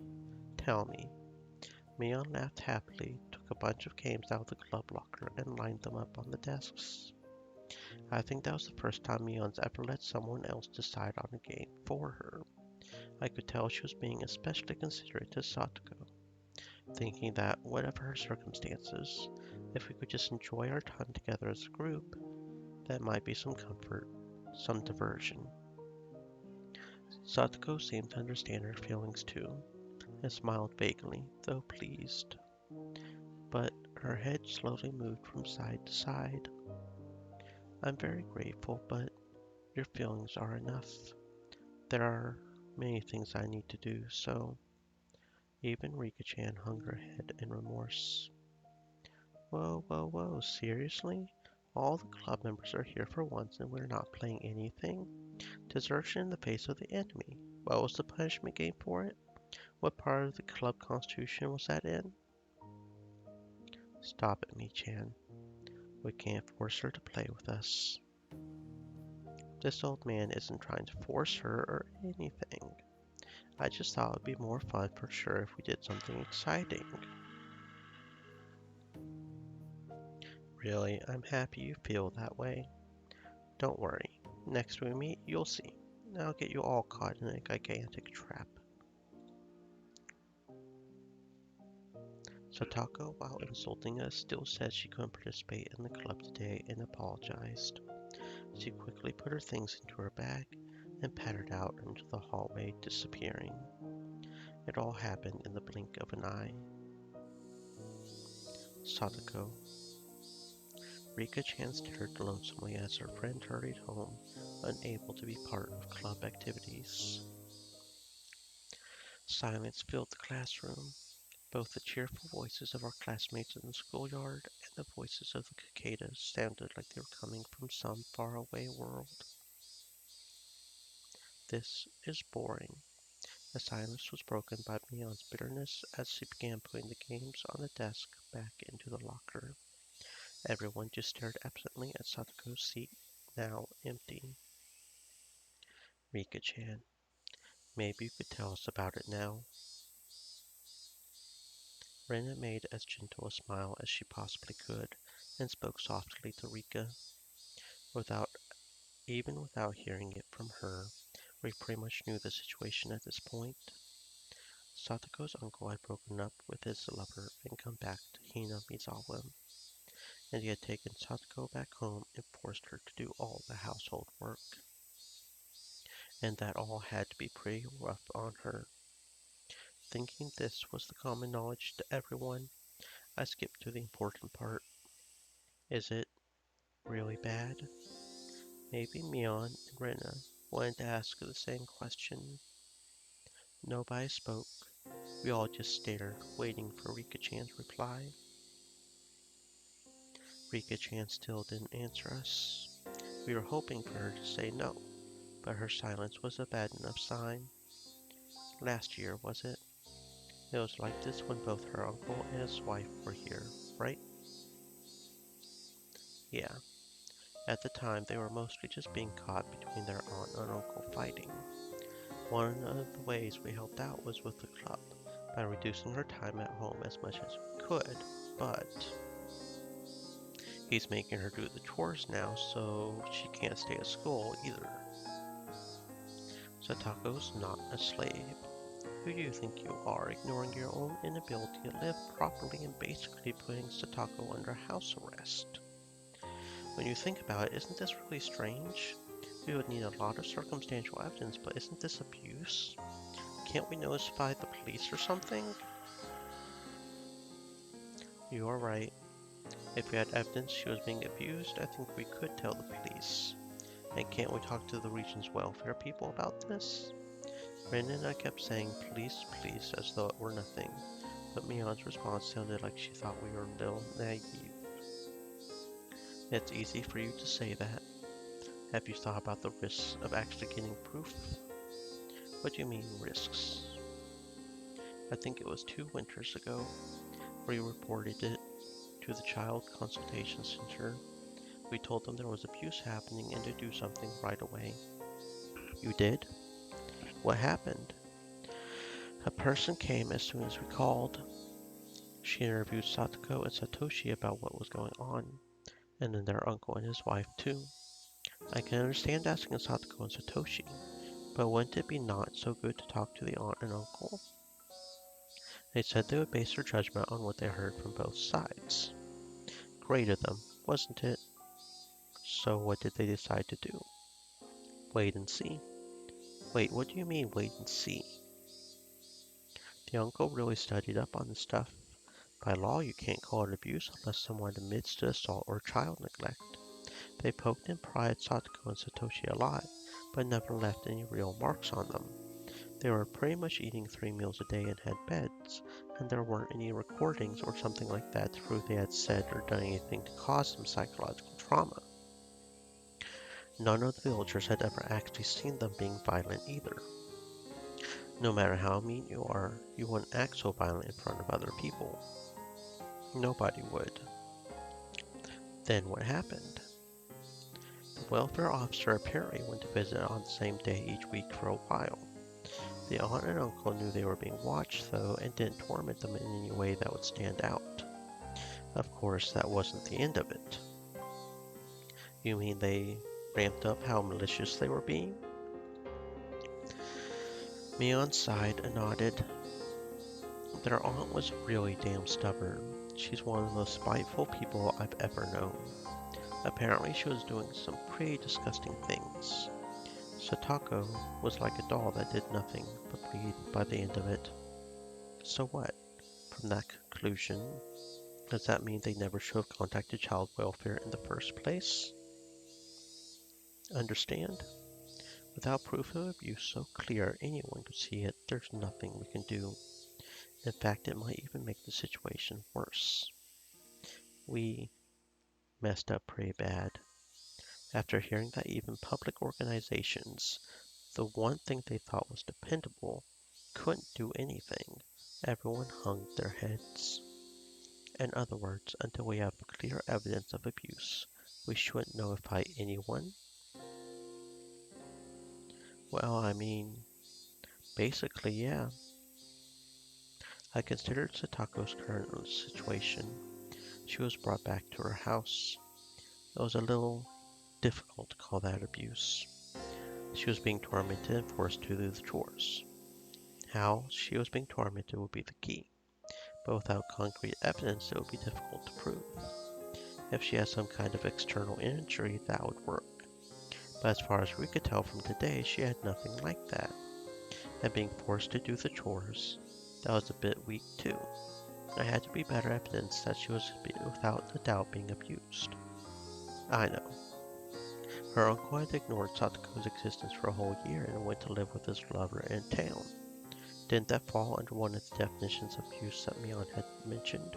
Child neglect? Yeah, it's a perfect case of child neglect. What about that, Mi-chan? If her uncle weren't here now, it could be recognized as child neglect. But he's living with her at the moment, isn't he? They were apart before, but if he said something like he had a change of heart and decided to live with her, then they might just wait and see again. Once we reported it, we would need to be absolutely sure they would interpret it as abuse. Maybe we needed far more concrete evidence, lest we repeat last year's mistake. Well, it's sad. This means we need to sit quietly and wait for him to be violent towards Satoko-chan and leave a mark, don't we? The only plan I could think of was, in the end, just watching and waiting. It left me in shock when I realized that it would be the same policy as that of the officials who had made the situation worse. As Mion said, reporting to a public agency would be a gamble. If we're going to pick a fight, it would have to be one we could not afford to lose. If we were gambling without enough money, without enough evidence, our defeat would be assured. If we took the time to amass enough money that we could be sure of victory, then that would mean pretending we didn't see Satoko's plight for a considerable amount of time. Sorry for bringing this up now, but how is Rika-chan able to live by herself? Rika-chan had lost her parents, if I recalled correctly. From what I had heard, she had no relatives either. She was forced to live on her own as a result, but her life was unfettered, free of restriction. If she could somehow grant that freedom to Satoko too. I mean, Rika-chan, you're living without any parents, right? Don't kids with no guardians have to go to orphanages and stuff? Keiichi-kun, that's cruel. I'm not saying it to be mean. I only asked because I thought maybe there would be a hint to saving Satoko. Rika-chan, sorry if I offended you. Rika-chan shook her head, not particularly disturbed. Well, you see, it's because I'm considered the mayor's daughter. Let me explain. The mayor, Old Man Kimiyoshi, is Rika-chan's guardian. He got official permission from the governor of the prefecture. So you're adopted. No, not adopted. You can be someone's guardian without being in the same family. I get it. Rika-chan lives by herself, but by law she's considered to live with the mayor, right? Yeah, basically. That's how Rika-chan avoids being sent to an orphanage. Actually, it would be Child and Family Services, not an orphanage. I don't understand the hard things, but anyway, she's right. Interesting you should say that, Mion. You can be someone's guardian even if they're in another family. Then shouldn't we have the mayor or someone else become Satoko's guardian if only on paper? Then she would be in the same position as Rika-chan, and she could go back to her old life. Too bad it won't work. I mean, her uncle is supposedly her guardian. Wait a minute, you lost me there. What's a guardian exactly anyway? In legal terms, guardian and parent weren't necessarily synonyms. So whoever was actually looking after her at home would be considered her guardian. Then her uncle isn't her guardian. He left Satoko by herself for so long. But if you insist he's her guardian, then that's it. It's been a few days since Satoko was taken back to her house. Her uncle's been paying for her meals since then, right? He is sort of looking after her, so he would probably insist. And even though he abandoned her for a year, he had already looked after her for the whole year before that. But the mayor doesn't have that kind of history. So then, if both the mean uncle and the mayor requested guardianship at the same time, the uncle would make more sense. No, but you would have a better chance. The term guardian refers to the person actually caring for her, right? The uncle actually has a bed and food for her, but the mayor would just have his name. It wouldn't even be a contest. Then shouldn't the mayor just start caring for her for real? He would be her guardian in name and reality if he did. We just need to shelter Satoko.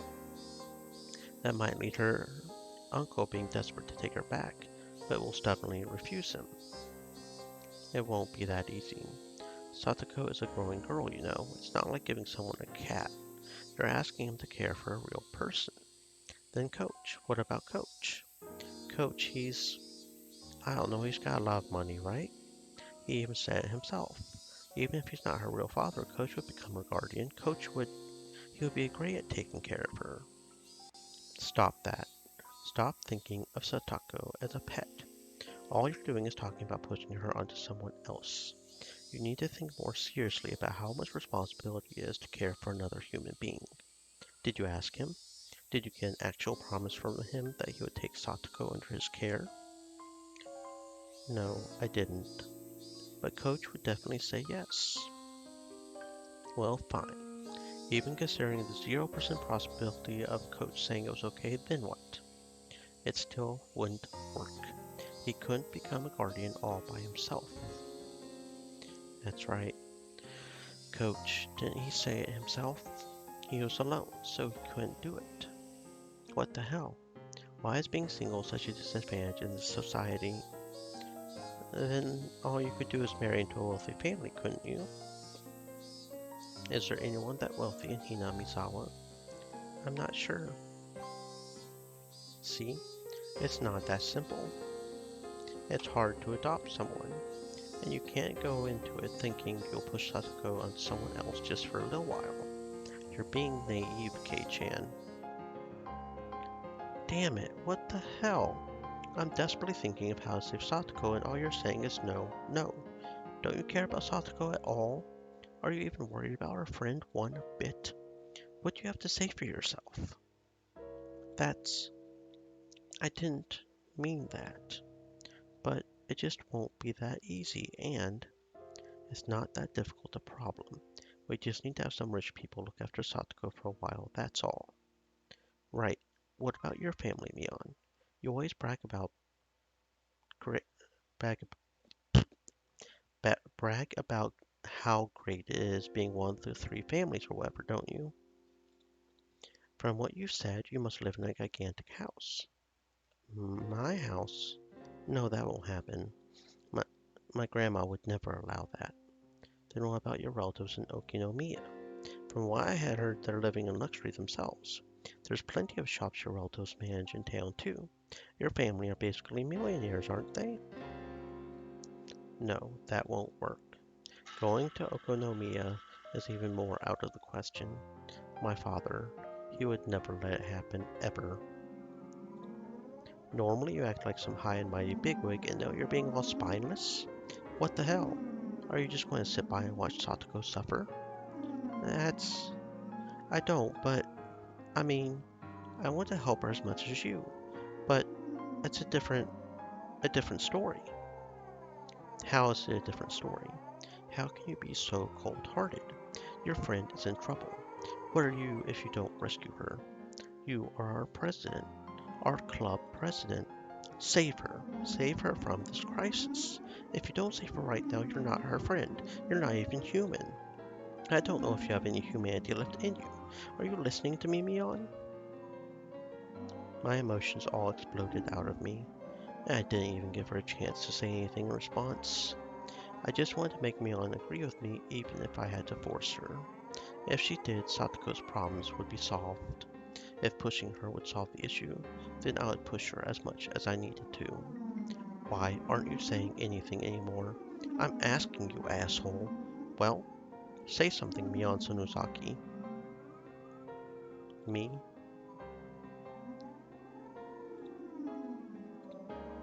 Mion, looking down with a grim face, began sobbing. Her hands were clenched into trembling fists, and she rubbed her eyes to wipe away the tears. Was what I said actually that mean? This isn't the time to cry. We're in the gambling room now, and we have to do something to save Satoko. And as I thought about that, Rena spoke, her voice cold and incredibly calm.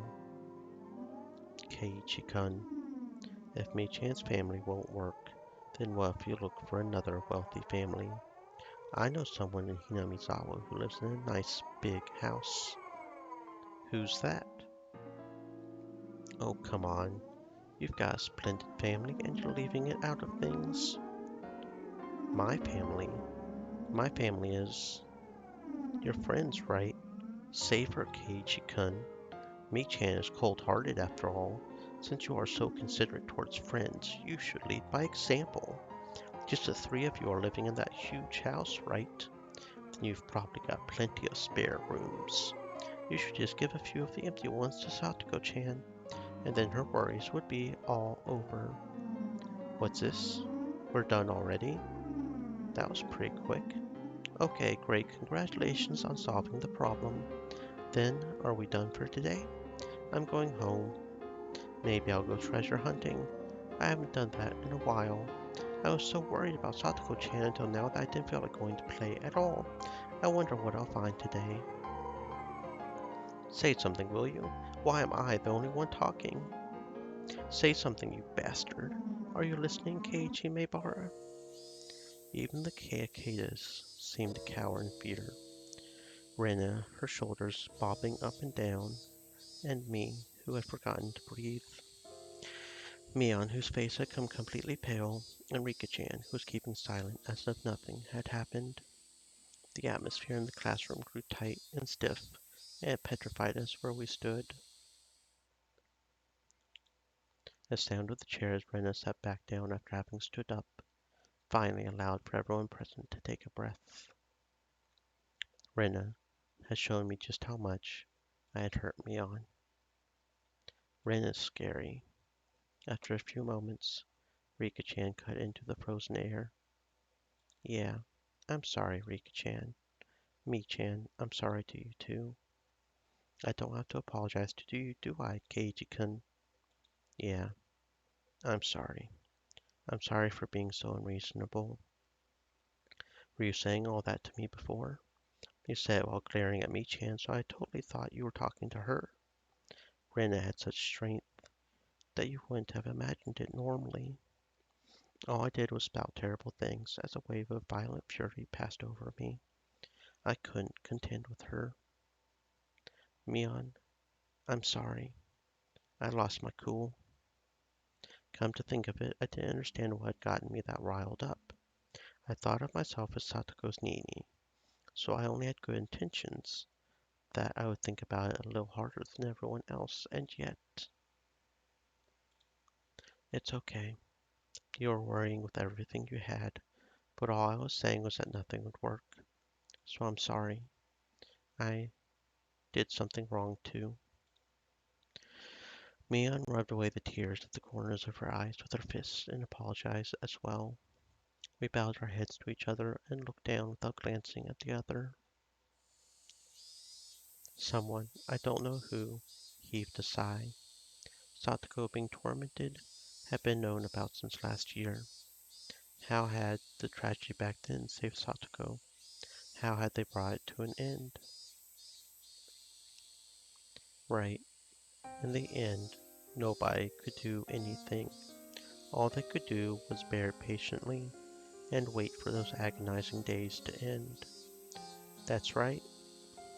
The one who brought an end to those terrible days was some crazy drug addict nobody knew. On the night of Watanagashi last year, their mean aunt had been beaten to death. Oh, I just thought about something. A couple of times now, it's been implied that Rika-chan has some sort of connection with drugs, right? Like 2 or 3 times now. What if she actually was the one behind it? What if her family are pretty much the drug dealers, like Oishi said at one point, and she told this drug dealer to beat the fuck out of the aunt to try to fix this situation right here. Or think about it. That would be so freaking awesome. Okay, yeah, just random thoughts. Probably not accurate, but I just thought about that. But it had been done to save Satoko or Satoshi. Right. It really was just a coincidence. Satoko's friends who needed to do something for her most of all could do nothing. The incident may have been a tragic one, but from Satoko's viewpoint, it was nothing less than a miracle. A miracle. A miracle one could only wait for. Is waiting all we can do? Not for evidence of abuse, not for something that minor. Wait. For what? A miracle? No one made fun of me for using such a crazy word. We couldn't come up with any solutions, so it was the only thing we could do.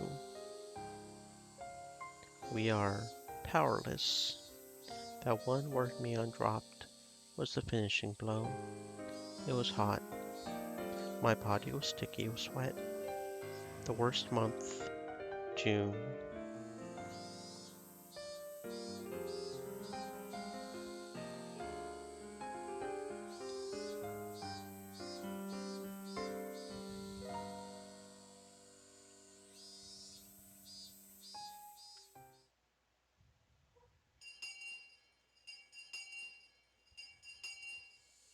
I walked forward quite a ways, then turned right where the rice fields ended.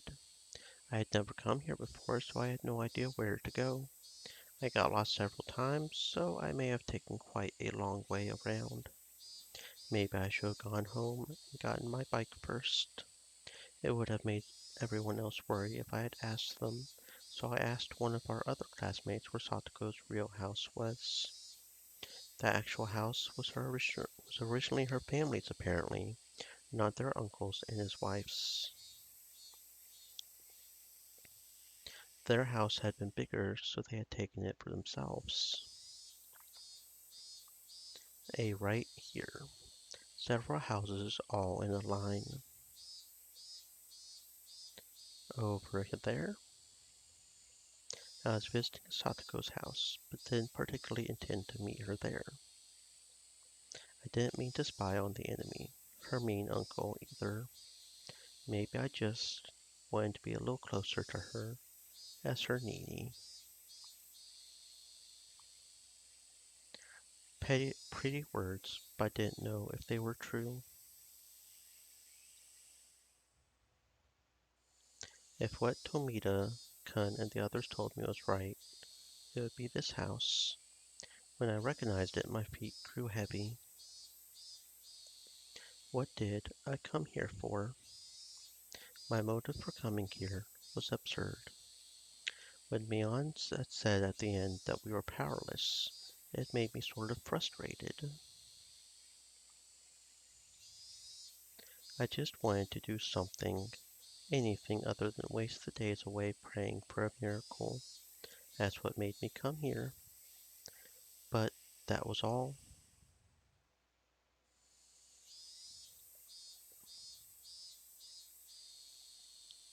Even if I were to witness her uncle actually tormenting Satoko, what could I do? Would I act like a comic book hero, punch the guy in the face and take Satoko away with me, and then live together somewhere far away? That was ridiculous. I'm powerless. The cicadas' voices, raised in chorus, sounded like they were scoffing at me, as though they were saying that I couldn't do anything and wouldn't do anything, then I should go back home. I heard a car approaching, so I got out of the way, but the car stopped right behind me, its horn honking slightly once.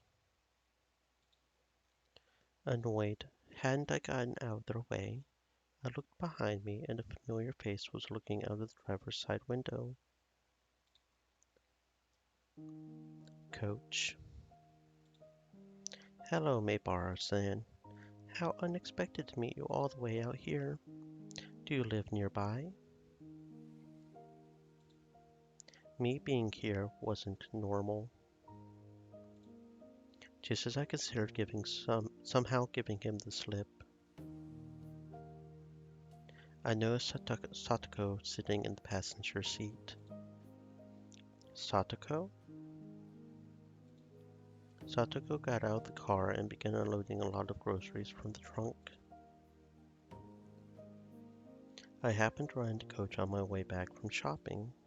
He said he would bring me home, so I accepted his offer. She wouldn't have been able to carry all those groceries on her bike. As Coach spoke, he pulled Satoko's bike from out of the back seat where they had put it. The grocery bags were big, and there were 4 of them. They all seemed to be packed full and very heavy. Those bags. 7 smart. Isn't that a little far to go by bicycle? I looked at the bags and saw that they were filled to the brim with sake bottles, snacks that you would eat with sake, and boxes of cigarettes. Their weight was one thing, but their contents were nothing less than luxury items. I made it thanks to Coach. He helped me out. It was a little difficult going up those hills. Satoko gave Coach a smile filled with gratitude, but it was incredibly awkward and even heartrending. Satoko, these groceries aren't for dinner tonight, are they? Of course not. I do not drink sake and I hate snacks. Of course I don't smoke either. We need to get this guy's ass beat. We need to beat this fucker into the ground. He he made Satoko go to a distant store by herself on her bike, so she could buy dumb shit like this. And what was the uncle doing right now anyway? He must have been working up a good sweat at this very moment if he needed to send Satoko out by herself, right? If not, then how much? How much had Satoko suffered for no reason? I hadn't intended to voice my feelings, but they may have made it into my face. Coach might have noticed because he clapped me on the shoulder. Just then, one of the house windows clattered open, and the face of a vulgar man, the very sight of which made me immediately avert my eyes, emerged from within it. There were no self-introductions necessary. My gut told me that this was the uncle in question. The first thing out of his mouth should have been words of gratitude for Satoko. Satoko, you left the heat for the sake on when you left, you half-wit. I'm sorry, but you told me to go right away. You idiot. All that brewing I did for nothing. Idiot. I'm sorry. I'm sorry. I'm sorry. Satoko miserably apologized over and over, bowing again and again. She could be perfectly described as a small animal. I had no idea what was happening. Satoko finished shopping for all this heavy stuff that wasn't even for dinner. She only managed to come back because she ran to Coach and he drove her home. If she hadn't been found by him, she would surely still be by herself, panting and moaning, pedaling her bicycle up that steep hill. What was with those words, those horrible, sleazy words they said to Satoko?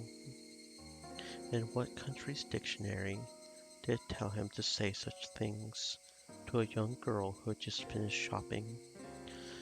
My anger, of course, would not reach him. The uncle displayed no interest in me, instead shouting at Coach. If it isn't Dr. Irie.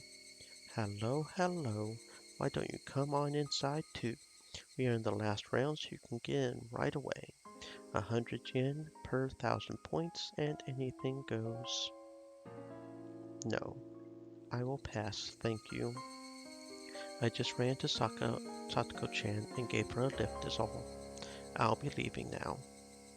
Come play around. You've got a lot of money, yeah? I didn't even understand what her uncle and Coach were talking about, but I knew one thing for sure. None of what he had just said had been to thank Satoko in any way. Satoko, could you bring us the damn snacks? And start getting those beers chilled too. Go get some cold ones from the fridge. Tech-chan, you're so harsh on her. She looks so sad, you should take better care of her. This is how I gotta treat her. She's been like this since she was with my bro. Spoil her and she ain't gonna listen to a damn thing you say. Shit. Whatever, it's your draw, Tech-chan. Tsubaki-san declared Riichi too. Sorry. What, you and Riichi again, Tsubaki? It looked like I wasn't just her uncle. Some of his friends were over. Hey, wait, what was he? What were they doing? Flinging rude words left and right? Making Satoko go shopping for your beer? What were they doing? My uncle's friends came from town, and they're playing mahjong. He told me to prepare dinner for them as well. What the hell? Mahjong? He called his friends over for mahjong. They were too busy playing, so they sent Satoko to buy them a crapload of booze from a faraway store, and the first thing he said to her was how she left the gas on. What the hell? What the hell? What the hell? What does that guy think he's doing? Who could get lost in some dumb game of mahjong and send Satoko to buy all this stuff? Even though Coach wasn't listening, he pretended he wasn't. There was a line of heavy-looking shopping bags lined up on the ground next to the trunk. Maibara-san, you help too, please. You're a boy. You get to carry this heavy one. Coach, you're going to let this slide? This is completely... Coach pretended he hadn't heard that violent outburst either. When I thought about it later, his reaction might have been the best thing he could do in that situation. I'll carry 2 of them myself. Come on, help us carry them, please. The bags were packed to the brim with bottles of sake and beer snacks. They were so heavy and so filthy, so unfair. They weren't just heavy in terms of weight. They made me feel mortified. Nothing could have been heavier than that. Keiichi-san, there's no need to push yourself. I'll carry it. Satoko mistook my biting back the humiliation as grimacing under the weight, and offered to help. Stupid. Don't underestimate me. Satoko had never looked down on my physical strength in the slightest. Coach, I'm sorry for you too. It must be heavy. No, not at all, answered Coach, smiling vaguely, coolly. But I and I alone knew. Coach was an adult, so he just knew how to keep his feelings from showing. There was even more anger than I was feeling, burning deep in his eyes. Well, it is heavy. Shit. It wasn't very far to the doorstep of Satoko's house, but the bag squeezed my palms and started leaving red marks. Fury welled up in me, and the back of my throat stung. But even if it all came gushing out, it wouldn't solve anything. So, just tightly gritting my teeth was as much as I could do. Really, thank you so much, both of you. You really helped me here. After we carried them to the back door, Satoko said that was enough. Occasionally we would hear the repulsive laughing of her uncle and her friends from within, and my insides would seethe. I knew they weren't ridiculing us, and that was why it made me so mad. They had made Satoko shop for all this heavy, selfish stuff. They ignored her and laughed amongst themselves as they pleased. It was deeply aggravating. Of course, Coach had to have felt the same way, but if he accidentally let his feelings slip onto his face, he would only cause Satoko more worry. He knew all that and spoke coolly, as if to say he didn't care. Not at all. I'm happy I could be a bit of help for you. If there's anything else I can help with, please tell me. Yes, I really am happy you feel that way. That he feels that way. Those words were sad. Satoko herself was sad and resigned that we could only help her so much. But she was right. No matter how much Coach or I wanted to help Satoko, this was as much as we could do. I felt absolutely ashamed at not having the power to help her any more than this. Burning, boiling emotions were bubbling up within me and rising into my throat. Trembling all over, I almost started to cry from my fury. Me too. If there's anything I could do, I'll help whenever you need. So, hang in there. I wanted to at least give her those trite words, saying that I would help her whenever she wanted. Yes, thank you very much. I'm happy just that you came all the way here when you didn't need to. Satoko seemed to have guessed what I was doing in a place like this, when my house was in the opposite direction from school. Alright, you should get going. They're drunk right now, so there's no telling what they'll get mad at you for. She felt guilty getting us involved after we had helped her, because she wanted to be the only one to suffer this misfortune. That's how it looked, and it hurt. I handed my supermarket bag over to Satoko, and then I noticed on the back of Satoko's hand there was something in that looked like a bruise. Satoko, what's... what the heck is that bruise? I knew as much as anyone else how transparent that sounded. I didn't need to hear it from Satoko to know how this bruise came to be. I just slipped on the stairs and hit it a little. Please pay it no mind. You're lying. Coach nudged me in the back, and then he put his index finger to his mouth to chide me for being so loud. Really, thank you so much. Until tomorrow, I hope we can see each other at school. That's not what I'm talking about. I asked you how you got that bruise on your hand. The evening glow finally got to a point where I could see the other concealed oval-shaped bruises and traces of swelling on her neck and on her legs and other places too. I fell down the stairs. The very moment my violent, rampaging emotions were about to burst their way out of my throat, I found my mouth being tightly clamped down on. Coach was pressing down on my mouth from behind, wrapping around me tightly with his hands. Because of that, I couldn't say anything. I could only groan, which I did. That was all I could do. I needed to expel all the magma sitting deep within me, because otherwise I would surely explode into a million pieces that very moment. So I groaned. I groaned from my mouth, from my whole body, while heat fell in drops from my eyes.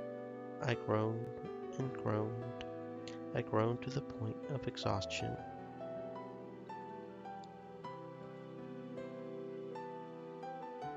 I wrung absolutely everything out of myself. Even having lost my voice, I was still wringing it all out. I understand how you feel. I really do, Maybara-san. Please, please just endure it for now. Please, I'm asking you, Maybara-san, endure it for now. And then what, huh? What would happen to her? To Satoko? Her body and mind were wounded, and she was being made to suffer like this. Can you not even let me howl in vain at it? Is that it, Coach?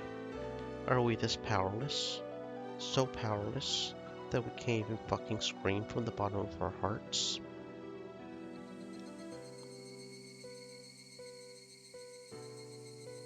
The voices of the Higurashi made me calm down. I didn't know how long it had been. Satoko abruptly gave a slight bow. Thank you very much, Keiichi-san. Satoko, you looked a lot like my real Nini just now. My real Nini may not be here anymore, but I have another Nini named Keiichi-san. Yeah, you got it. I'm your Nini, and when you're in pain, I'll help you no matter what. Your Nini will rescue you for sure. Satoshi Hojo, you fucking idiot. If not now, then when? Satoko, she's never been in more pain in her life. If her Nini doesn't save her now, then when will he? Why did you run away? Why did you abandon her? Why did you leave Satoko behind? You don't have any right to call yourself Satoko's Nini. I won't run away. I definitely won't run away. I won't run away and abandon you like Satoshi did. No way. I will not abandon you. Tears trickled down from Satoko's eyes, and then she narrowed her eyes into a smile. Goodbye, Nini. Satoko took her right hand and awkwardly waved to me. I'll be alright. My Nini now helped me so much, so I'll be okay. I'll do my best. Until tomorrow, I'll be okay. So, for today, this is goodbye. There was no way that I could say bye, see you tomorrow. And then, from inside the house, came a throaty, disgusting voice. Satoko, could you bring us the snacks already? Okay, Nini, get going already. I'll be fine now. Hurry. Let's go, Maebara-san.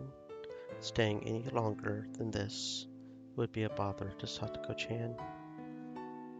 Coach, Nini's house is a little far away. I'm sorry to ask you this, but could you take him home? Yes, I'll do that.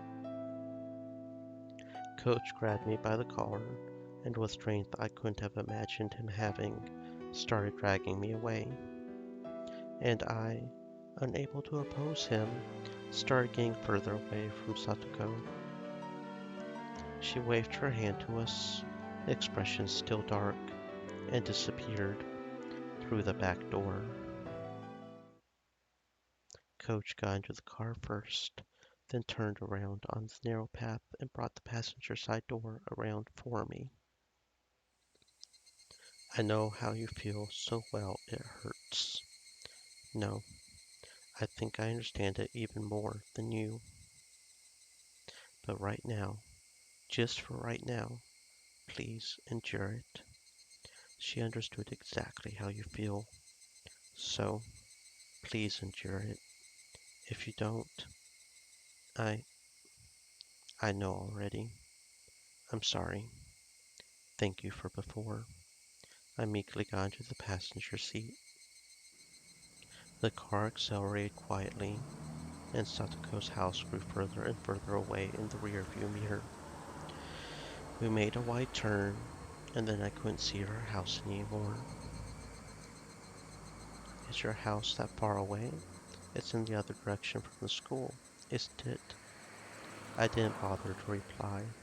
I would have been hard-pressed to give him an answer as to why I was at Satoko's house. Coach didn't say anything more either. For a while the two of us were silent, the only sounds from the gravel spraying over the road as we drove. I remembered how Rena said things were different than last year. At the time, she had Satoshi with her. Satoshi protected Satoko, so that less of the sparks fell onto her. But now, Satoshi isn't here. Yes, that's the unfortunate truth. Coach seemed to understand what I really meant when I said that.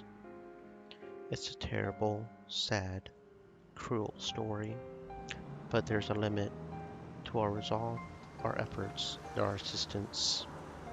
It sounded like an excuse, but he was right. Even if Coach and I wanted to be people Satoko could depend on, that was all. It ended at the front door.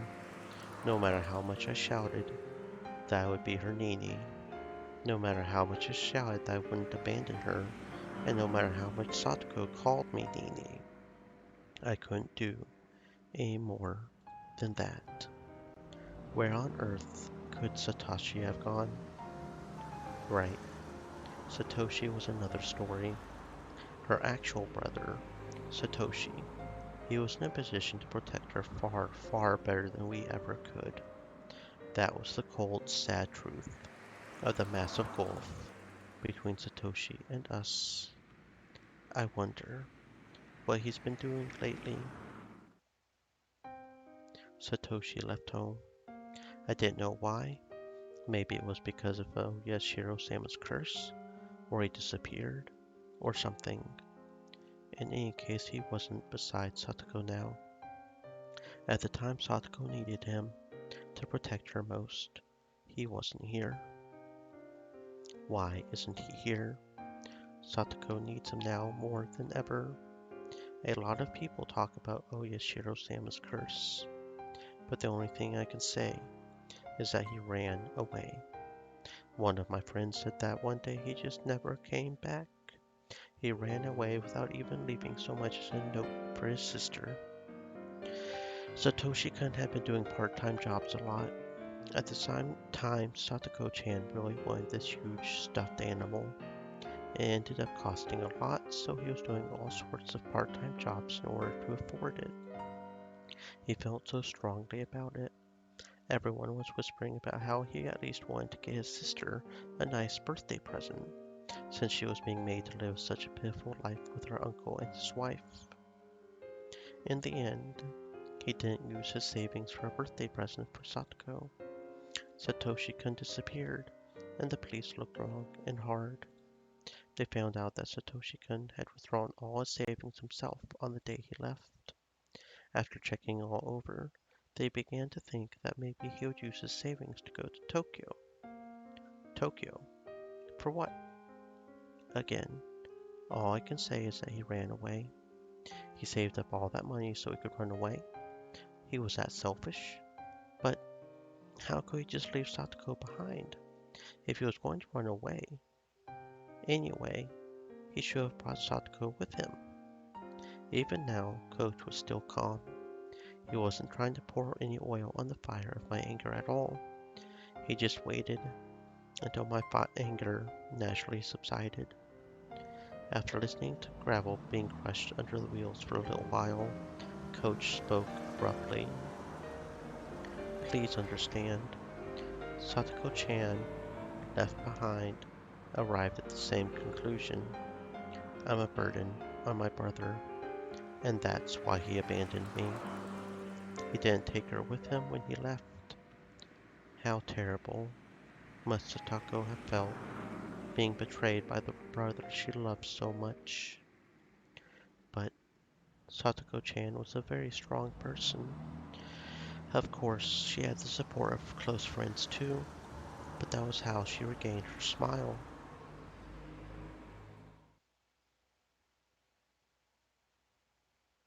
I recalled how Satoko had spoken of Satoshi so brightly when I was eating dinner with her and Rika-chan a few days ago. At the time, I didn't think any more of it than how pleasant their sibling love had been. But now that I did think about it, I realized it was like she was peering into the distance from atop a pile of tragic perseverance. She said Satoshi-kun will come back for sure, and that when he did, she wanted him to see how she was no longer a burden. Satoko isn't a burden. She's way better at day-to-day living than me, and she can do pretty much anything.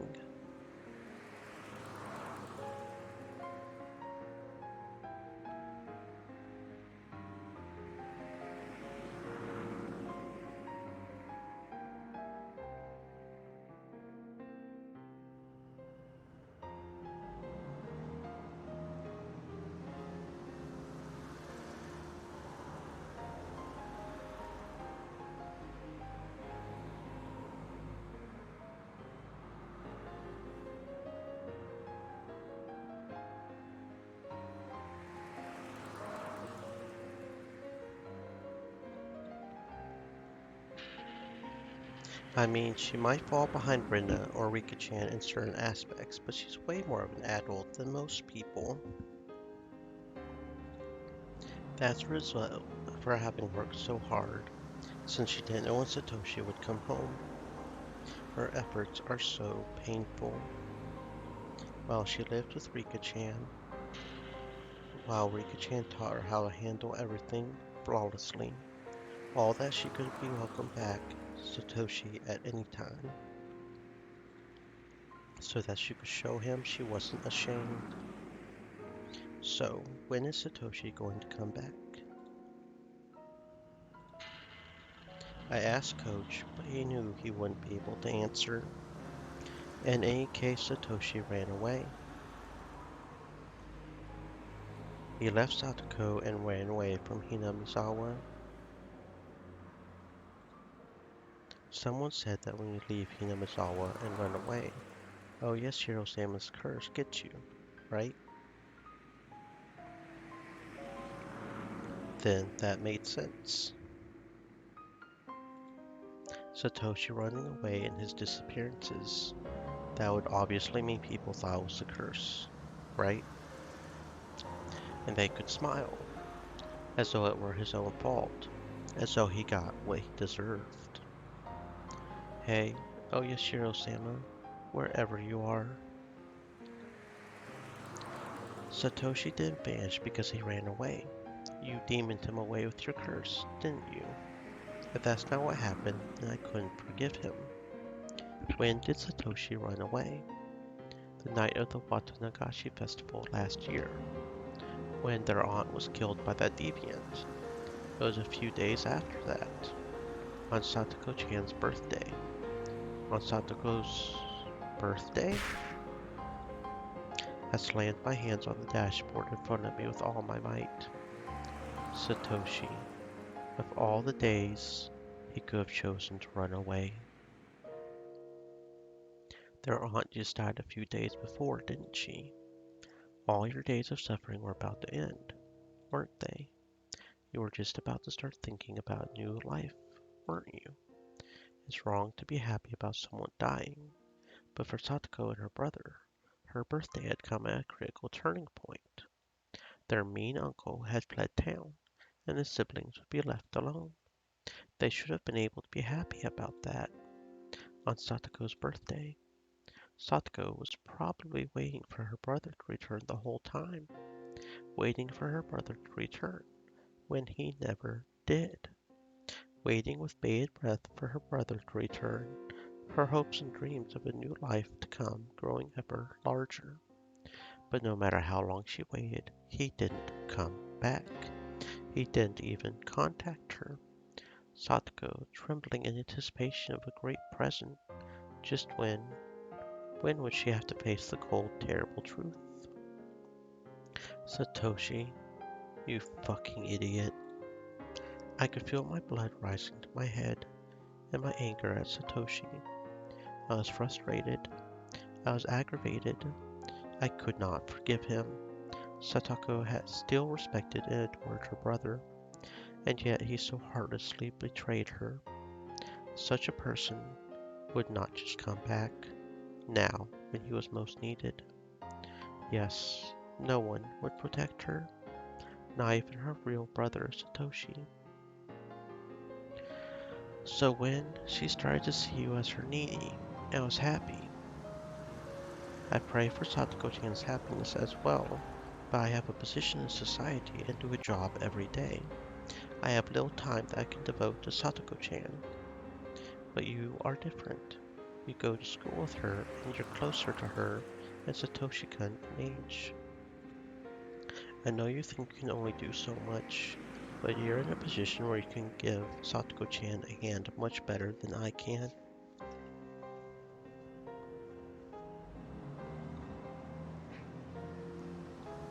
So I want you to help her enough for the both of us. That's what I wish for. But that's... Coach, you could. Of course, with my job skills, there are plenty of things only I can help her with. But in the same way, there are things only you can do for her. What I want to say is, we should both perform in every way we can. Was that a little too complicated? Coach added that I shook my head in response. When I heard him say he had job skills, it reminded me that he was an adult in a different position from all of us. Maybe I should ask him about it. Coach, do you know a lot about laws? No, I know even less than the average person. Why? I thought back to when I argued with Mion and the others about Satoko. Our children's argument had only left us with the conclusion that we had to wait and see. But what would an adult think? What was it? The child welfare law? As an emergency measure to secure the safety of a juvenile, they can force him or her to separate from the parents. They can do that, so then we could rescue Satoko from her uncle right away. Satoko-chan might not want that, unless the person being abused wants shelter. Anyway, it doesn't go that far. Satoko doesn't want it? Why? Coach didn't answer me. I didn't know why he didn't. It was clear as day that Satoko's uncle was being violent and treating her like a slave.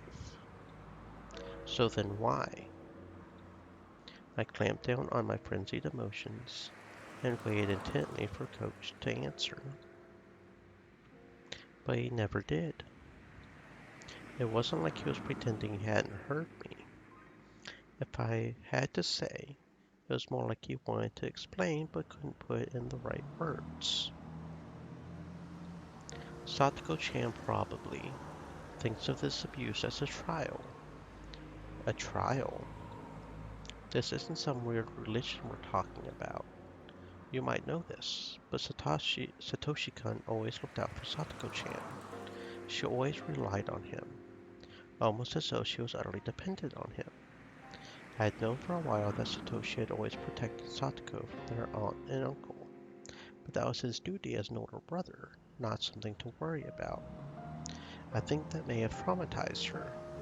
Maybe she figured that depending on so heavily on her brother had made him hate her. And for Satoko, the current situation was a retelling of the story of a little over a year ago. But this time, Satoshi wasn't here, so I believe that now she thinks something like this. She wants to overcome this trial by herself, without relying on anyone else. And that if she doesn't grow strong, then Satoshi-kun will never return. Now that he mentioned it, Satoko had never said a word about how hard it had been before. I figured she was being threatened not to talk about it, but I talked with everyone and we were wondering if we should report it to the Child Consultation Center. I have heard that a social worker was visiting Satoko-chan last year. Yes. In the end, they decided to wait and see, and we thought maybe that made her get tormented even more. That was... Apparently Satoko-chan reported it herself, and as a result the abuse worsened, but was kept just out of sight. She was under even more torment, and the burden on Satoshi-kun for protecting her rose considerably. Could Satoko? She wouldn't be thinking it's her own fault for reporting it, would she? Coach nodded quietly. Satoko-chan would probably either hate it if you suggested reporting the abuse, or feign courage and say you didn't need to. And even if you reported it in secret, she's probably insistent to the social worker that she wasn't being abused. Satoko always acts tough and doesn't readily admit defeat, so I could imagine that easily. And there are strict limitations on this emergency measure. The Child Consultation Center would need permission both from the court and from the concerned party. If the abuse was known to the public, they could forcibly shelter her even if she denied it. For Satoko-chan, that would probably mean losing. This isn't about winning or losing. It's real life. Satoko, she's... Back on topic. After they placed her under the protection, she would be sent to a child care institution or the like, and she would basically be living there, so it would mean moving away. And with this change in residence would come a change in schools too. That changing schools. It has to be done, if that's what it will take for her to be safe. Satoko-chan understands all those things. All the more reason for her not to want it. Why? Because Satoko-chan's reason for living is to wait at the house for Satoshi-kun to return. She was a husk, an empty shell after being abandoned by her brother. How did she find her reason to live? Try looking at it from Satoko-chan's point of view, rather than your own.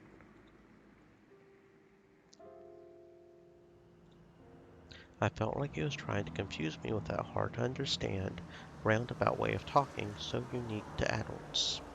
The point was that I couldn't do anything about Satoko wanting to stay in that house, and that I should watch until she gives in. In the end, no matter what I said, Coach himself was saying to wait and see. I I don't understand. What?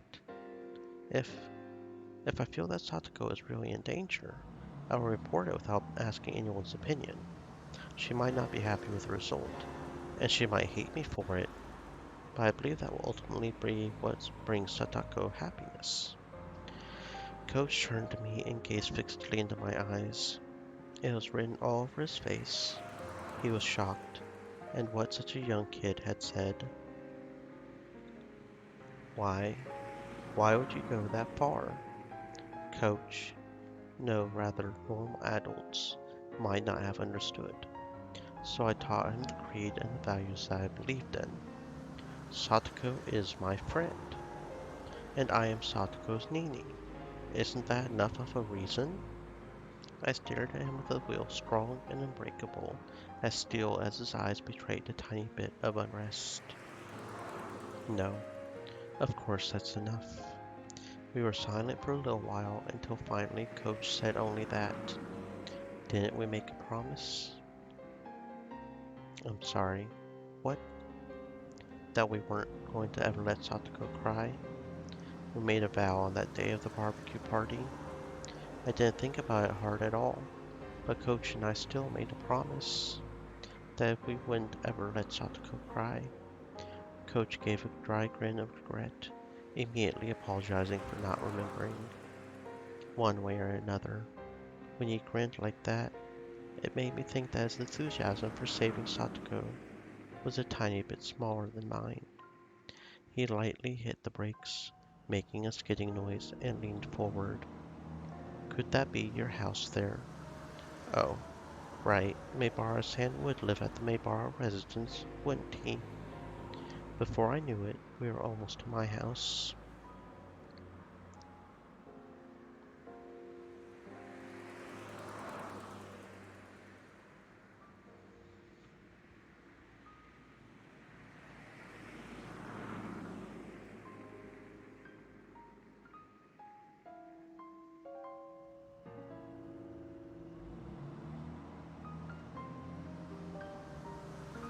Plain to see. Met someone's relative.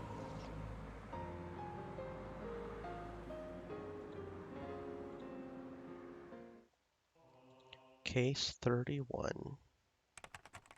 December 1st, 1981. Prefecture Juvenile Welfare Division Report. Do not view. Do not duplicate. Case 31, November 20th. Satoko Hojo. Residence Hinamizawa Village, Shishibone. Consultation circumstances. Anonymous telephone SOS of child abuse. Abuse situation.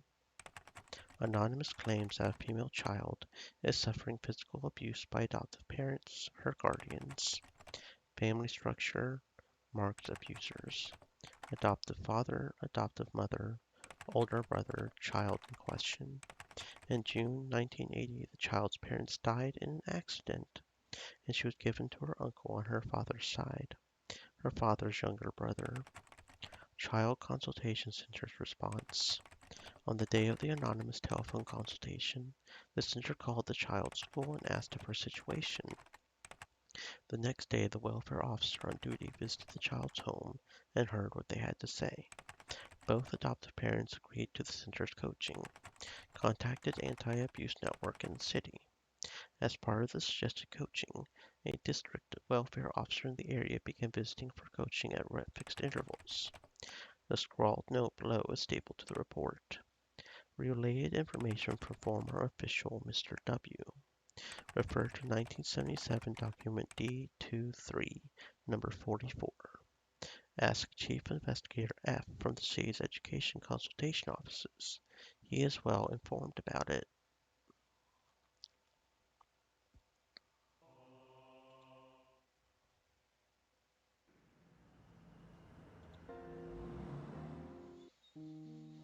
I went home and I washed the day's sweat off in the shower. Normally, I could reset everything by taking a shower and forgetting all the bad things. But that didn't happen today.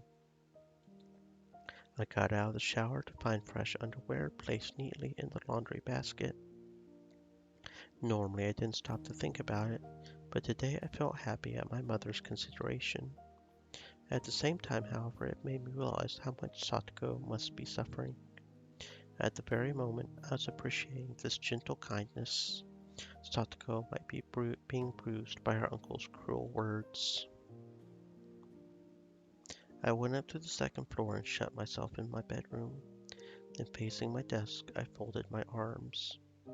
My topic of thought, of course, was Satoko. We had thought that if we could just get a public agency to intervene the right way, the problem would be solved. But with what Coach said, I didn't think it would work. Satoko was obstinate, and she would stubbornly deny the abuse and try to endure it. And that was an act of atonement towards Satoshi, who had protected her before and then run away. As long as she thought that way, the situation would not be so simple. But earlier, before Coach, I made a clear declaration. If I thought Satoko was in danger, then I would do what I had to do. In the end, that meant I was just going to wait and see too. Nevertheless, I thought I had drawn a clearer line than Coach or my friends had.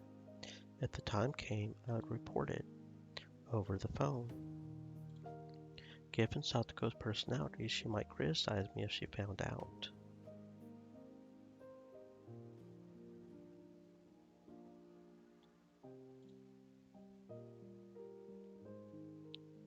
But I believed it was ultimately the best decision.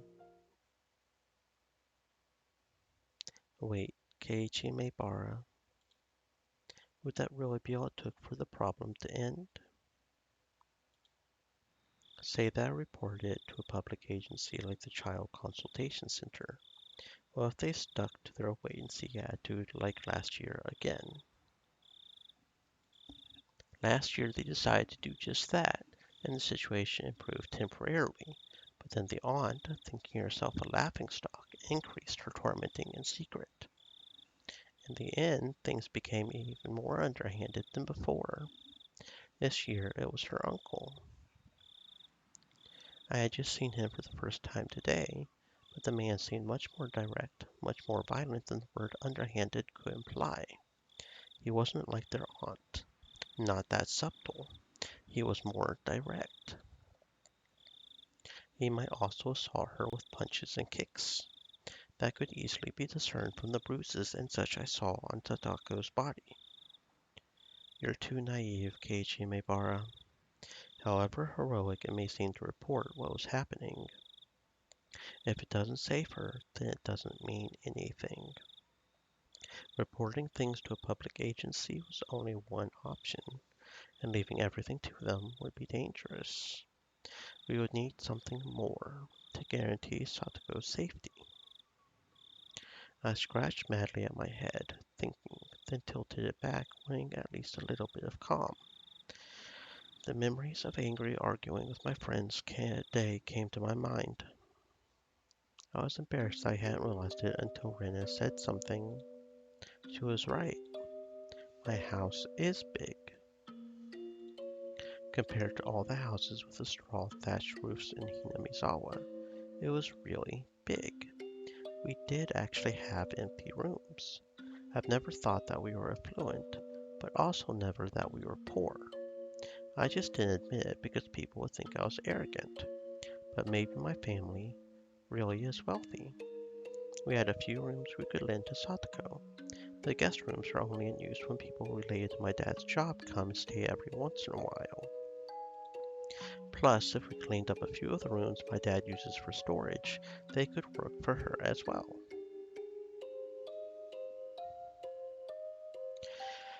As for food expenses, there might have been more serious problem than a kid like me could imagine. Lunch every day would be manageable. All of our friends would just have to bring a little bit more for lunch than they usually did. With everyone pecking at everyone else's food anyway, it would be manageable. For breakfast and dinner, though, that would have to be up to Mom. I would need to convince her to lend Satoko more than just a room. Of course, I don't even think convincing her of that would be easy. About how much did it cost for one person to eat? How many tens of thousands of yen a month? They couldn't complain about it if I shouldered that, could they? If I only had 10 or 20,000 yen in savings, but it was something. I actually had even more thanks to New Year's gifts and such, but my parents had taken all that and put it into a fixed time deposit. If I could get access to that, it should add up to a lot of money. And if I got that far, Mion and Rina would need to share some of the burden. Of course, that didn't seem like good work. Rina got mad at me, didn't she? About how I shouldn't just shove the responsibility onto others. I would have to ask for help. Even so, I would basically be saving her myself. I would follow through on it. But it wouldn't be only food expenses. There were a lot of other things you couldn't do without, like baths and laundry. My mother was awfully methodical and strict about cutting out inefficiencies, and for once that was troublesome. She might even make reference to the money it would cost for the detergent Satoko would use for her own clothes. I couldn't think about only food expenses. I needed more money. Keiichi Maebara, since when was all this about money? Even if you could afford it, you would need your parents' permission first. They would be looking after a young girl for a really long time. What would I say to persuade them? Just calm down a little bit, and you'll realize right away that you can't. Even if you ask them seriously, they would tell you to call the police. Even if you manage to gain their empathy, why should the Maybara family have to shoulder all the burden by itself? That's what would happen. That was it. It was very sad and frustrating, but no matter how much I wanted to help, my resolution alone couldn't solve anything. Our kids, are they really this powerless? I felt frustrated. I believed my feelings were stronger than anyone else's. I even thought they were stronger than coaches. And yet, at that point, there were two knocks at my door, and Mom poked her head inside. Were you awake? I've been calling you for dinner for a while. Yeah, I'm coming. As someone financially dependent on his parents, I shouldn't say this, but I just sat around doing nothing and food suddenly appeared. It felt so natural to me that I would shamelessly thought of it as the responsibility of the parents who gave birth to me. But when I realized that natural thing was actually a privilege, I came to realize just how hard it was to grant that privilege to others. Even the boring meal in front of me, no better than it ever was, had more meaning than that tonight. There was food for three on the table right now, for Dad, for Mom, and for me. I couldn't imagine how hard it would be to add another place at the table. Think, Keiichi Maebara. If it was hard to make food for four, then just think about how four people could eat food made for three. I changed around the way I thought, and with that I began to consider an unthinkably bold plan. That's right. I didn't need to get my parents' permission. She should just live here in secret. I got upset when I found out a while ago, but if I remembered right, if you climbed out the window that shimmied down the first floor roof or the gutter, you could go in and out of my house directly from my room. Satoko's physical ability far surpassed my own, so it'd be even easier for her. I hadn't even thought about it, but her living here secretly was actually a necessity. I would only have to bring Satoko to my house when the public agency said they would wait and see. In other words, if Satoko's uncle continued to be her guardian. If, in such a situation, word got out that she was here, her uncle would barge in and drag Satoko back with him. Her uncle was her rightful guardian, so my parents would hand her over without an argument, no doubt. So I needed to keep it a secret that she was living here. If it needs to be a secret, then having my parents help would mean a lot, but God deceive your allies first, like they always say. Okay, persuading my parents was an unrealistic proposition, so I'll search for a way to have her live here in secret. When I was around, she would just have to be really quiet in my room on the second floor. The issue was the daytime. If she was hiding from her uncle, then she shouldn't go to school. It might be lonely, but not going would be the better option. I could easily teach Satoko the stuff she learns in her grade. Actually, during school, I mostly help all the younger kids out rather than study my own stuff. During the day, I would need to go to school, so I wouldn't be at home. My parents respected my privacy now that I was his age, so they wouldn't go snooping around my room while I was gone, I think. If she holed herself up in my room, it would be okay, right? If my parents did come, thanks to where the second floor was, she could hear the approach from the sound of them coming up the stairs, and there would be a little bit of time before they got all the way up. I estimated a few seconds that she would be able to hide herself in the closet. Wait, Keiichi. Something doesn't make sense. If she can't go to school, then what will she do for lunch? Calm down already. I could just leave for my own lunch, couldn't I? I should just go to school without lunch and get everyone else to split theirs with me. Okay, that's good. No more contradictions or oversights, right? Oh, breakfast and dinner. I could somehow get her to go without breakfast. I can go with 2 meals a day when I sleep in on Saturdays, after all. Every night I would pretend as though I had a bigger appetite and ask for a bigger helping, and then I could just somehow give part of that to Satoko.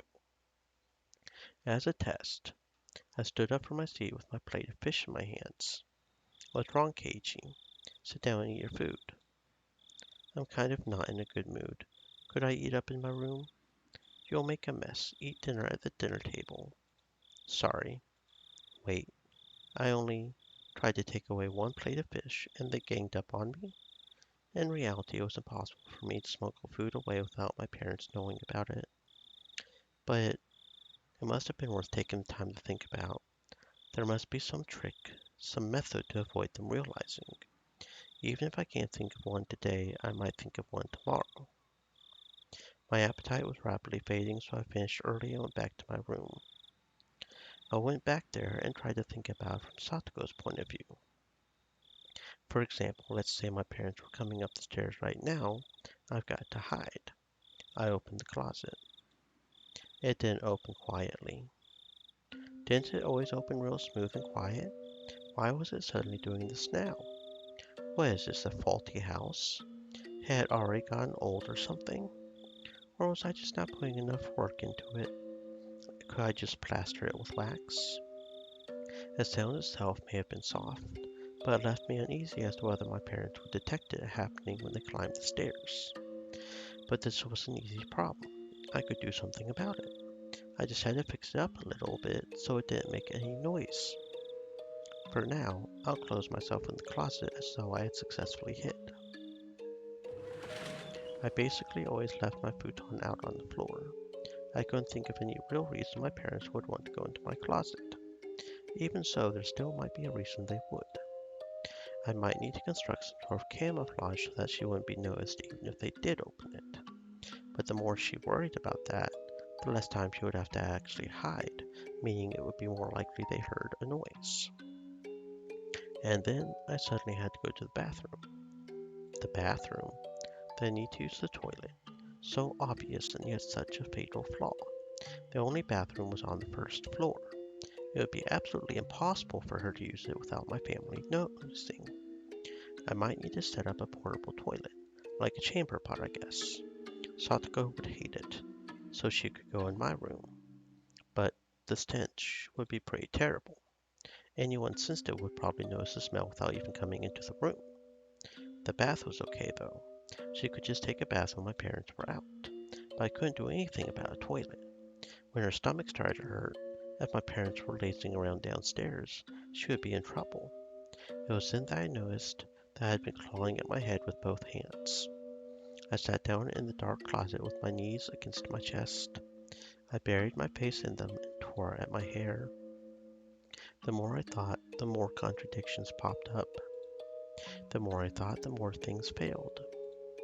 And the more I worried, the more I was reminded of how little power I actually had. My back started to hurt from staying in a cramped place for so long, but if I was to shelter Satoko, I would need to force her to feel this pain, to live in such a dark, narrow, suffocating place forever. But it would still be better than being abused by her uncle, or so I wanted to think.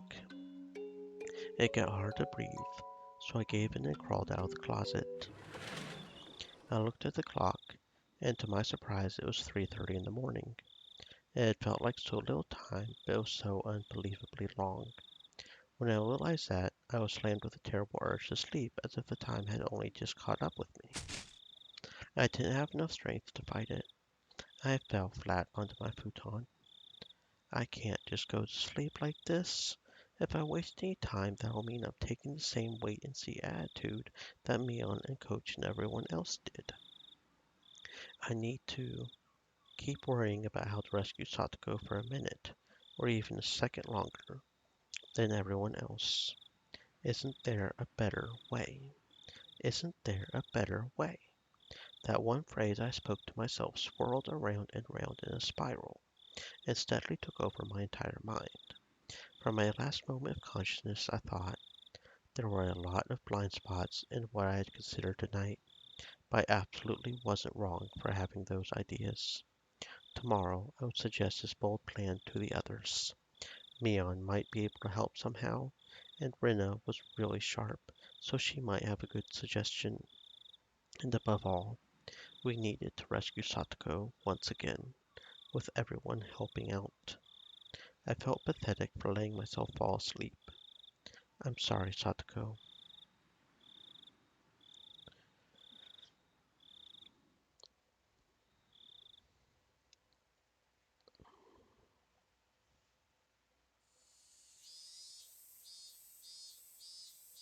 The ceiling blurred into view. It was hot. There was a thin layer of moist sweat on me. The voices of the cicadas permeating my room were somehow grating to my head. What? Today's not Sunday, is it? I remember today was a weekday and quickly brought myself to consciousness, and then I finally leaped out of bed. The clock read a little before 10. I was totally late. When I wandered downstairs, my mom would get mad at me. There was nothing I could do, though. After reviewing the schedule for the school day for a moment, I subtly rearranged the stuff in my bag. I hurried along and got dressed, then went down the stairs.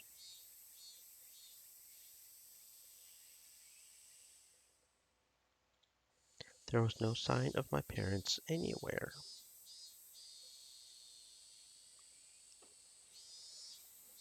Maybe they went out somewhere together. So that's how it was. My mother had probably woken me up once this morning, but then I fell back asleep without remembering it. And my parents, thinking I had gone to school, left. Something like that probably happened. I went to the front door, and as I expected, it was locked. Looked like I was right. It was further evidence of my speculation being correct. When I realized my parents weren't here, I suddenly felt less like I had to rush to get to school. There was one portion of breakfast left in the dining room, probably mine. The milk they had poured in it had gone warm since a while ago. When I realized how hard it would be to sneak food for Satoko, yesterday I had cried. Well, thinking back on it, food wasn't the only issue in that regard. I wasn't in a position where I could bargain for Satoko by myself anyway. It's such a heavy thing just to save a single person. I had seen this on TV and in comics all the time.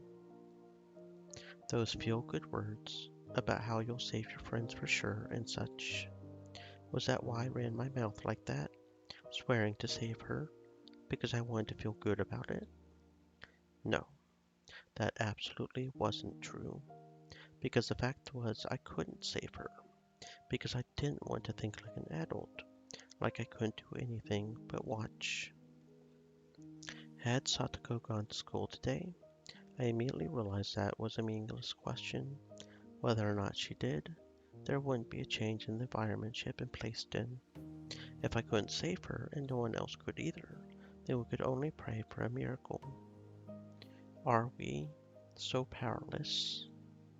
With a vague goal of getting to school in mind, I sluggishly put on my shoes and stumbled out the front door. I had only overslept by 2 or 3 hours, but the sunlight and air felt completely different from how they usually were in the morning. Well, of course they did. Once 10 o'clock came around, you could barely call it morning anymore. I didn't feel like walking the same old route to school. I needed to ultimately end up there, but it was like I didn't want to choose the shortest route, the most proactive one to get to school. Put in a more positive light, maybe I wanted some time to walk by myself and think. I had to go to school, partly to make sure Satoko was safe, but I hadn't come up with any plans yet. Nothing since last night, so the path I took from my house was in the complete opposite direction.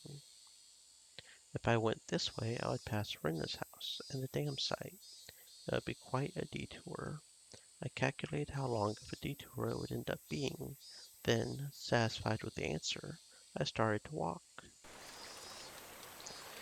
Rena had brought me to the dam site a few times. One section of it had turned into an unlawful, oversized garbage dump, and Rena really liked going fishing for junk there. Without that, she would come off as a completely normal girl, too.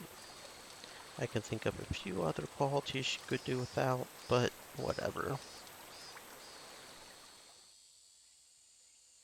The view quickly opened up wide, and I was hit by a strong wind.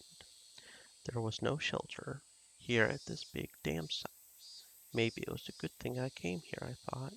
At the very least, it was more healthy to think about stuff in a place like this instead of my cramped bedroom. I took a deep breath and filled my lungs with the rich, cold air unique to Hinamizawa. I turned around reflexively. It was a bicycle bell. Considering where I was standing, I don't think they were trying to get me out of the way. They would ring the bell because they wanted something from me. Hey, excuse me. You are from Hinamizawa, right? Yes. Why? I've seen this person around a few times. I remembered. His name, I think, was Tomitake, a freelance photographer who lived in Tokyo. He would zealously visit Hinamizawa every season to take pictures, or so Mion and the others told me, I think. Could you tell me how to get to the Furude shrine from here? I think I left my map at the inn. I don't know where to go. The shrine from here? I knew where everything was in my head, but explaining how to get there was difficult. I was a little irritated at having been bothered for this. When I realized it meant my detour actually meant something, that feeling faded quickly. I'll tell you, but it's a little difficult to explain. I could bring you there if you don't mind. Really? I'll be in your debt. Thanks a lot. But are you sure? Did you have something to do? Tomitake-san finally appeared to have realized how strange it was for a student like me to be here at this time of day. I smoothly told him not to worry about it, then turned my back and started walking towards the Furude shrine. Tomitake-san hurried to turn his bike around and came after me. Sorry. Don't worry. All guys have times when they need to split up from the pack and be lone wolves for a while. What a free-minded freelancer. It was easier for me, too, that he was under that impression.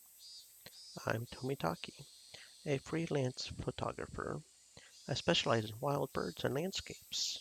I'm still pretty unknown, though. It seemed absurd for him to introduce himself when I was just showing him to the shrine, but he gave me his name, so I needed to give mine back. I'm Maebara. Pleased to meet you, I guess. Maebara-kun, pleased to meet you. He seemed like a pretty silly man, but that felt kind of good considering I had been suffocating with worry over Satoko all night. Along the way, Tomitake-san spoke at length to me about how precious nature in Hinamizawa was, and how it was a treasure trove of rare wild birds, despite my not having asked. I wasn't interested in what he had to say, but he seemed to be enjoying himself, so I left him to it.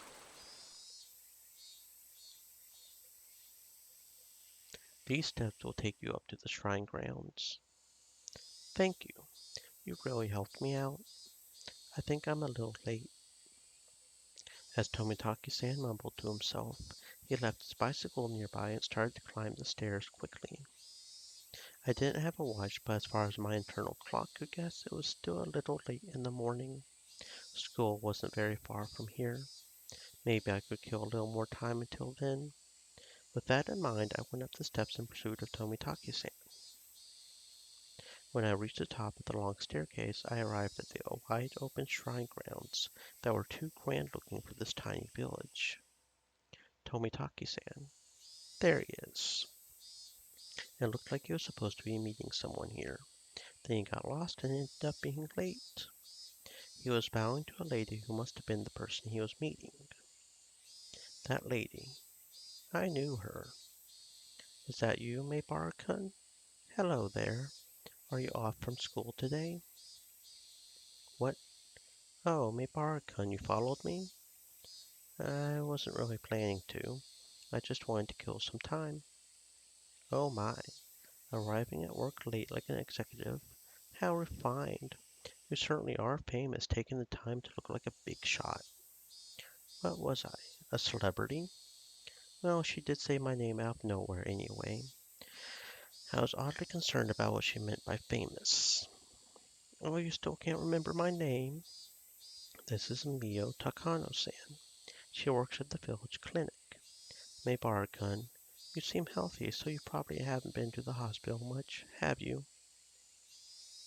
Now that we are finally acquaintances, the next time you're sick or anything, I suppose I'll give you a little bit of special treatment. This lady named Takano-san, I kind of didn't remember her. Maybe we had passed each other on the street a few times, but I was pretty sure this was the first time we had talked. Well, this is Hinamizawa. Even if I don't know a person's name, it's not unusual for them to know mine. I glanced at Takano-san and saw she had a bag and a camera. Are you a photography partners? Was that why you were meeting each other? Oh, we're nothing like partners. I am but an amateur, and Jiro-san is gently initiating me into it. Right? That's not it at all. Takano-san is a quick learner. She could take pictures just fine without my guidance. I mean it. I couldn't tell which of them was ahead in the conversation. Well, they were certainly one couple you wouldn't get tired of watching. The festival is finally coming up the day after tomorrow. I hope I can take some good pictures this year. I plan on taking some shots of the setup tomorrow. I want to capture the festival energy shown by the preparations for it too. Oh, I just remembered. There was some village festival called Watanagashi or something the day after tomorrow, on Sunday. They hold a service with a pile of old futons, in order to give thanks to Hinamizawa's guardian deity. Oh yes, Shiro-sama, I think. Oh, you are correct. You have quite extensive knowledge despite just having moved here. Yes, it is a festival to give thanks to Oyashiro-sama. Takano-san smiled somehow meaningfully, but didn't tell me what part of the festival to think Oyashiro-sama needed to be laughed at. Cryptic as ever, Takano-san. But I do wonder what will happen this year. You know what they say. If it happens twice, it'll happen the third time. And it's already happened 4 times. I think there's less evidence that it won't happen a fifth time, don't you think? I mean, I knew exactly what they meant by the whispered exchange. On the day of Watanagashi, a freak death always occurs, which people call Oyashiro-sama's curse, and a disappearance occurs that people call being demoned away. These strange events had happened 4 years running, and Watanagashi, rapidly approaching the day after tomorrow, marked the 5th. Oyashiro-sama puts a curse on enemies of the village. If it does happen this year, I wonder who will find themselves at gunpoint. Oh, and I always come here to pray and donate money whenever I visit. It won't be me for sure. Ha ha ha ha ha. Is that so? They say that Oyashiro-sama has been especially harsh on outsiders recently, you know. Meibara-kun may only have just moved in, but he's a proper member of Hinamizawa. But you, Jiro-san, are a stranger who only comes once a year. I wonder, will he let you go this year? That's harsh. Tomitake-san was the only one with a pained grin, but we all were smiling, me included.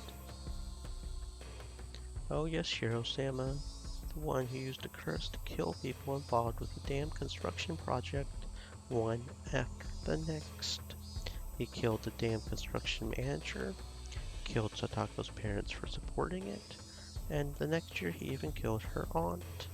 If the demoning away was part of that curse, then you could add Satoshi to the list of victims. As I thought about it, I realized that in the serial freak death incidents, the overwhelming majority had the last name Hojo. Half of the deaths and disappearances had come from the Hojo family. The Hojo family lived in here in Hinamizawa. Did that mean Oyashiro-sama punished and cursed them particularly harshly, because despite that they had been in favor of the dam? Have you heard the news that Satoko's uncle has returned? Takano-san, who had been enjoying a few words with Tomitake-san, was caught unawares by my sudden inquiry. Oh, I'm sorry. What was that? Satoko's parents were killed by the curse, and her aunt too. So I was wondering if, maybe if you went in order, her uncle would be next. Her aunt had a miserable death from the curse last year, and her uncle let his fear take over and fled into town, right? Oh yes, Shiro-sama doesn't allow people to try and abandon the village, does he? I hadn't intended to be quite this persistent, but those words, they just flowed out of my mouth without me thinking about it. Right. Oh yes, Shiro-sama's curse. I didn't believe in something so unrealistic, of course, but the fact was that every year unfortunate accidents and incidents seemed to happen to enemies of the village. Like Takano-san said just now, it just happened 4 times.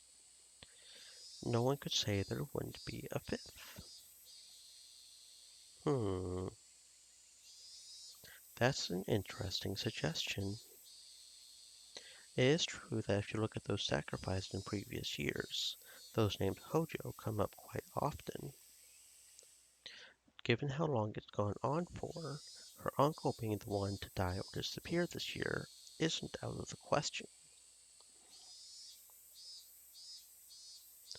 Not again, Takano-san. Don't laugh about it, it could really happen.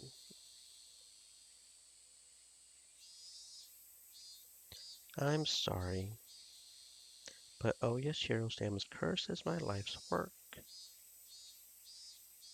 Takano-san gave off a mysterious, somehow intellectual impression. Our life's work was mysterious in its own right.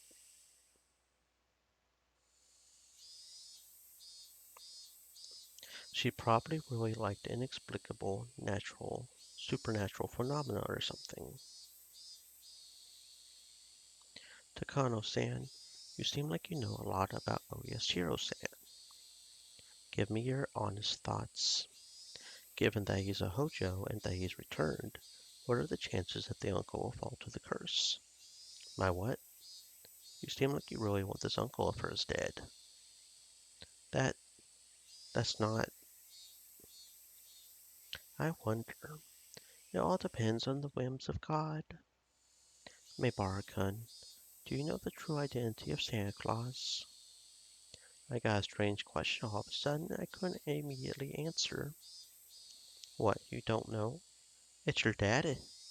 The daddies in everyone's family. What? That's what you meant? Well, of course. Everything ultimately comes down to humans in the end. After all, humans are the only ones living in the world.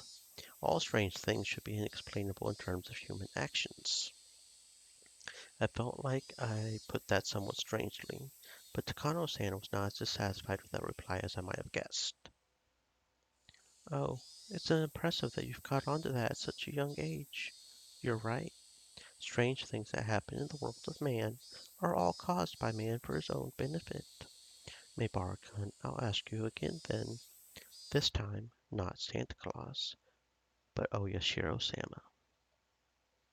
Do you know anything about who Oyashiro-sama is? Takano-san took a step towards me and gazed into my eyes as she asked. Santa Claus was really the parents of every family's children. If lionizing that legend was a corporate tactic to try and profit during Christmas sales, then what was Oyashiro-sama really? Didn't you already say? There are only humans in this world. Everything can be explained by human actions, right? Maybara-kun, keep this to yourself, okay? The string of freak death incidents attributed to Oyashiro-sama's curse. Takano-san's view is that they may be premeditated homicides performed by the people of Hinamizawa and based on some kind of ceremony. Don't misunderstand me. My life's work is to research teachings, thoughts, and cultures from the viewpoint of folklorism. I don't really care at all about who the culprit is. Just keep that in mind, please. I could tell, at least, that she was saying some crazy stuff. If I were to liken her statements to a meal, it would be sort of like she had just tried to stuff a whole plate of duck into my mouth, and now I couldn't say anything. To understand that in the first place, you have to go all the way back to ancient times when Hinamizawa was called Onigafuchi, or the Demon's Abyss. The transcendents who lived there believed themselves to carry the blood of demons, and so they were only half human. Takano-san, having entered her home field, leaned forward and began to speak of ridiculous matters. Tomitaki-san realized she was overawing me and interrupted for me.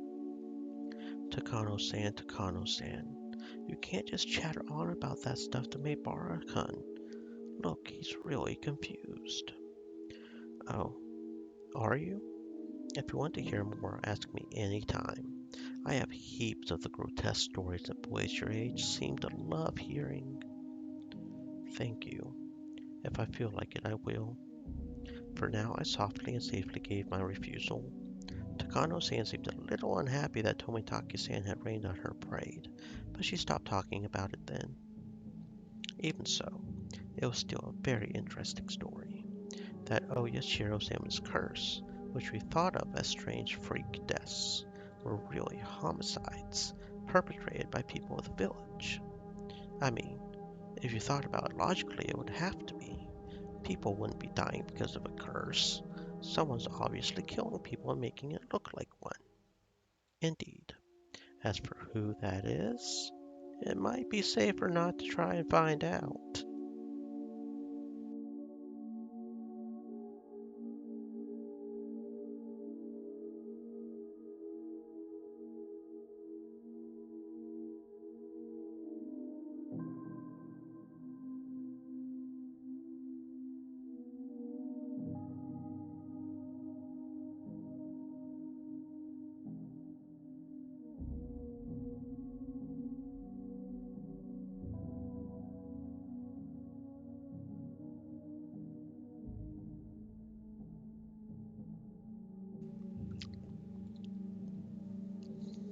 You seem like you know, Takano-san.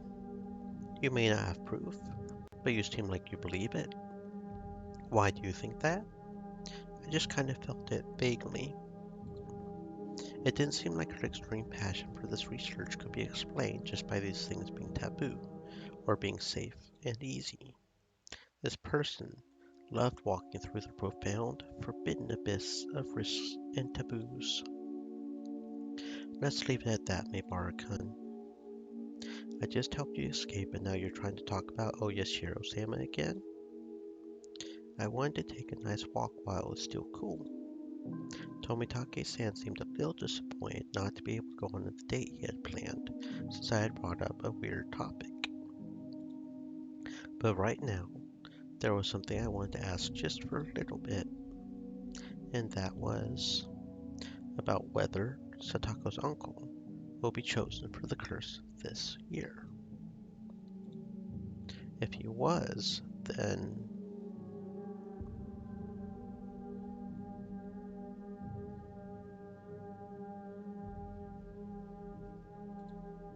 another miracle would happen just like last year. A terrible incident would happen again, but it would release Satako from her unfortunate circumstances once more. Well, I do have a few suspicions as to the kind of people who would probably become involved, of course. As a natural, inevitable conclusion for anyone who's researched the history of Onikapuchi Village. Who do you mean? What would I do if I knew?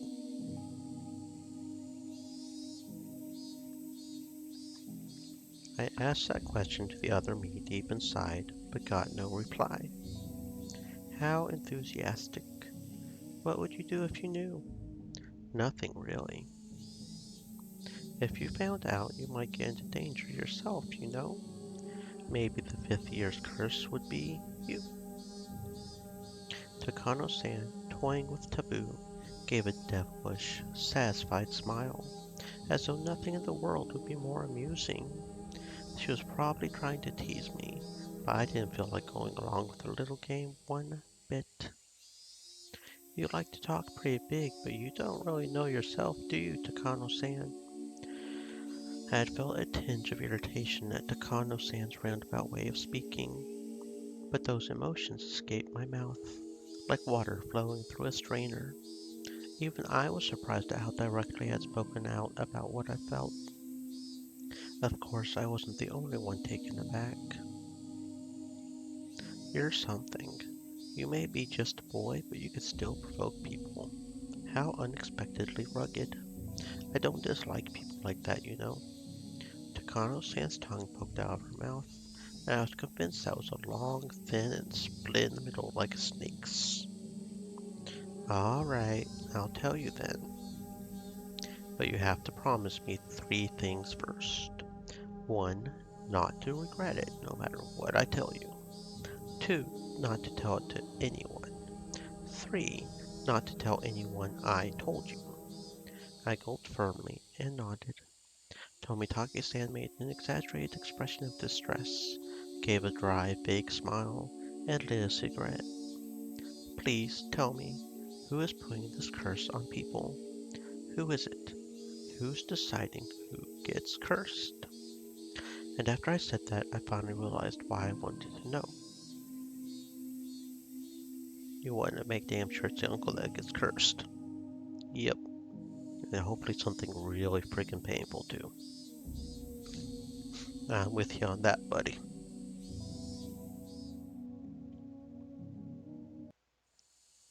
Many of my classmates were playing freely in the schoolyard.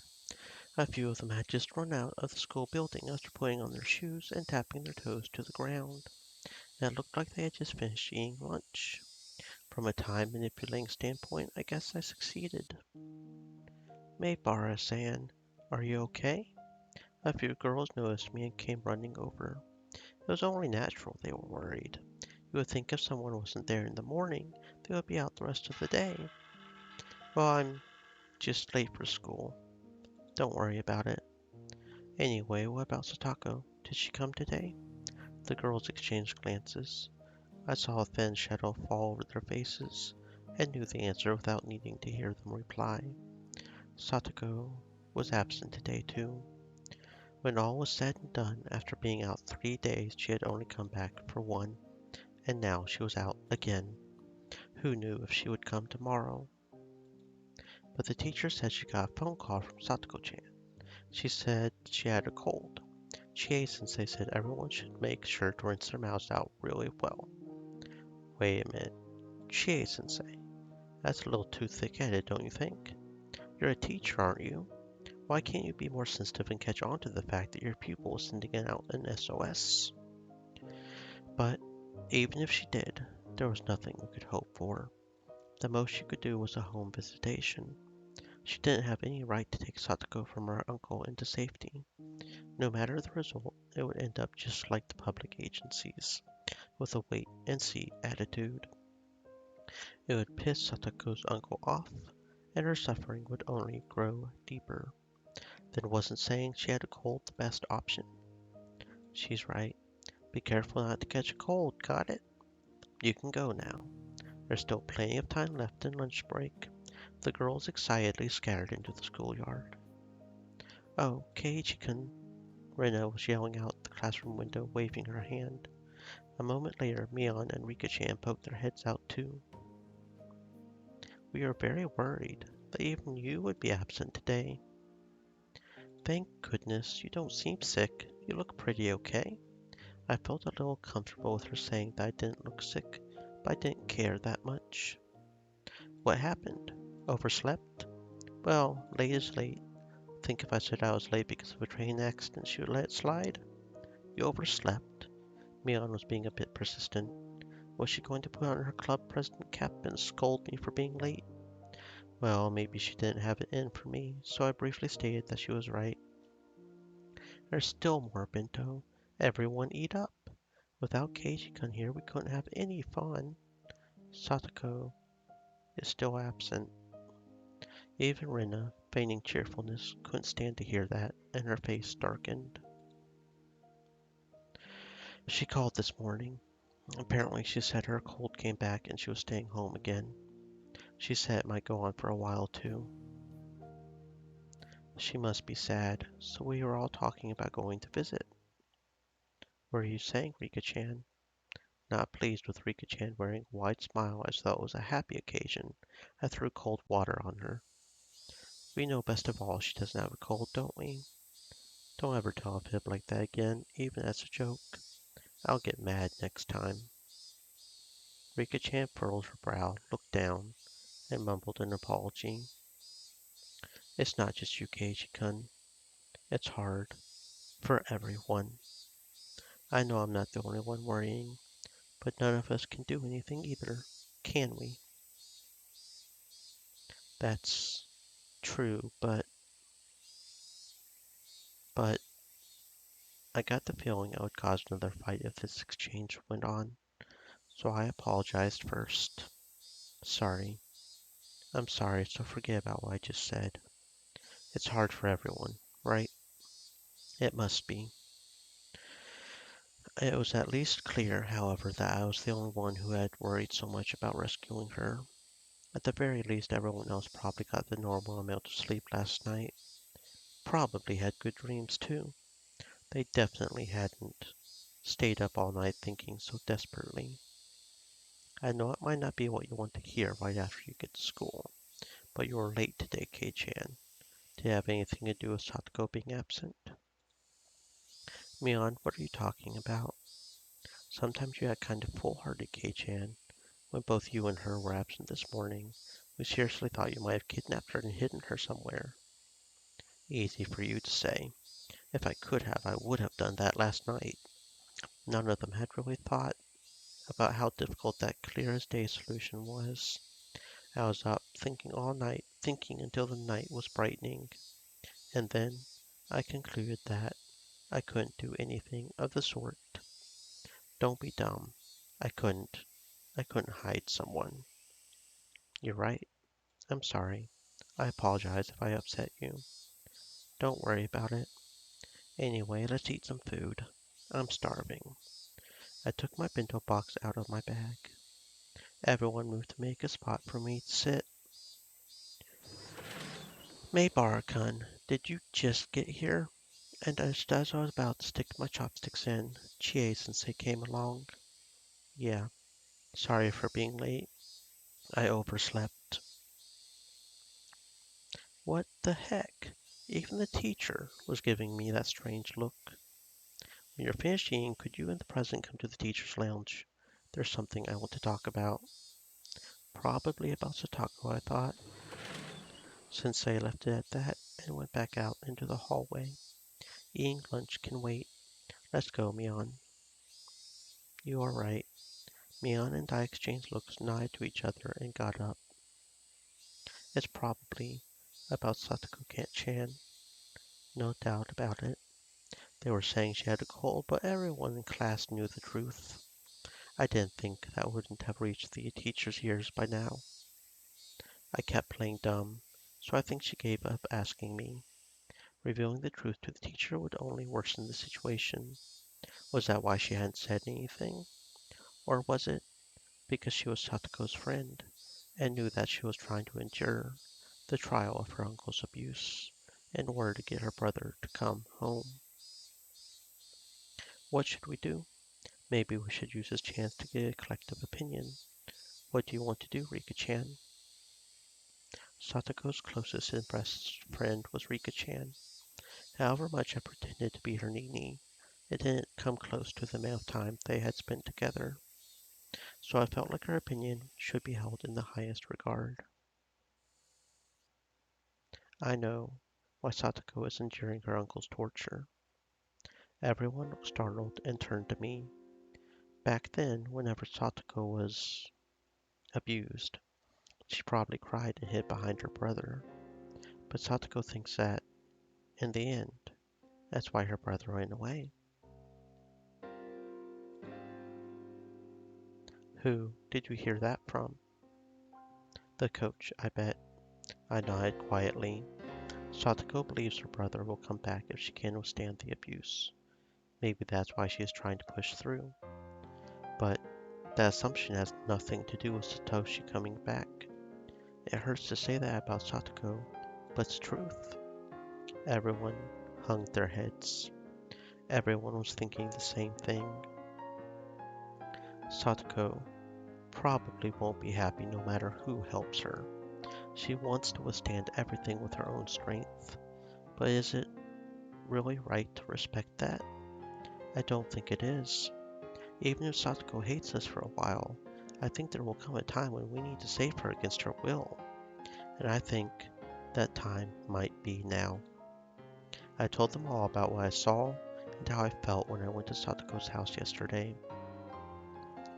Keiichi-kun, so you think we should tell someone? Of course, only after we are sure that reporting it to a public agency will guarantee her safety. Without being sure that it could just get more dangerous for her instead. It's a difficult problem. You think we can get a definite promise out of the teacher? I had no confidence, but we had to try. Meanwhile, Rika-chan had her hand raised for a while, as if asking for an opportunity to speak. I will leave it to Keiichi. What? Is that okay, Rika-chan? Keiichi is thinking about Satoko more than anybody else here. If Keiichi thinks that we need to tell someone, then I have no complaints. Thanks, Mion. Rina, are you okay with that? Mion seemed to hesitate, not knowing if she could agree. But when she saw Rina's firm nod, she made up her mind and did the same. Okay, let's go, Mion.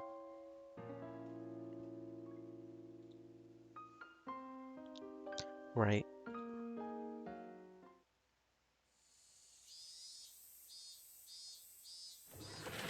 Only Chie-sensei was in the teacher's lounge. We didn't see the principal anywhere. The schedule on the blackboard under the principal's name said, Training, going straight home. Our principal's sense of justice was too strong. Satoko's problems wouldn't be solved with something so vague. Maybe it was a stroke of good luck that he wasn't here. When the teacher saw Mion and I come in, she closed up her curry bento, saving the rest for later. Sit over there, please. She told us to take a seat in the chairs directly in front of the principal's seat. I hadn't sat in the chairs since doing the paperwork for transferring in.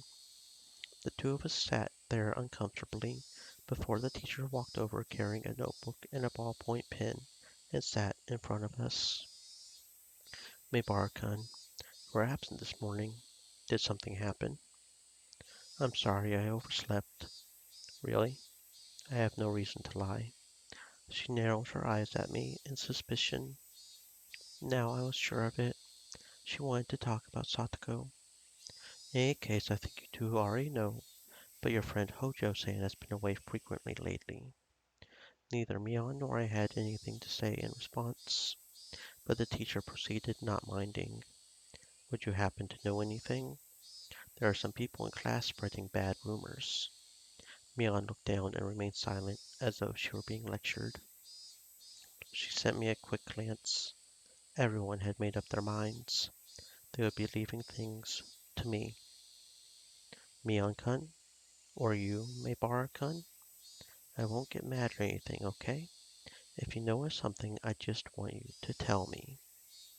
Sensei, can we ask you a question first? She must not have anticipated that response. She looked surprised. I don't know what rumors are going around about Satoko in class, but if those rumors happen to be true, what would you do, Sensei? Well, what would I do? If that's true, that she's being abused by her uncle, that I can't leave it alone. Can't leave what alone exactly? What would you do? Sensei's eyebrows shot up. Maybe I said it like I was trying to pick a fight. Meibara-kun, I'm being serious here. So am I. I'm also being completely serious right now. Please answer me. If it were true, what wouldn't you leave alone? Sensei took a few breaths, then began to speak slowly. First, I would have to visit Hojo-san's house to confirm the situation. Her uncle might get mad and drive you away, though. Okay, let's say you did meet with Satoko and her uncle. Then what? Then I would ask whether it was true. Once I got the facts, I would go from there. Please stop talking so vaguely. What exactly would you do? Even despite my tone being so provocative, Chie-sensei bit back her emotions and listened calmly. I thought then that she was a good teacher. Chie-sensei really did have her students' best interest at heart, but she didn't have the power or the authority to save Satoko.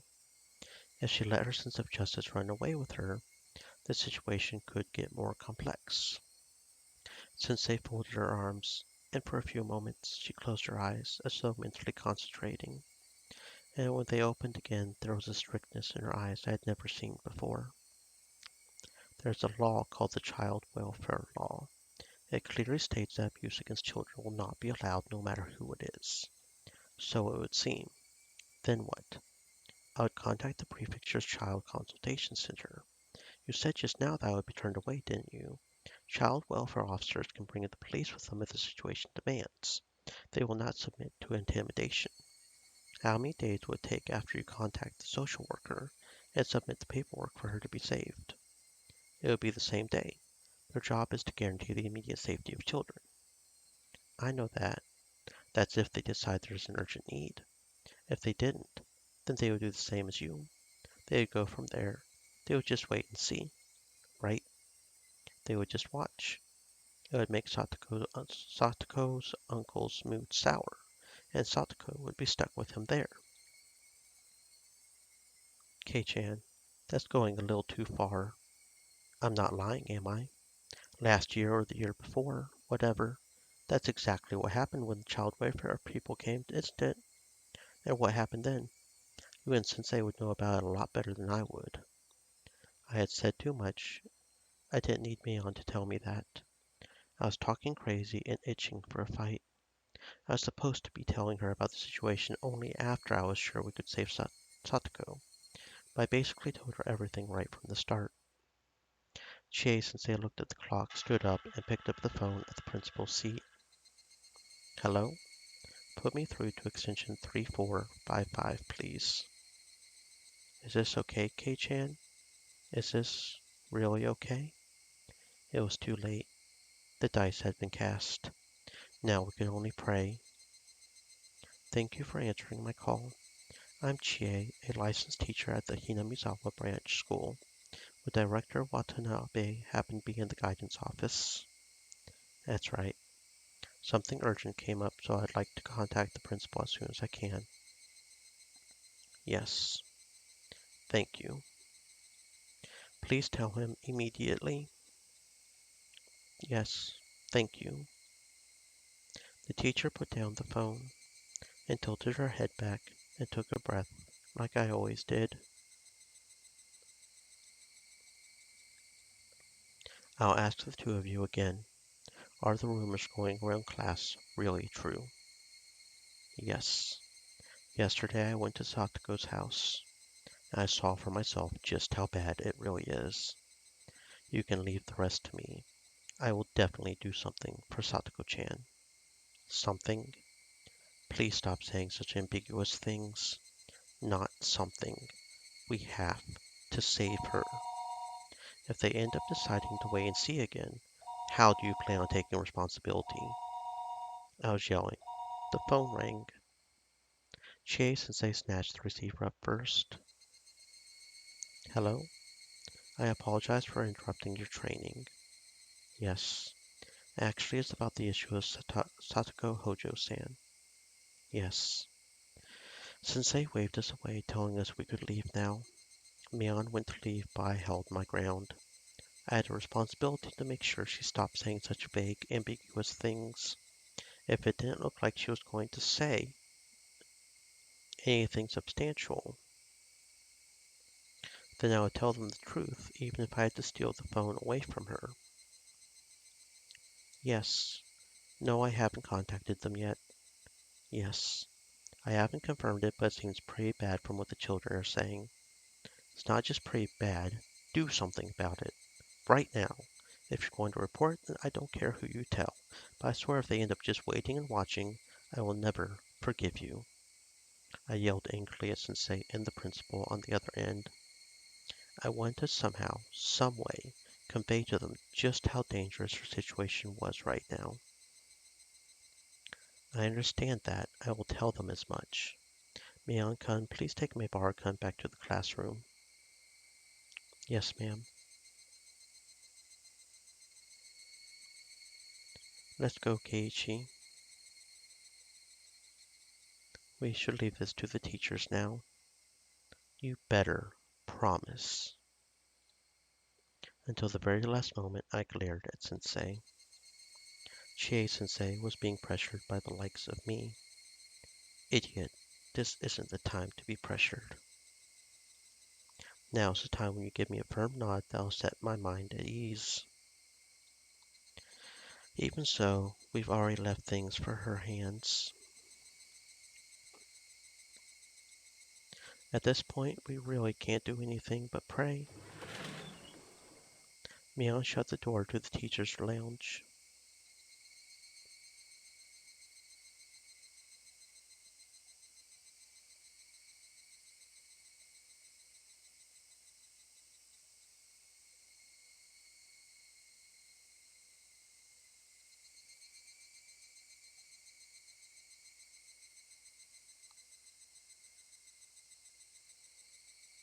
Influence. Asked for help from a grown-up.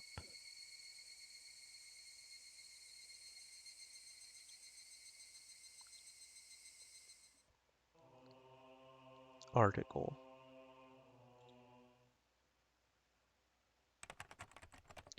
Article 2, Definition of Child Abuse. The term child abuse means following acts committed by a custodian, meaning a person who exercises parental authority, a guardian of a minor, or other person who is currently engaged in the custody of a child. Hereinafter the same shall apply. Against a child, meaning a person who is under 18 years of age, hereinafter the same shall apply. Assault the child in a manner that will cause or is likely to cause external injury on the body of a child. Engage in indecency against a child or cause a child to engage in indecency. Substantially reduce the amount of food for the child or abandon and neglect the child for a long time period in a manner that may interfere with normal development of the child mentally or physically, or otherwise materially fail to perform the duty of a custodian, or speak or behave in a manner that would be significantly traumatic to the child. Article 3. Prohibition of child abuse. No person shall abuse a child. Law Number Act Number 82 of 2000. Authorized by Ministry of Health and Welfare. Statistics from the Ministry of Health and Welfare. Year 19. Principal abusers in cases reported by the Ministry of Health and Welfare. Total 5,352. Mother by blood 2,943. Mother not by blood 203. Father by blood 1,445. Mother not by blood 488. Year 19. Instances by type of abuse and cases reported to the Ministry of Health and Welfare. Total 5,352. Physical abuse 2,780. Neglect, abandonment of child 1,728. Psychological abuse 458. Forbidden from going to school 75.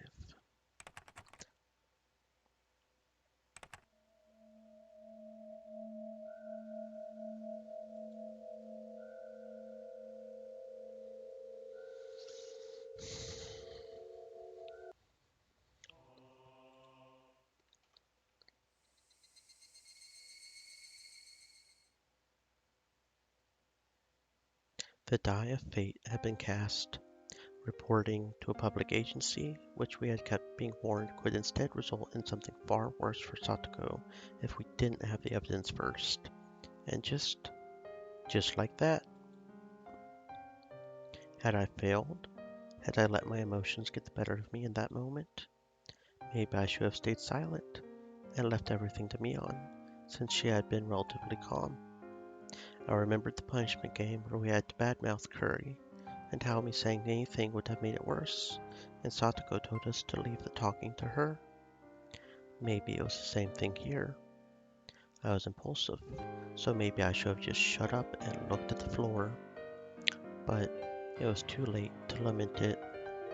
The die I had thrown would not be coming back into my hands. All we could do was pray for something good to happen. Keiichi-kun, you did everything you could, so leave it to the teachers now, okay? Everything I could. If I really gave it everything I had, if I had really struggled, I would have dragged Satoko out of her home last night and hidden her in some abandoned house. I didn't, so that means I didn't do everything I could. Stop thinking about it, alright? You're being a little too persistent, Keiichi-kun. At this rate, you will collapse. Just leave me alone. I left her with those words and stared lazily up at the ceiling. I wondered if I would really get Chie-sensei to understand. Would the public agency intervene and solve everything within the day? Would they acknowledge the abuse and guarantee her safety? After lunch break, our afternoon classes were mostly self-study. The teacher came back to the classroom occasionally, but then the phone in the lounge would ring and she would have a long conversation with the caller. Everyone in class got the feeling they knew what those phone calls were about. Sensei came trotting back from the classroom. I'm really sorry for all the phone calls recently. Let's call it a day. President, please lead the class. Everybody stand up. It looked to me like Sensei had been wearing a dark expression ever since after lunch break.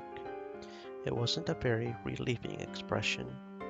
It wouldn't be, even if Sensei 100% understood the situation and passionately explained it to the other person. At the end, the Child Consultation Center, as a public agency, would be the ones to decide whether to get her to safety. Sensei understood that as well as us, and that's why she looks so unreliable right now. Kei-chan, let's go home. I don't think anyone feels like having the club today. Mi-chan, it's no fun if someone's not here. Rena was right. It was no fun for us if someone was missing. If the teacher's expression had shown more promise, then maybe we could have gone home more comfortably. But I couldn't let myself feel relieved. I couldn't be naive and tell myself all I can do is pray. Now that the dice had been cast, just in case they didn't get her to safety and decided to wait and see again, I would need to take further measures. We've asked the people who could do something official already. Then there was one more place that was worth asking for help. She might laugh it off, or I might be right and I could be endangering my own life, but I would try. Mion, is it okay if I stop by your place today?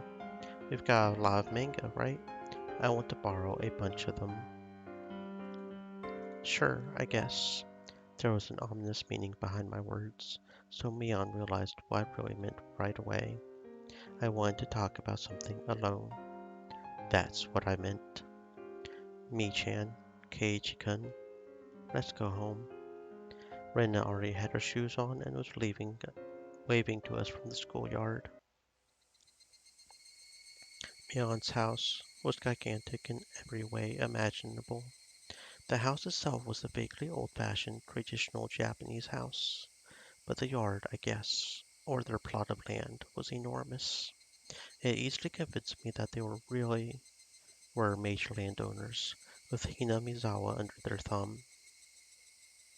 Mion brought me through the guest room, and the servant brought us some tea. Wow, you really are rich, huh? You've even got housekeepers. Grandma and I are the only ones who live here. I wouldn't be able to do everything myself. The servant left, telling us it was 5 o'clock, then withdrew with soft footsteps. We have people come in to take care of Grandma and clean 2 or 3 times a week. They come in rotations of 3 or 4, so there's someone here almost every day. Only until evening, though. And if we're having a party or something where we need more help, we call up different people. If you had the money to hire all these people, then just take Satoko in. I glared at her as I thought that, and Mion seemed to catch on immediately. Sorry. It's fine. I know it's not a money problem. Just to be clear, my family may be rich, but it's not money that I can use freely for myself, okay? I don't want you to misunderstand that. It kind of looked like I was bullying her. Mion had been apologizing to me a lot lately. Was Mion the sort of person who would do that this much?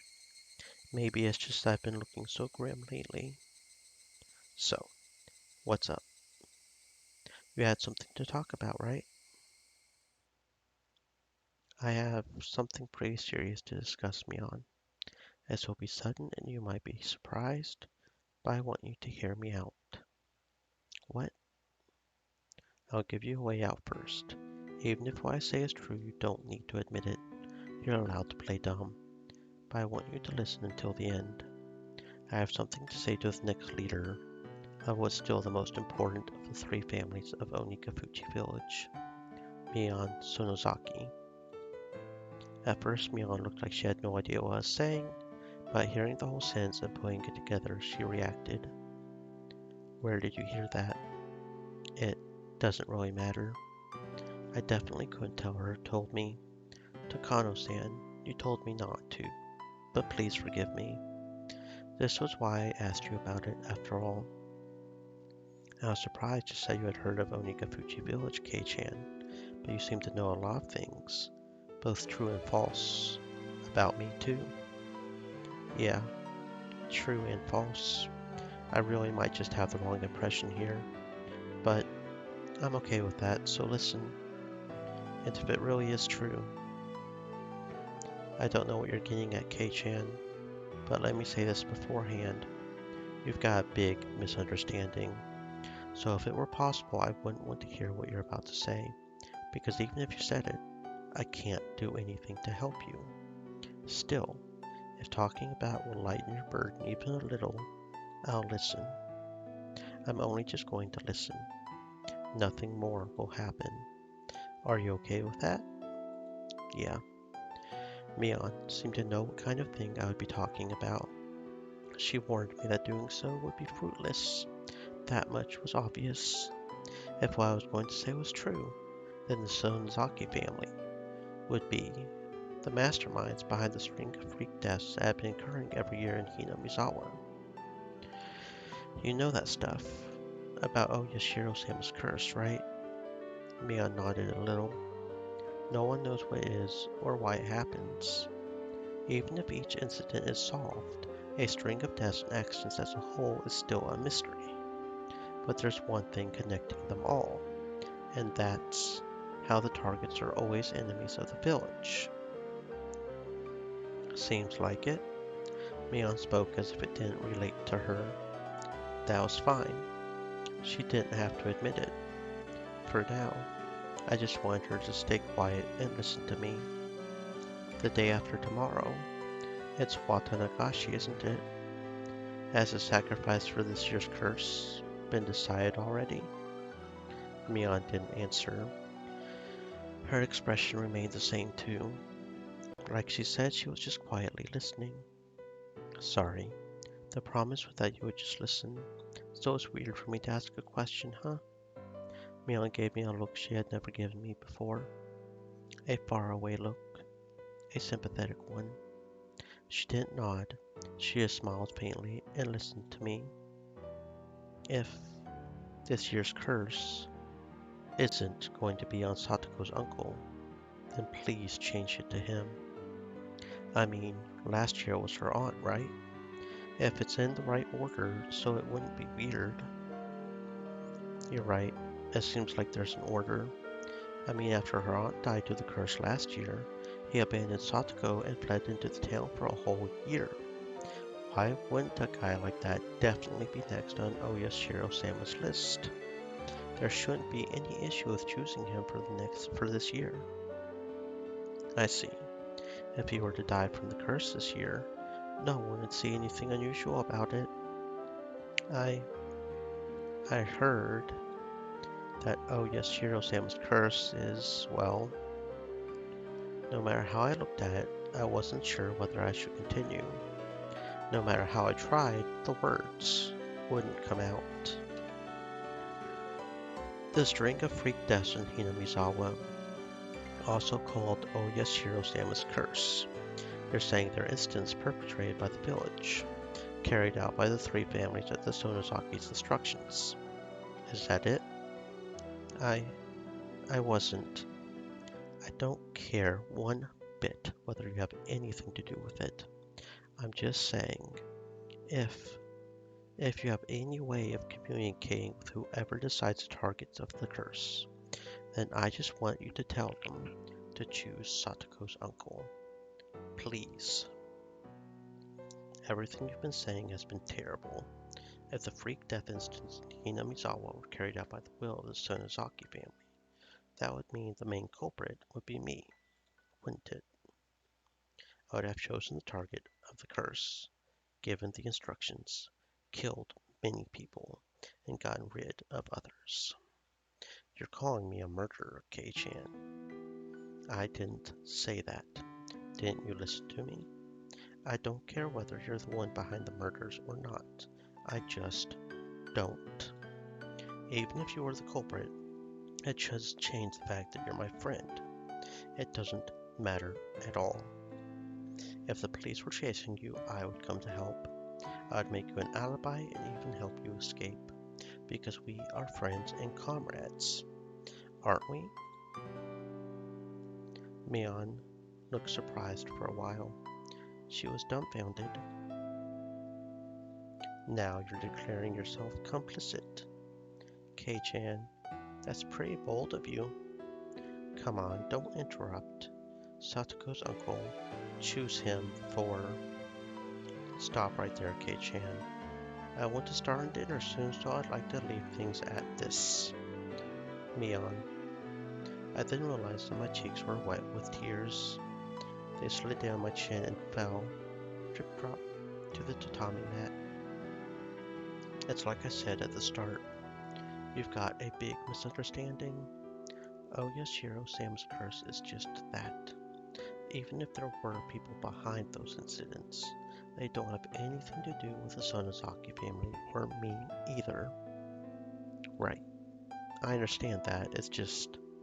It was touching to hear such a desperate plea, Kei-chan. But that was all it was. Even if I wanted to help, I can't. You understand that too, right? Yeah. But now I know how you feel, so well it hurts. If I really were, like you said, the one controlling the three families and choosing the sacrifices every year, I would probably grant your wish, Mion. But the reality is different. I'm just Mion Sonozaki. My family may be the subject of all sorts of bad rumors about controlling Hinamizawa from the shadows, but we have nothing to do with the freak death incidents. We may have been a little extreme during the dam war, but that is all. We would never do something so insane as to kill people. That's...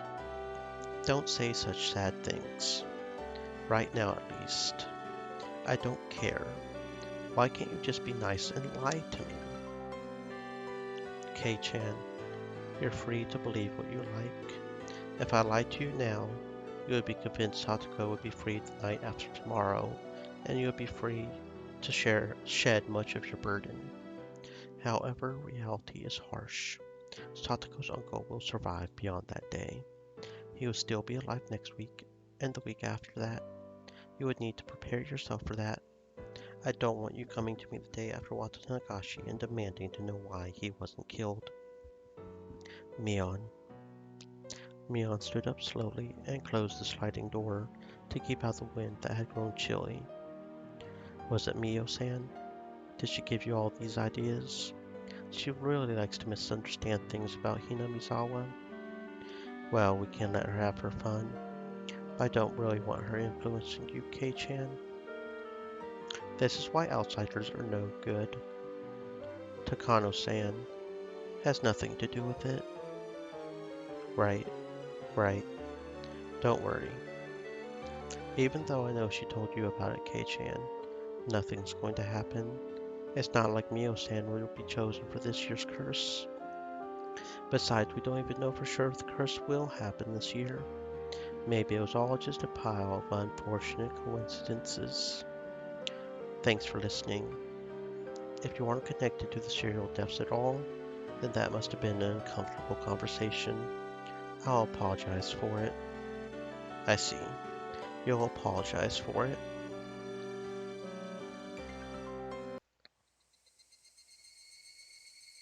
Mion said she didn't have much time, but she still brought me to the gate. She said she had a meeting or something today about Sunday's Watanagashi festival, so there would be a lot of people from the town council and the festival committee coming. Despite her day being so busy, she still listened to what I had to say. If there's a God in heaven, then he probably understands how strongly you feel. I'm really sorry for being so weird today. You can pretend like this discussion never happened if you want. Okay, I'll forget about it. Okay, see you tomorrow. I had really only spent a short time with Mion. Talking to her made me think. It was clear that what Takano-san had told me, at least, wasn't a complete fabrication. If Mion was really, really unconnected to the incidents, then she probably wouldn't have listened to me so quietly. She heard me out until I was done without making any quips, and I wanted to think that was proof. I did kind of feel like I was grasping at straws. Of course, thinking back on it, it was a terrible thing to discuss. I mean, I went to my friend's house, called her a serial murderer, and then told her to kill Satoko's uncle.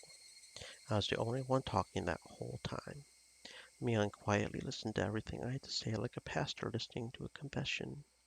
She could have gotten angry partway through, told me off, and to go wash my face with miso soup and come back later. But she didn't. Was that proof that Mion's family, the Sonozaki, were the masterminds? Or was she just listening because she felt sorry for me going kind of crazy? I didn't know which it was, but it was the one effort I could make at the moment. It was another form of insurance, should worse come to worse and the public agency decide to wait and see. It was a completely useless resistance, literally grasping at straws. Since they said that if she reported it to the Child Consultation Center, they would have to respond on the same day. Could they already be in the middle of responding to it now? If Satoko came to school tomorrow morning all energetic, then everything would be just a needless fear. Why couldn't tomorrow come faster? That night was unusually hot and humid, and I couldn't get to sleep. I said all that to Sensei. They couldn't possibly decide to wait and see again this year. Satoko, what was it like for her tonight? Had she tasted the end of her nightmare, enjoying a night of liberation? I actually put my hands together and prayed into my futon.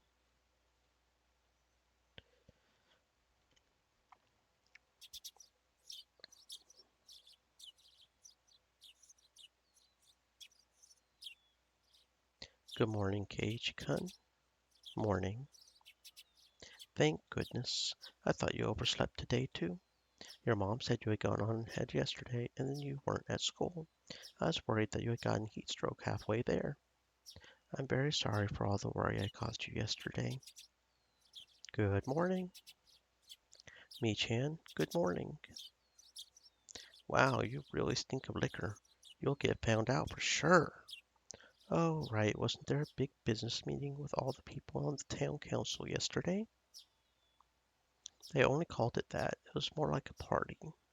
We have the festival every year, right? We wouldn't have any annoying meetings at this point. Are you going to help out with the festival this afternoon then? Yep. I have to do a meet and greet with all sorts of people in Grandma's place. Besides, they already started setting things up for the festival. Our morning conversation was lighthearted as usual, and looked like Mion had thankfully forgotten about how I had barged into her house yesterday with that crazy talk. The more I think back on it, I felt like I had really said something terrible to her.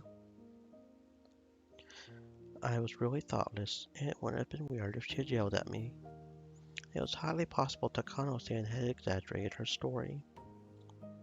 To think that her comrade and friend, Mion, the young leader of the Sonozakis, one of the three families effectively controlling Kinamizawa, was pulling the strings behind the serial death instance was a little unbelievable. But if there was even a 1% chance that was true, then what I said yesterday to Mion might have been a success.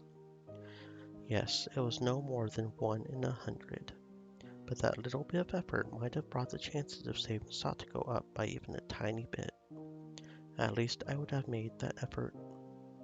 After yesterday ended, I was sure I had done everything I possibly could. If there was something else I could do, it was probably just to clap my hands and pray that Satoko's uncle would be killed by the curse. I hope Satoko makes it today. Me too. Sensei is doing things for her, right? I'm sure it will be fine. My aunt is a welfare agent in the Hinamizawa district. I gave her a call last night. I didn't know your aunt was a welfare officer. What happened? Did you tell her about Satoko-chan? Yep. Chie-sensei called the Child Consultation Center right after we talked to her. A child welfare officer apparently visited before the night was over. My aunt said that they were going to pay visits at regular intervals from now on. Enough with the dumb little stuff. I want to know what happened to Satoko. Did they get her safe? Oops. My aunt wasn't that informed about it.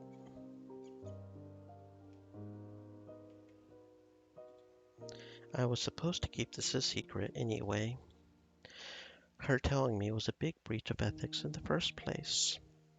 That makes me feel even worse. Let's get to school. Right. Discussing this more would just make us feel worse. It was far quicker to go to school and see if Satoko was safe or not. The three of us nodded and ran off. Was Satoko safe? What measures had the child consultation center taken? I didn't care what, as long as we could go back to our peaceful life with Satoko today. It didn't matter to me. As the shoe racks at the entrance, Rena took a peek in Satoko's shoe cubby. Satoko's shoes are here. They are here. Kei-chan, Satoko came. Thank goodness. We don't know if anything happened just because she came to school. We can't know anything until we see her face. We tried towards the classroom. The classroom was lively as it usually was in the morning. Satoko, where are you? She's right here. It's too early in the morning to be so loud. Would you please keep it down a bit? Satoko-chan, are you okay? All of our friends crowded around Satoko excitedly. A probation officer came, right? How did it go? Who was it that called them? I swear, it was quite a mess, you know. It was the teacher. You were absent for so long, of course she was worried. Satoko said, I told you I'm fine, under her breath. She was still trying to overcome all the suffering on her own. It was a big bother to both me and my uncle. That person just barged in on us suddenly. Everyone was worried about you, Satoko. Don't say it was a bother. Anyway, what happened? Nothing happened. My cold got better, so I came back to school, that's all. I can't take too much time off from now, because then you'll all worry about me. What was Satoko saying? What happened to your uncle? He admitted there was some misunderstandings and we both apologized. Rika-chan grabbed the back of my collar and pulled me away. What is it, Rika-chan? Rika-chan silently dragged me all the way into the hallway. Rika-chan, what did that mean? Satoko said nothing was happening and chased them away. That idiot. But why? Somewhere in my mind, I thought it might turn out like this. Satoko didn't ask for anyone's help. She didn't hide behind anyone. She was trying to ride out this pain. She wanted to show Satoshi proof that if he came back to them, she wouldn't need to hide behind him anymore. But Coach said probation officers can bring her to safety in an emergency, even if it's against her wishes. However much Satoko denies the abuse, it's a fact. Chie-sensei finally came back. Her expression was far from cheerful. You're right, Maibara-kun. If the child welfare officer determines that it's an emergency, they have the right to immediately take them to safety, regardless of the affected party's intent. Then why? Why is Satoko's intent being respected so much? It's weird. Why don't they put her into safety? Well, after the person in charge at the Child Consultation Center looked into it from many angles, they determined, what the hell is that? Sensei, didn't you say it was going to be alright since you would definitely save her? What's the meaning of this? This doesn't make any sense. Answer me, damn it. Keiichi, this is actually the third time someone has reported Satoko's child abuse. It happened twice in the past, too. Furude-san. Sensei tried to stop her, but Rika-chan went on speaking anyway. Twice before? I heard they decided to wait and see after reporting it the winter before last, but it happened before then too. Satoko's father, who died, wasn't her real father. What? Rika-chan, that's what? I'm stunned at the sudden revelation. I had no idea what Rika-chan wanted to tell me, but it seemed really important, so I couldn't get a word in either. Satoko's mother remarried. She brought Satoko and Satoshi with her, so they weren't related by blood to their father. Satoshi was a good kid, one who listened politely to what adults told him. He immediately welcomed by their new father and was loved. But Satoko was different. She was rebellious, she told lies, she played pranks. Her stepfather didn't like her at all. So, what do you mean? Even before she was given to their uncle and his wife, Satoko didn't have a very good relationship with her family. Of course, her stepfather didn't have any malicious intent at the start. At first, he must have worked hard to get his new daughter to accept him. But the young Satoko didn't make any effort at all towards that end. She was distant towards her stepfather and never opened her heart to him even a little. She just got on his nerves all the time, with seemingly forced lies and pranks. Her father's discipline and punishment must have been loving at first, of course, but that too faded quickly. I don't know because I wasn't in Hinamizawa at the time, but I learned this on the phone yesterday. What story did you hear, Sensei? That Satoko-chan wanted to trick her parents, especially her stepfather, so she inflicted wounds on herself so she could make up a false story about abuse, and that she sent out an SOS herself. She made up a story about hurting herself. Satoko made a fake phone call to try and get rid of the father she hated. Child welfare officers rushed there and heard the story.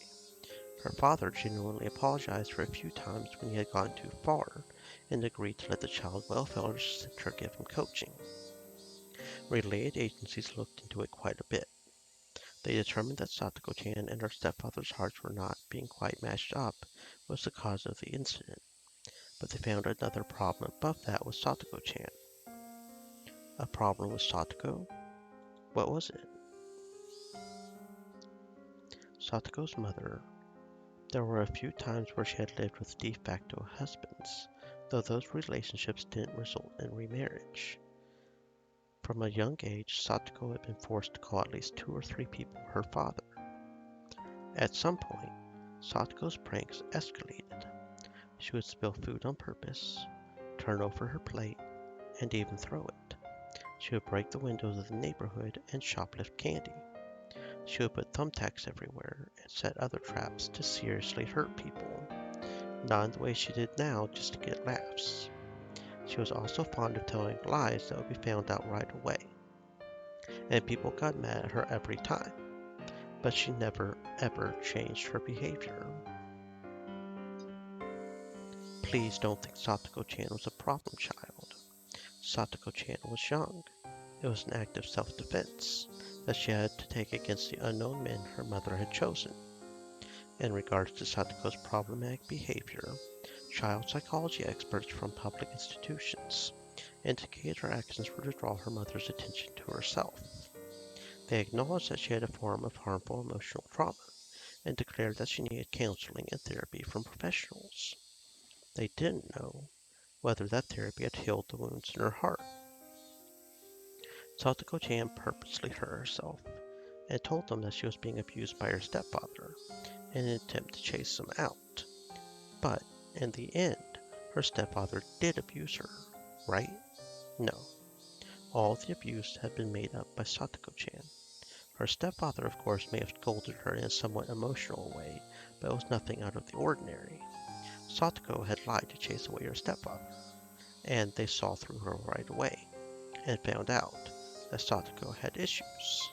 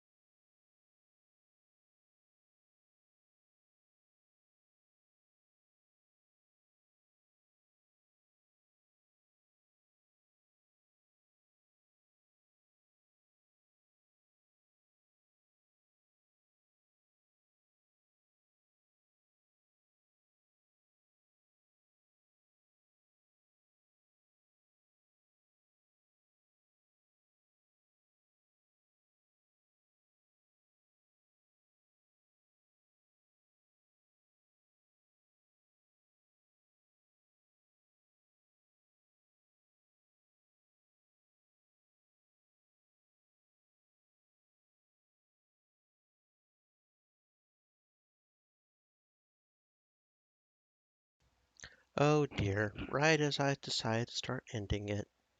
Welcome, Hoonicorn. I'll give you a quick shout out. Hope your stream was good. Yeah, in fact, since it's 8 people, 6 people, you know what? I'm going to go ahead and just do a raid on your raid. How's that sound? It'll be a double raid.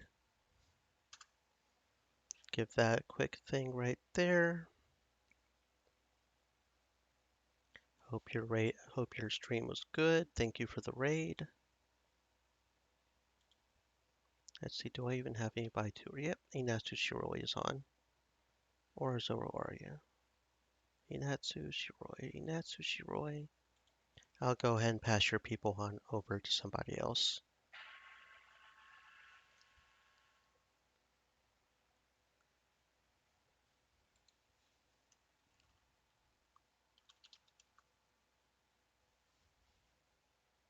Give it a few minutes. Okay, again, thank you for the raid. Sorry that came right at the end.